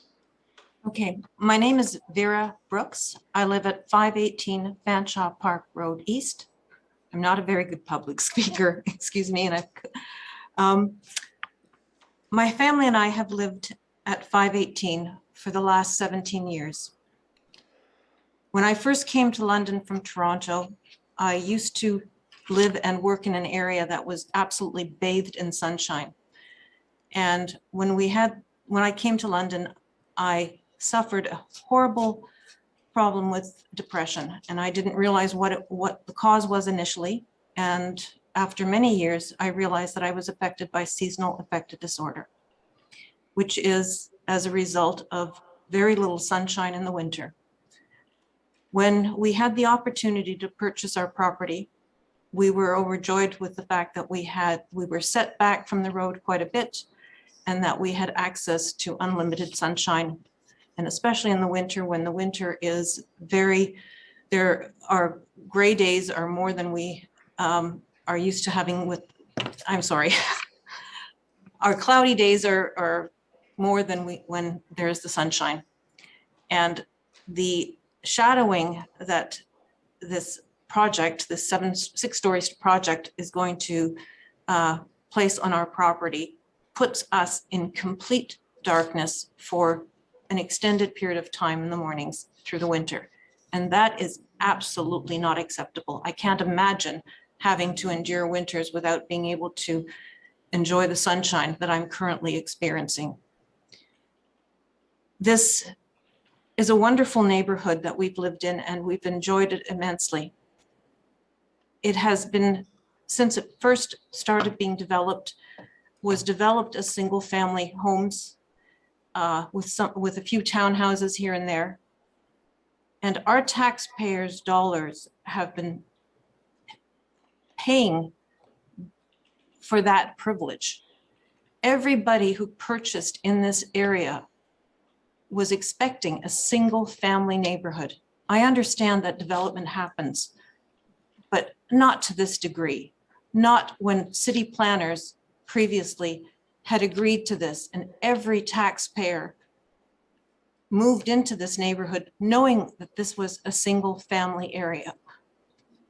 Traffic is also a huge issue. As many others have said, we often need to make a left turn into our driveway, and the drivers that are behind us are incessantly honking.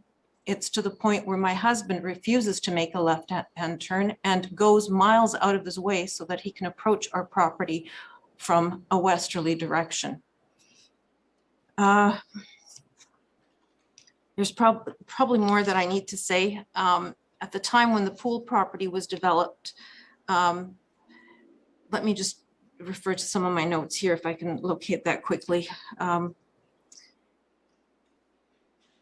The traffic was an issue, and Jesse Helmer at the time commented that there were no residential properties along Fanshawe Park Road in the stretch between Adelaide and Fanshawe. And that was absolutely wrong, because at the time, there were a dozen properties that faced Fanshawe, and the added pressure of traffic along this route is just too much. The size of this development, the increased number of people in a small building in a concentrated area causes concerns for safety, for traffic. It's just not what our neighborhood needs or wants. We understand that there is development that happens all around us, but come on, within reason. Townhomes, 2-story buildings, 3-story buildings, okay, but 6-story? Absolutely not. And my heart goes out to the people that own the properties that are directly next to this. I can't imagine having a high rise of people looking into my backyard when I'm trying to enjoy my property. It's bad enough that I'm going to be faced with shadowing. This just should not exist. It should not happen. City councilors, committee, you seriously have to consider everyone's concerns. So many people have voiced their concerns in a much more eloquent manner than I have, but we love this neighborhood and we deserve, and our taxpayers' dollars have paid for the single family properties that we are currently living in. Thank you. Thank you, Ms. Brooks. Excuse me, Councillor Lehman? Yes. Sorry, I don't mean to interject here, but my wife and I are sharing access to this meeting, and I just didn't want her to miss her opportunity to speak. We're listed as 3.6, Anna. Okay. Thank you. She's ready to go. Are you? I'm sorry. Are you in the committee room? I can't see by my my camera here. No, we're online. It's just that we had to change our name because we're sharing the same access. I see. Okay, I'll go to the clerk.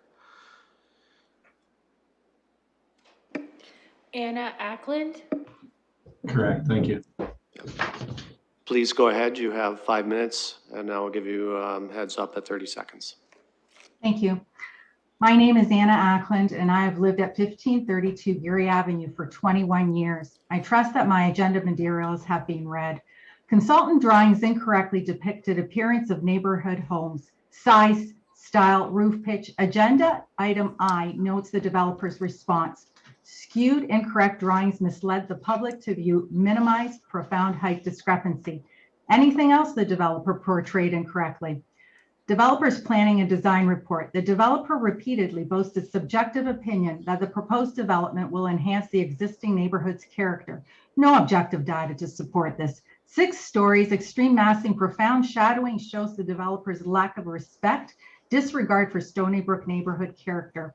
Public concerns dismissed. Developers open house, the consultant repeated, we hope traffic in the community is not impacted. We hope that people turn right from Geary to Fanshawe. We hope is not an objective nor acceptable measurement. Planning Department's report, Appendix A-B states passed an open council on April 12, 2022. Meaning what? This is the first city public participation meeting permitting us to have 5 minutes to speak. Appendix C, report 64 households replied. 63 do not support this development. 1 does, noting relevance to low income housing, but none's in the proposal. Page 13, analysis shows a low-rise apartment building will contribute to the existing range and mix of area housing types. A low-rise apartment is 4 stories or less. This proposal is for 6 stories. Why the planner's discrepancy? This development will negatively contribute to the existing area housing, according to 63 households. Page 14 cites an existing townhouse development at 567 Fanshawe Park Road. Incorrect. The development is an enclave of detached bungalow and backsplit condominiums. Section 4.2, the Planning Department's repeated use of bonus zone and subjective opinion citing selective policy is an attempt to justify the tremendous overreach of the proposed zoning amendment. There is no objective information provided. Traffic, parking, not vetted objectively, citing generalized ITE statistics are not indicative of the objective reality that we, the residents who reside on Geary Ave, observe. Tenancy type, it would be prudent to receive suite layouts from the developer. Intensification for student housing would be inappropriate. The Stony Brook neighborhood does not want a Broughdale Avenue nor Fleming Drive situation. Appendix D, relevant policy reviewed for the report. The planning department's report is written with strategic omission of relevant policy. Omission examples from the London plan include genuinely engage public in all planning processes, meaningfully use the input to inform plan decisions, explore new ways to inform the public and make their participation in the planning process easier, intensification promoted in appropriate locations, sensitive, respectful to existing neighborhood character, and representing a good fit. All planning and development proposals will be required to articulate the neighborhood's character. Buildings designed to minimize massing, shadowing, visual impact, and the obstruction of view from the street, public spaces and neighboring properties. Design measures relating to building height, scale, and massing must provide a transition between development of significantly different intensities. A planning design report must be submitted for all intensification proposals, clearly demonstrating that the proposed intensification project is sensitive to, compatible with, and fits within the current and existing planned neighborhood context. And it will be evaluated regarding driveways, characters, and features of the neighborhood, height transitions with adjacent development, massing appropriate to the scale of the surrounding neighborhood. The planning department's omission of these relevant policy statements, their dismissal of the public objective concerns, demonstrates their recommendation as one-sided, planner-focused, and in contradiction to the London plan policy. The report cites, through the use of bonus zoning, such intensity and form is appropriate. The use of bonus zoning doesn't justify such allowance. There is no relevant policy that I can find that suggests that zoning changes are to be recommended to allow intensification at all costs. 30 Based on seconds. inclusion of all relevant policy, according to the London plan policy, the correct recommendation would be intensification of the subject lots within the current zoning and a driveway that exits and enters onto Fanshawe Park Road. Thank you. Thank you for your comments. I'll go to the clerk to see if there are other speakers. I have a Susan listed.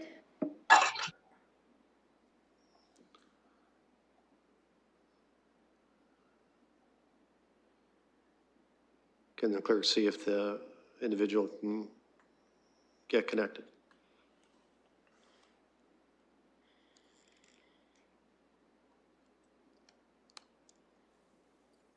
I spoke a few minutes ago. I must be listed twice, but I would just repeat my concerns as have been mentioned before. Thank you. Thank you. I don't have any other speakers that have not spoken. Okay, well, thank you for those who spoke. It's sometimes not the easiest thing to get up before this group and let your thoughts be known, but everyone did a good job. There were just two concerns that I noted that I want to go to our staff on. One was just want to confirm that all the items in this application will conform to the London plan. There was some mention of fronting on a neighboring street, some reference to 2.5-story limit. If I can go to staff and just have them comment on that. Through you, presiding officer, it's Nancy Passato, the planner for the application. The London plan specifically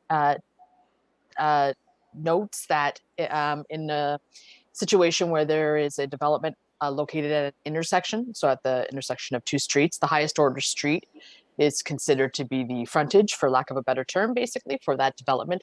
So therefore, that is why the development is considered to be along an urban thoroughfare, which is what Fanshawe Park Road is noted as in the London plan. And as well, through the presentation, it should be noted that in the zoning bylaw, for the purposes of the zoning bylaw, the frontage based on the way the zoning bylaw is currently written, the Z1 frontage is Geary Avenue for this particular development. So there's a little bit of a discrepancy between the two documents, but within the London plan, the highest order street is the urban thoroughfare, which is Fanshawe Park Road. I'll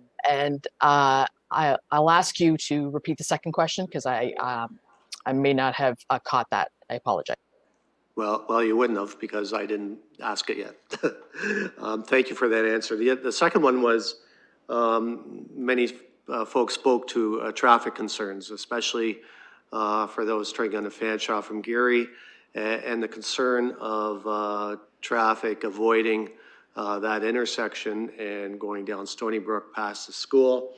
I know staff touched on traffic in the report. I'd just like you to address that again, and specifically those concerns of, those train from Geary westbound to Fanshawe, and the concern of people using Stony Brook past the school to avoid that intersection.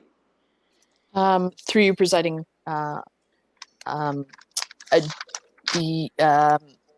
in terms of traffic, as noted in the report, as well as several times throughout the presentation, no traffic impact assessment was required. The preliminary information provided by Transportation Division, which has their own modeling that they undertake, indicated that there would be very low trip generation with respect to a development such as this. Therefore, a TIA or traffic impact assessment was not required. There is members of the engineering group on this at this meeting if they so wish to add potentially some additional information with respect to that. But essentially, given the low volume of traffic that is to be generated by the development, no TIA was required. Okay, thank you. I'll leave it to committee members to drill down on that with other staff if they should desire. I'll open the floor now to committee members for comments, questions, motions, et cetera. Mr. Presiding Officer, I'm not sure if we've closed the PPM yet. Have we? We have not. Thank you very much. Thank you very much for that. I'm happy to move. Thank you, Councillor Hopkins. So moved. I look for a seconder to close the PPM.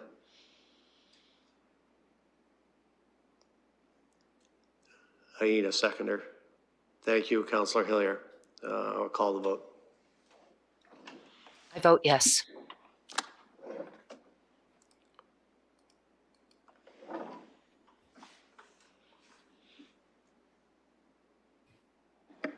Mayor Holder? He's, the mayor and Councillor Lewis are no longer in attendance. Closing the vote, the motion carries 4-0. Thank you. So now I will go to committee members and visiting councillors for comments or questions. Mr. Presiding Officer, I'm happy to start making my comments. If you want me to proceed or if you want to go to the ward councillor, it's up to you. Councillor Hopkins, I will go to you first, and I'll look for Councillor Cassidy's indication that she wants to speak after you. Okay, thank you. I usually, and I'll reserve, I guess, to change my mind later on, but I think I'd like to just start. I've been listening here, and I want to thank the public for coming out. I know infills are always a challenge. They're difficult. We know with this application and at this address, but there's going to be some form of intensification. The London plan allows it. It is on Fanshawe. I want to thank the applicant. There is, the parking, the reduced parking. It's on a public transit route. Those things I'm very supportive of. The bonusing part, there were many comments I heard from the community about bonusing, and there's a number of bonusing with this application. And the affordable housing part is something that is supported. I'm very supportive of affordable housing. We also do provide bonusing for underground parking, as well as conceptual design, or exceptional design, I should say. So we know that there's going to be it's inevitable there will be change at this location. I do want to just start with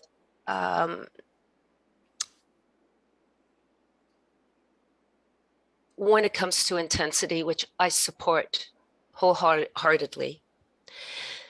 I want to go back to, there's a number of infills that I have in Ward 9, which is in the southwest part of the city. They're very similar. I share a lot of empathy for the ward councillor because we have the same challenges when it comes to the intensity. You support the intensity, it's in our policies. How do we balance that with the neighborhood? That's one of the biggest challenges that I have. But for this one, for me, it comes right back to, it was sort of mentioned right at the very beginning. One of the first comments came from the public, and it got my attention, and I started doing some background work on what I've supported in the past when it comes to infills. But one of the comments was that this is an extreme departure of intensification. And I quite agree with that. I think the intensification is something that is extreme. How this development will fit in the community at 175 units per hectare. I had one infill in Ward 9 that was 132 right next to another 5-story apartment building right across from a school, right on a traffic or on a transit route. And the challenges of supporting that with the bonusing was a very difficult one for me because I know it would completely change that neighborhood. This to me is an extreme departure at 175 units. I just can't do it. And one of the reasons why I can't support that for now is because there's still a number of unanswered questions that remain.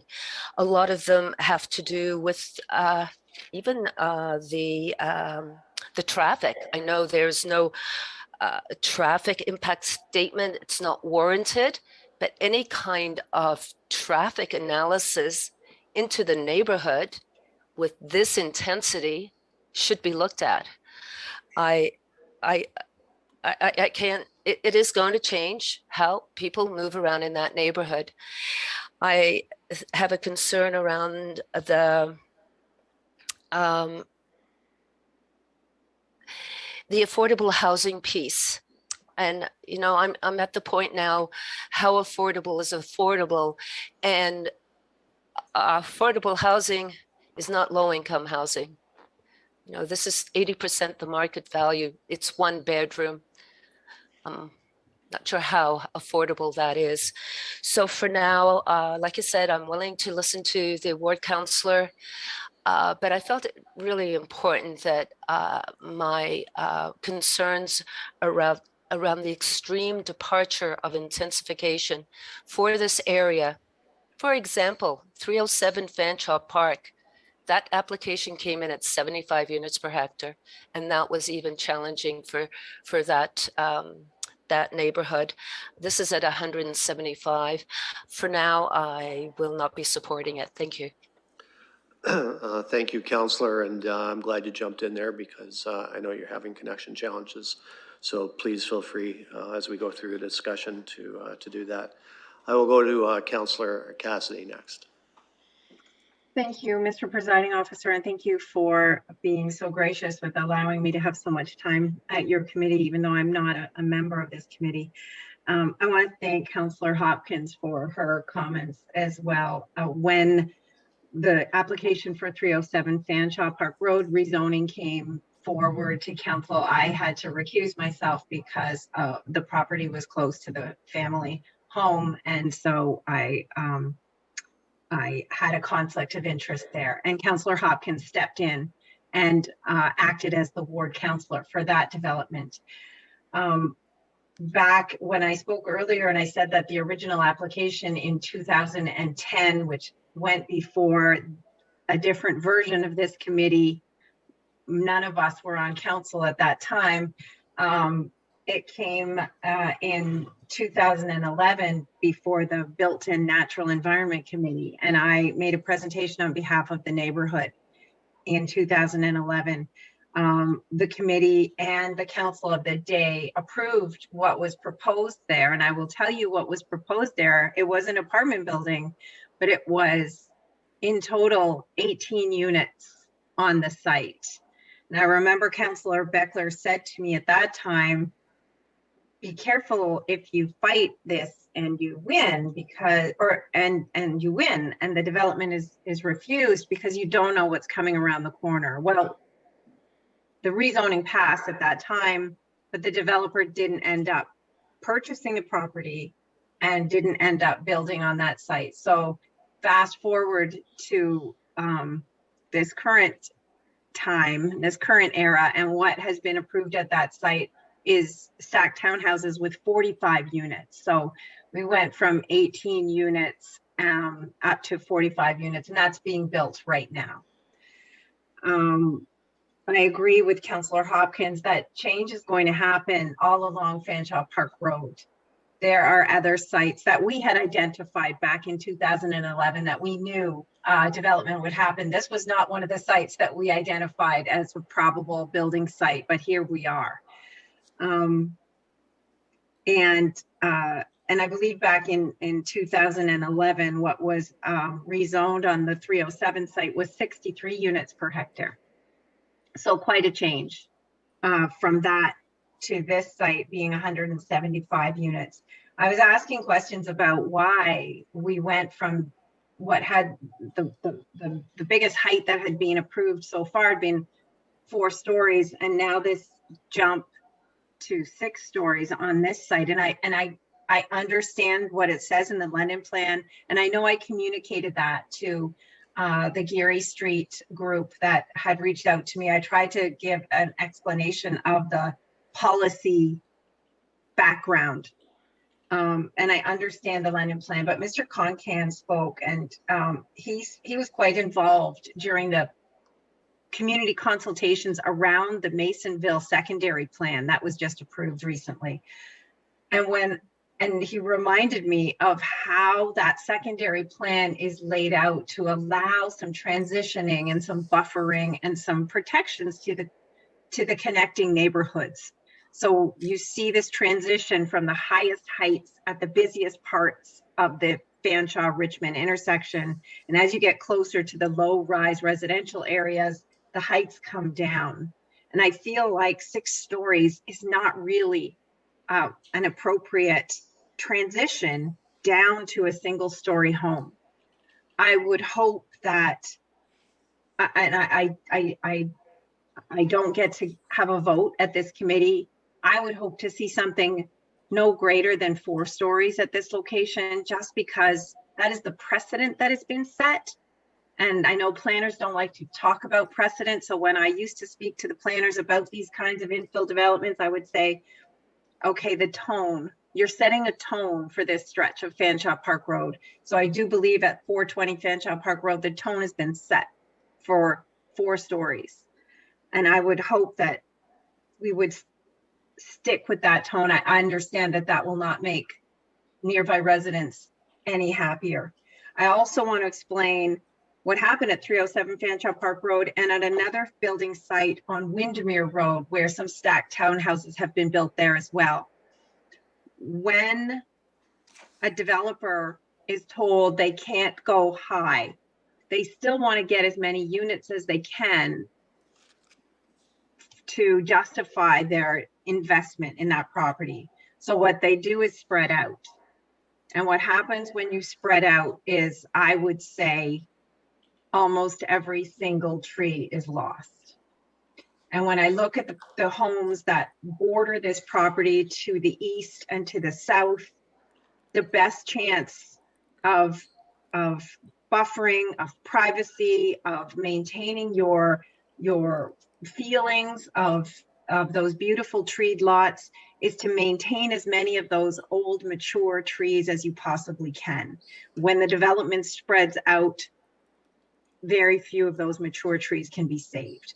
That is the one thing that is the positive for this thing, is that even though it's too tall, the fact that it's compact allows there to be an adequate green space. So I will finish, Mr. Chair, by saying this. I don't have a vote on this committee. I don't know what the committee is going to propose. I understand that you are down some members tonight. I sent an email earlier in the evening to committee members asking to consider adding an amendment to the staff recommendation. If committee chooses to go with the staff recommendation, I would ask committee to please add an amendment to that would only allow a right turn out of this property, so that people exiting this property would come out onto Geary, turn right, and then have to exit onto Fanshawe Park Road. Numerous people brought up the Stony Brook public school situation. I've worked on the safe travel planning committee for that school for almost 8 years, my entire time on council. I've worked with Mark Ridley, who used to be with city staff, and with the community, with parents and teachers, the principal there, with school board trustees. There are some very significant safety and traffic concerns around that school. We've done a lot of work there to mitigate some of those concerns. We've added no parking zones. We've added a pedestrian crossover. We've changed the layout of the bus drop-off and loading zone. A lot of really good work, but the problems do continue.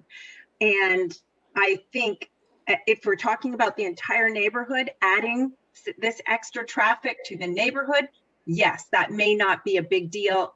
So that's why staff did not choose to do a traffic impact study. When we are dealing with a school that already has existing safety issues around traffic, I don't want to add any more cars driving past that school every morning. So Mr. Presiding Officer, whoever makes a motion tonight, I just hope that you would please add that amendment to your motion. And I'll finish my comments with that. Thank you so much for allowing me to speak. Thank you, Councillor Cassidy. I'll look for other committee members that wish to speak.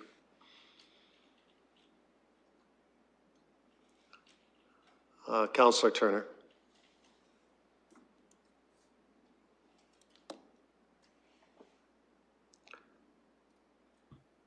I did that thing. My apologies. Thanks, Mr. Presiding Officer, and thanks.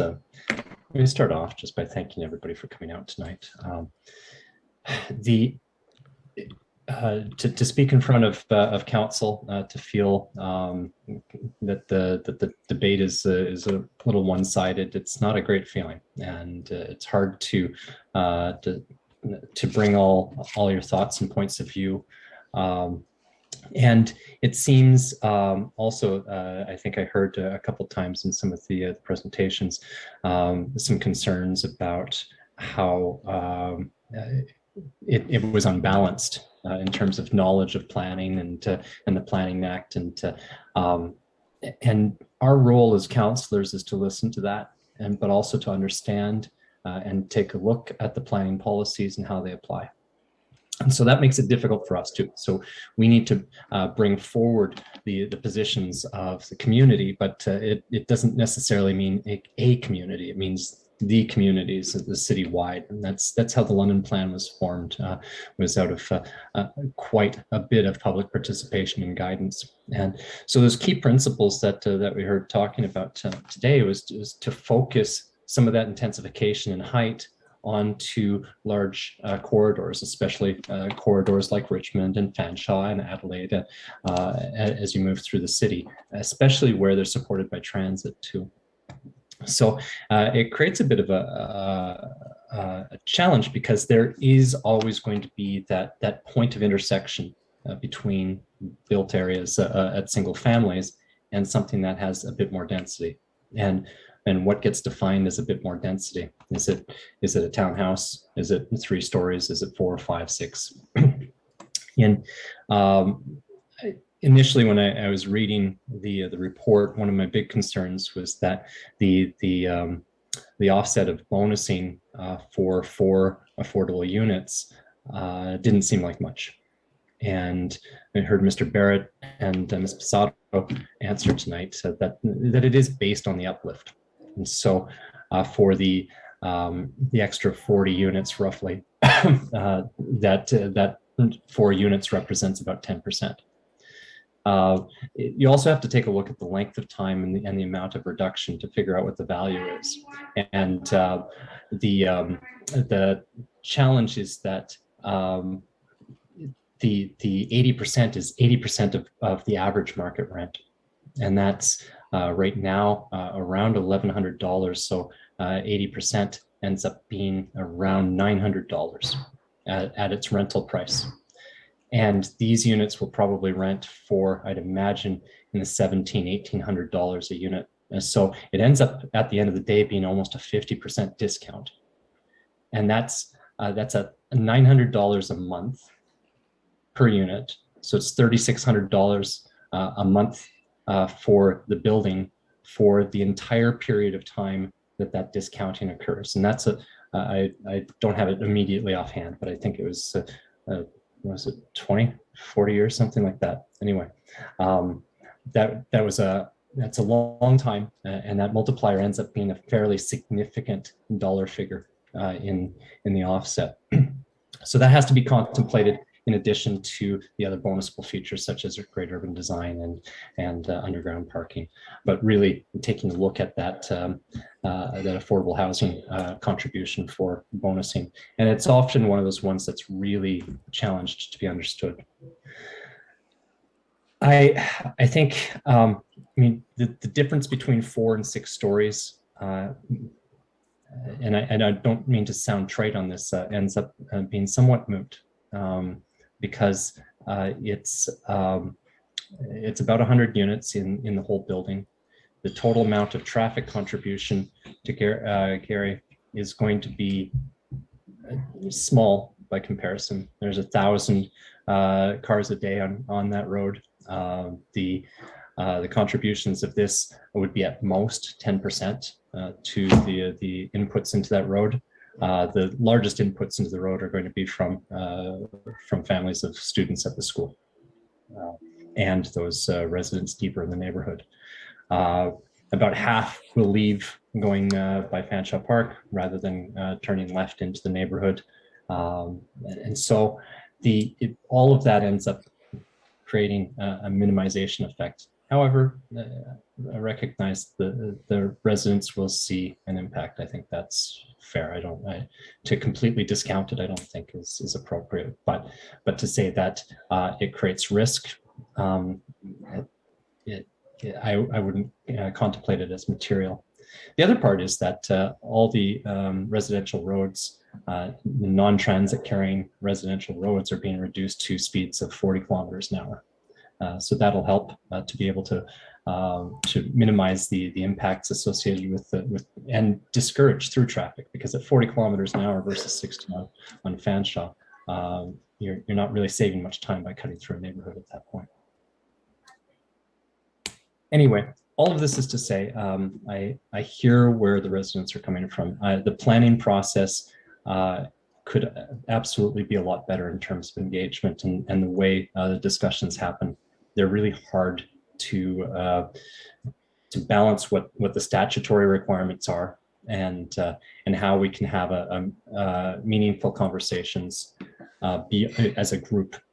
We're limited. We can't as councillors meet and have discussions in anything more than quorum. So 50% of this committee is 3 members. So if there's 3 or more members having a discussion not in a public meeting like this, then it's illegal. So it makes it difficult for us to come and meet you on site and take a look at what's happening on the site. What we have to do is take a look at all the inputs that have come into the reports, your presentations tonight, contemplate them all, and take a look at the legal policy framework that we have to abide by. And if it's permitted by policy, then we generally have to permit the application. If we don't have a policy grounds to refuse the application, then we lose at appeal. but it's also a recourse that's available to everyone, to applicants and residents and those who've come to speak. But it's important for us to be really aware of all the rules of planning so that we can advocate for neighborhoods and make sure that the policies and plans that have been laid out are followed.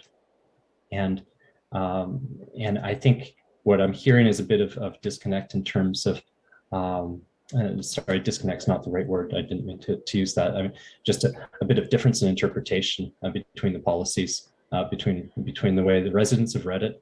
And it's a plain reading, and the London plan was meant to be written so that it could be plainly read.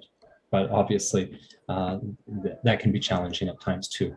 And the way that we, as the councillors who have to interpret it as adjudicants, when these things come before us, have to be aware of this, the Planning Act, the provincial policy statements, and any specific neighborhood policies as well. So I think that the one thing where I was thinking of, I wasn't really supportive was as a result of the fact that, as Councillor Cassidy had identified and a few of the residents had identified, previous applications had come forward for higher heights and had been massaged back to 4 stories. And even those, though, in each of those circumstances were fought tooth and nail. And those weren't accepted within the communities. So that's where I'm not quite sure if even if we said 4, that would be acceptable to the community. I didn't get that sense. And so the bonusing provisions, we won't see much bonusing provisions for much longer, as Councillor Hopkins has identified. Those run out before the end of this year. And but where they are there, it's a question of what can be done in public interest. 4 more units of affordable housing is important. As Councillor Cassidy identified, if the height's not there, then they go wide, and the footprint of the lot ends up being a lot more taken up, and we won't see amenities such as the underground parking, which are things that are helpful to the neighborhood. And anyway, at this point, I've spoken quite a bit. I appreciate your time to the committee and to the residents for coming out tonight. I know my words aren't of much solace, but I think it was important that you know that we heard every word, that we read every word, and we have to try and figure out how to merge that with our policies so that we land in the right place. Thank you. Thank you, Councillor. Are there any other committee members that would like to speak? So right now we do not have a motion on the floor. Oh, I'm sorry. I will go to Councillor Cassidy. I see your hand. I just want to clarify something about the traffic volumes because Councillor Turner pointed out the 1,000 cars. That's what the road is designed to take, 1,000 cars. But because we did not have a traffic impact study, we don't know the number of cars traveling up and down that road. It's designed to take 1,000. I would note that there are approximately 20 homes on Geary Avenue right now. So adding 30 additional trips a day, in my mind, would substantially increase from what the residents and what the neighborhood is used to. That's all. I just wanted to clarify that, Mr. Presiding Officer. Thank you. Thank you, Councillor. So I would like to weigh in here, being that our committee has been reduced a bit. So I think I would ask if Councillor Hopkins would take the chair. Please respond verbally, Councillor, because I know you're having challenges technically. I have the chair. Councillor Lehman is Thank you. next. Thank you. The time spent on planning during times where the city is moving in the direction of infill, which I think we all agree is the way to go, including those that speak to us on this matter and other matters. The challenge I see from my perspective is it's not a rubber stamp. I weigh in my role here all the factors presented to me, both in the report from our staff and the applicant, as well as what I hear in our public participation meetings, which, regardless if I go with the staff's recommendation or not, as all councillors have said, your voice is very important to us. So whether if we end up not going your desired direction, that doesn't reduce the impact of what you have to say. I've been listening carefully to what my fellow committee members have been saying. Councillor Turner, you know, he's made some good points regarding, well, 4 units for this amount of increase or bump or lift, whatever you might call it. It doesn't seem like a lot. If you do the math from a cost perspective to the developer, it is not insignificant. As well, 6 stories, 4 stories along a major corridor like Fanshawe, again, might not seem to be a lot. I've heard from the ward councillor referencing other developments along Fanshawe being limited to 4 stories. I heard from Councillor Hopkins as well. Her questioning, you know, the overall scope of this, given what she's heard tonight.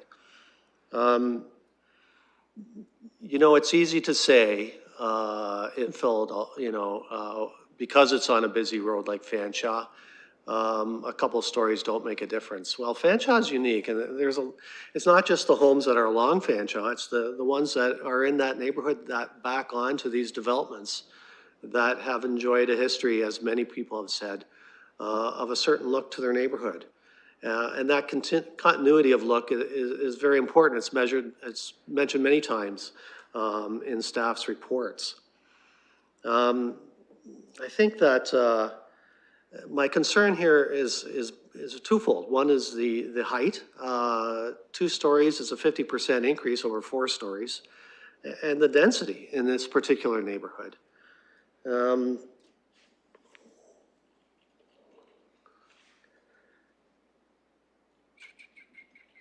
Bonusing. I want to touch on bonusing. The mayor did touch on this as well in his remarks. There is no formula to say, okay, for this X amount of lift, you get X, we expect X amount of affordable housing units in return. So it's kind of left up to our judgment and our perceived value that we're getting for the extra space granted to the developer. In this case, for 4 units, while I get the economic argument, to me doesn't justify an increase in going up a 50% increase in height. I understand Councillor Turner's comments about it would, you know, to keep the height at 4, we would spread the development out. I understand that. However, that being said, I think those 2 extra stories dramatically change the look of the feel of this neighborhood. Shadowing, et cetera. There has been precedent set with other developments along this street. So I'm inclined not to support staff's recommendation on this, knowing full well that when it goes to council, there'll be 15 votes weighing in on this, and it could, you know, go a certain direction.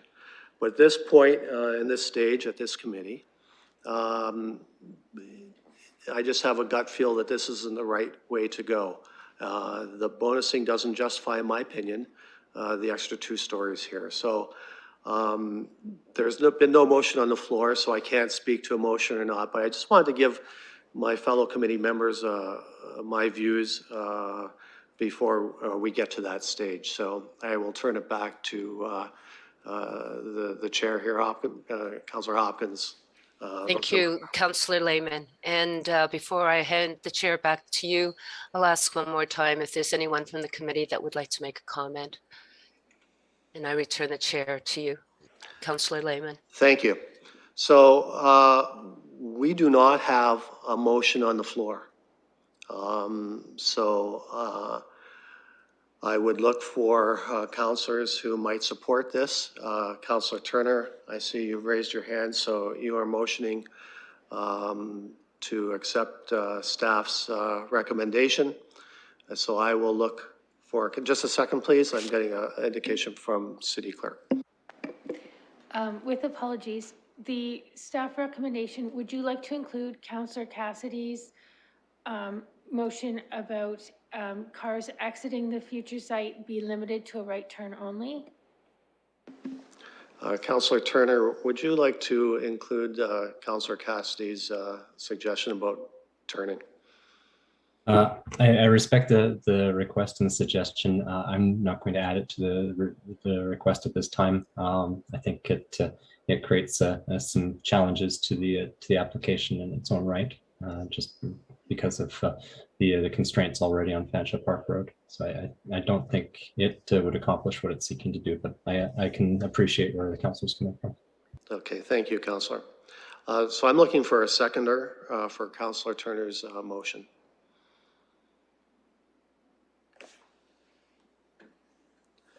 I see no seconder at this point. If you excuse me, I just want to confer with the clerk.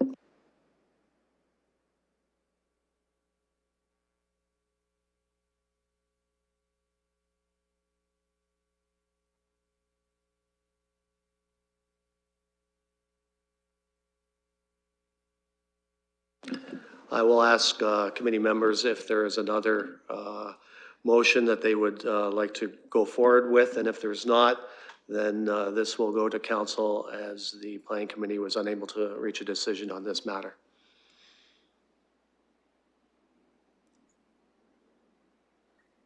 Okay, I'll give just a couple more seconds here.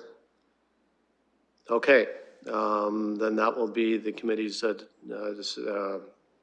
decision, I suppose, that will be presented to council that we are unable to reach a decision on this matter. Respectfully, through you, providing chair, a quick question from the public. I'm sorry, I cannot entertain that question.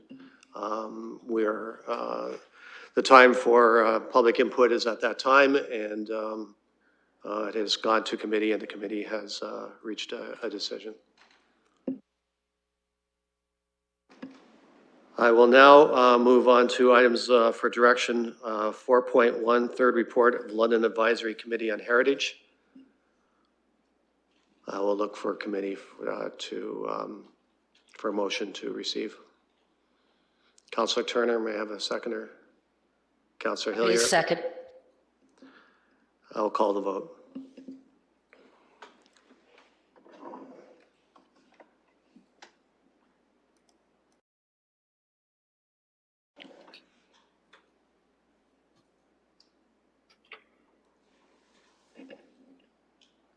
Closing the vote, the motion carries 4-0. I have no deferred matters or additional, excuse me, Councillor Turner. Sorry, Mr. Chair, just if we might provide some explanation to the residents what exactly just happened there, because that might have seemed procedurally weird. Thank you. Yes. For those listening in and spoke, the matter motion was put forth on the floor to accept staff's recommendation. That motion did not get a seconder, so there was no vote held on this matter. So it will go to council, as it normally does, with that information that no decision was arrived at by this committee, and then council will deal with it at that time. Councillor Turner, you have more experience in planning than I do. I would appreciate if you want to add more to that. Oh, thank you, Mr. Chair. You're correct. When it goes forward to council, it'll be debated at that time without recommendation. So the council, the 15 members of council will have a chance to read the report and hear some of the proceedings from this evening, and the debate will happen there, recognizing all those factors. Thank you, Councillor, for the opportunity for clarification. And if I may add, Councillor Lehman or Mr. Presiding Officer, the next council meeting is April 12th. Thank you. So April 12th, this matter will be up for debate at that point. So thank you, committee members for your guidance there.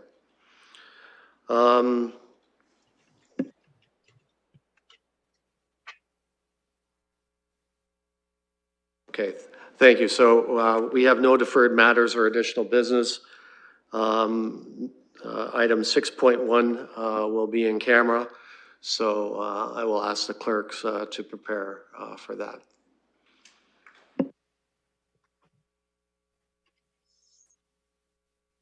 Make the motion to go in camera. Thank you, Councillor. May I have a seconder? Happy to second. Councillor Hopkins, thank you. I'll call the vote. I vote yes.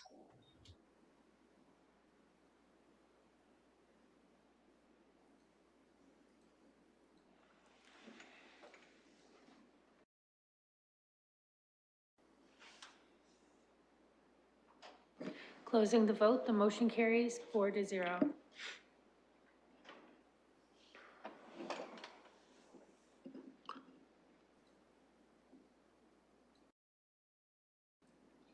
I'll inform committee members when we're ready to go.